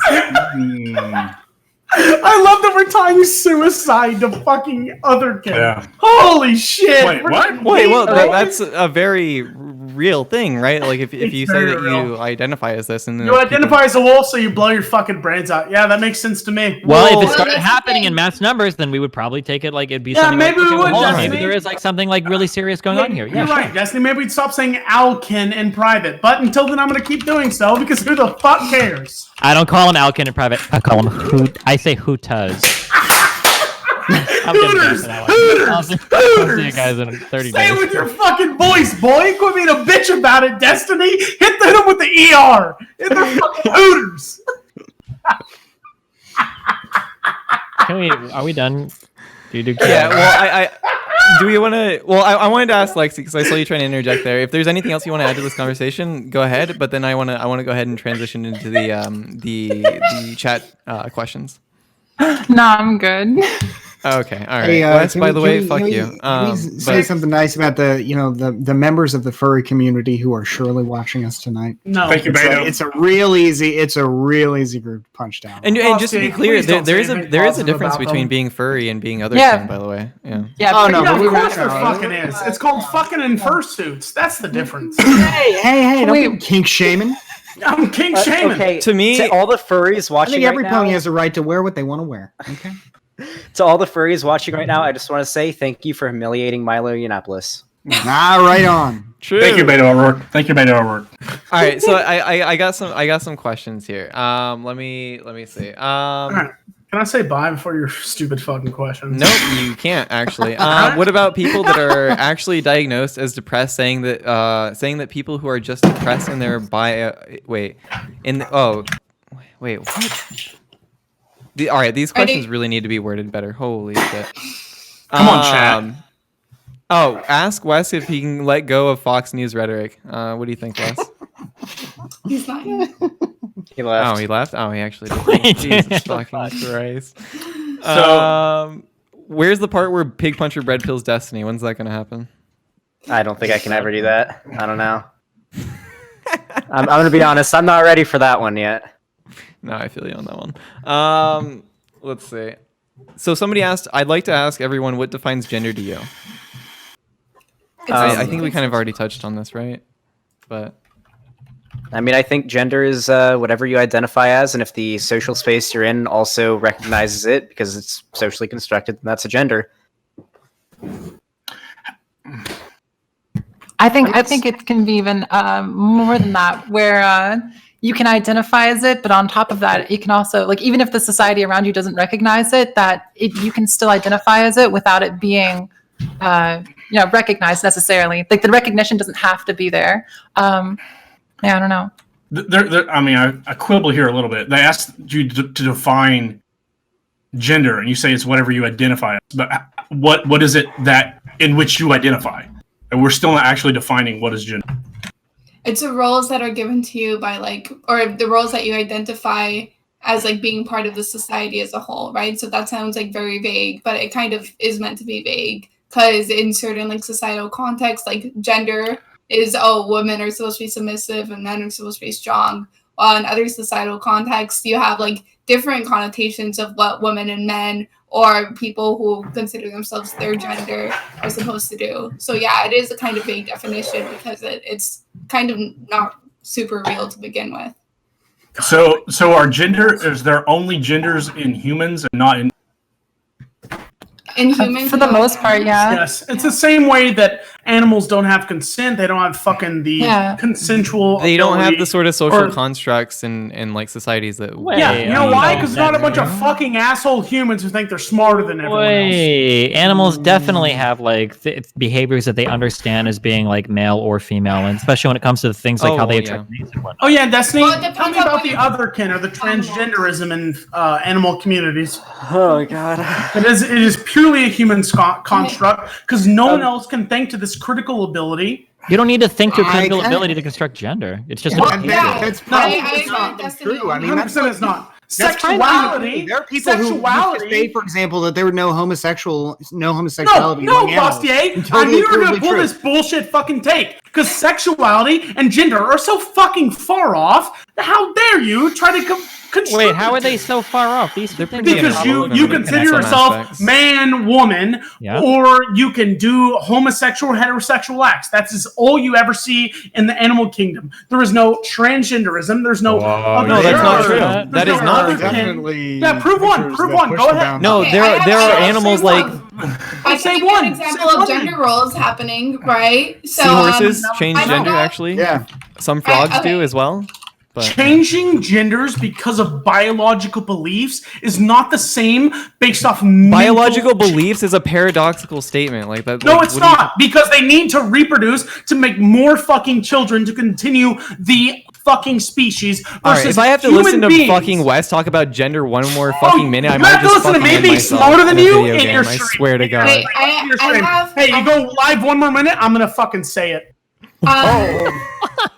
That is fucked up. Wes, do you want to plug yourself and leave? Or? Yeah, it's twitch.tv/ I'm just kidding. What is it, West, by the way? Yeah, it is according to you, Destiny. I was gonna ask. Middle American, if you've ever heard of the performative theory of gender.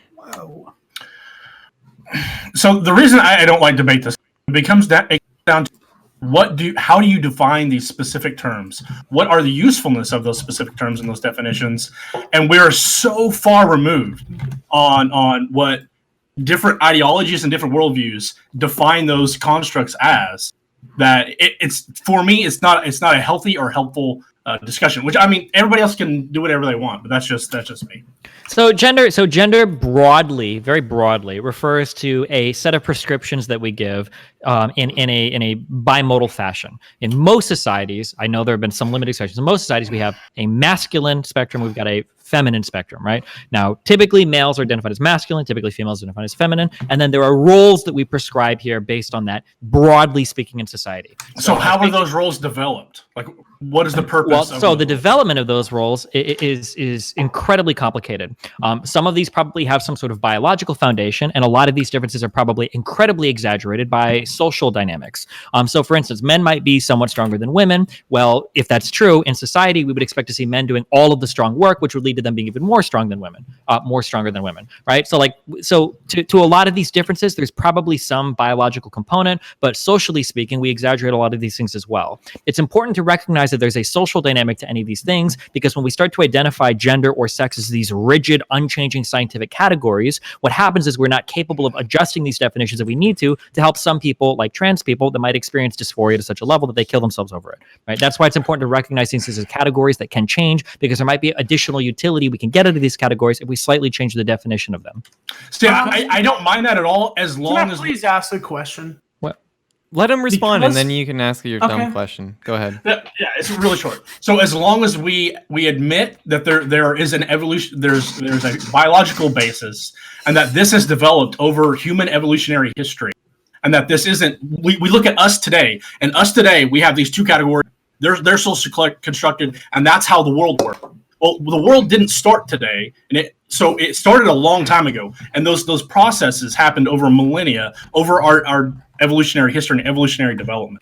And I see too much like there's disconnect from that. Well, there's no disconnect. So, I really have to say something. I'm sorry, I have to cut it. Oh yeah, no, you can say it because you're Shut woman, up, but I can't. Wes! Exactly, the fuck up! you sexist fucking idiot! Okay, Holy shit! I have to cut in like this whole thing about like, oh no, they're like evolutionary like foundation, biological, like that's very shaky foundation to be talking about gender constructs as, because with that logic, then we kind of lead into like various things that are a little bit contradictory, right? If it was really like 100% or even the majority of it from like this whole biological perspective, then almost like every culture would have very similar gender roles, and that's just like not true. Like you have third gender in a lot of cultures across, like depending on like what time period you're looking at and what culture, you have things that look like contradictory to our Western point of view, right? Where you had like women who are actually like taking care of like politics in the area, or taking like these man leadership roles that we see here, right?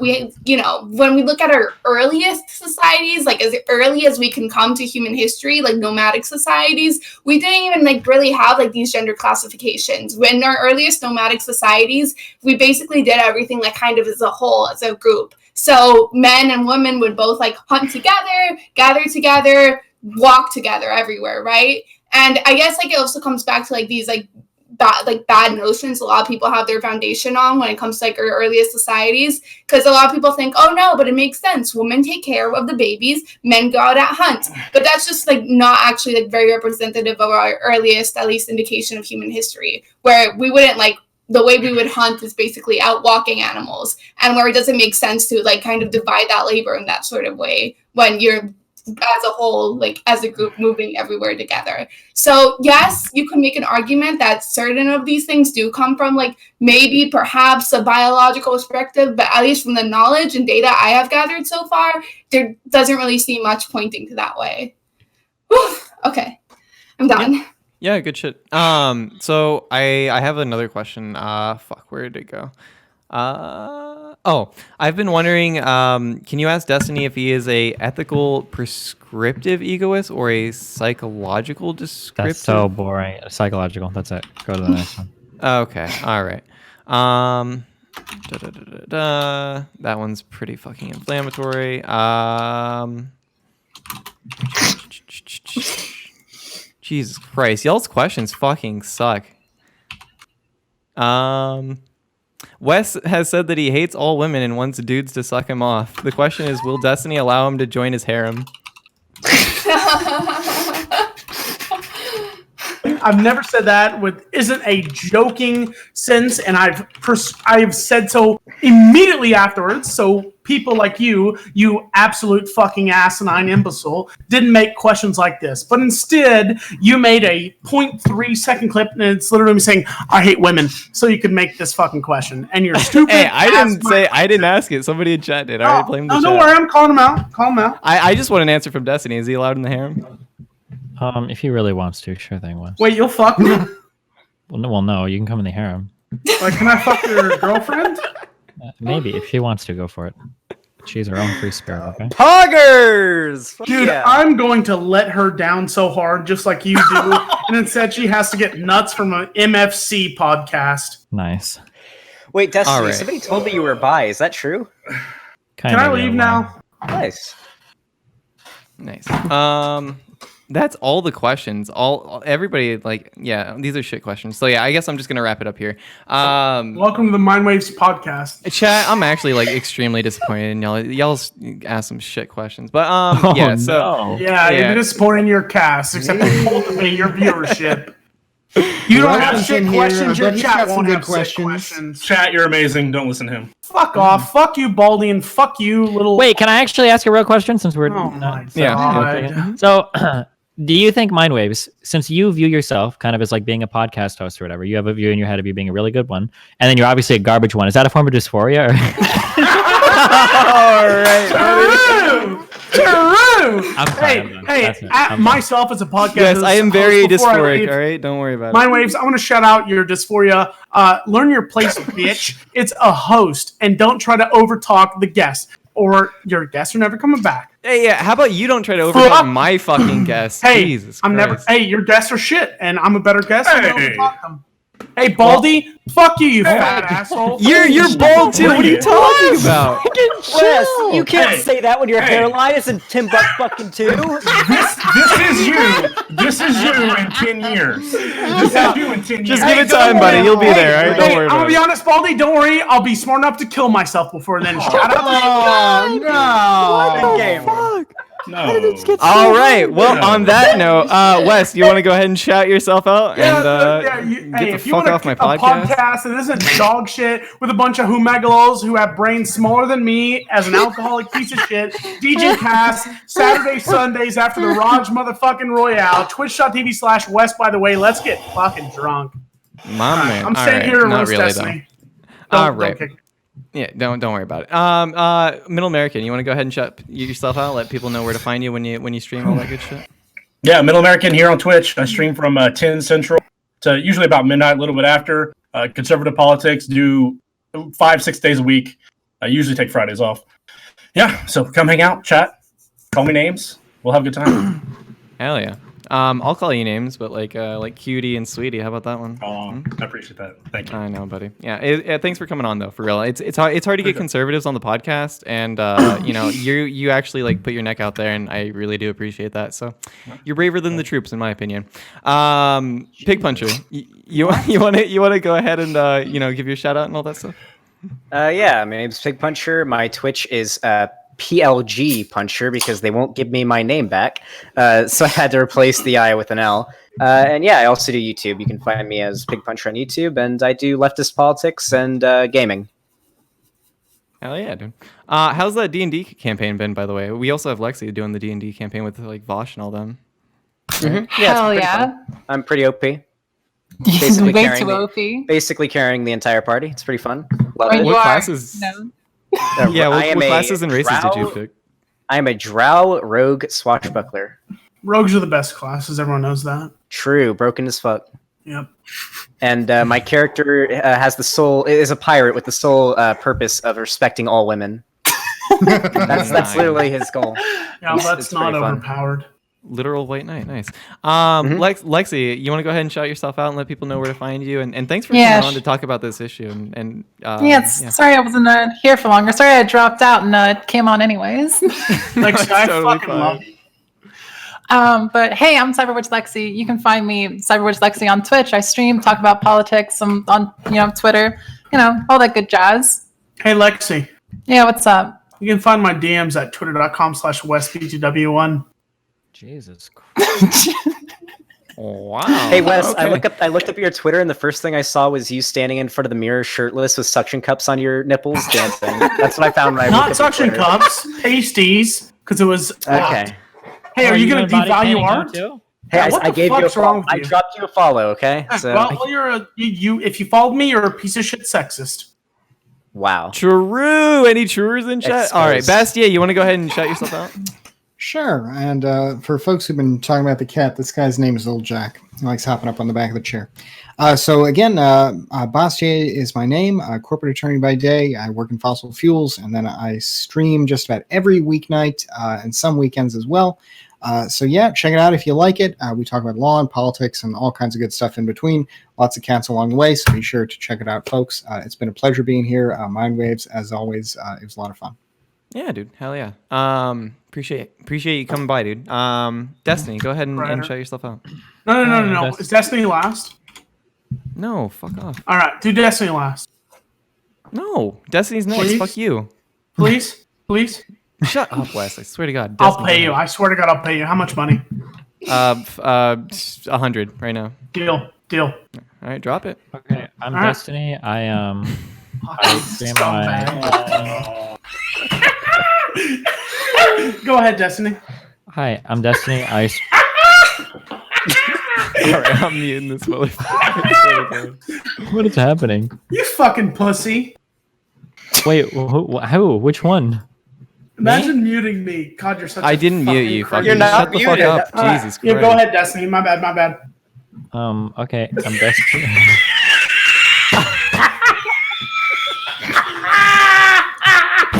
Are you doing a John Zerka cosplay right now? Or Yeah. Yo, Twitter.com/ZerkaOfficial. National Twitch TV. Yeah. You're right there getting Double clipped. right now. All right, I'm sorry. I'll wait. You can find me at twitch.tv/Destiny.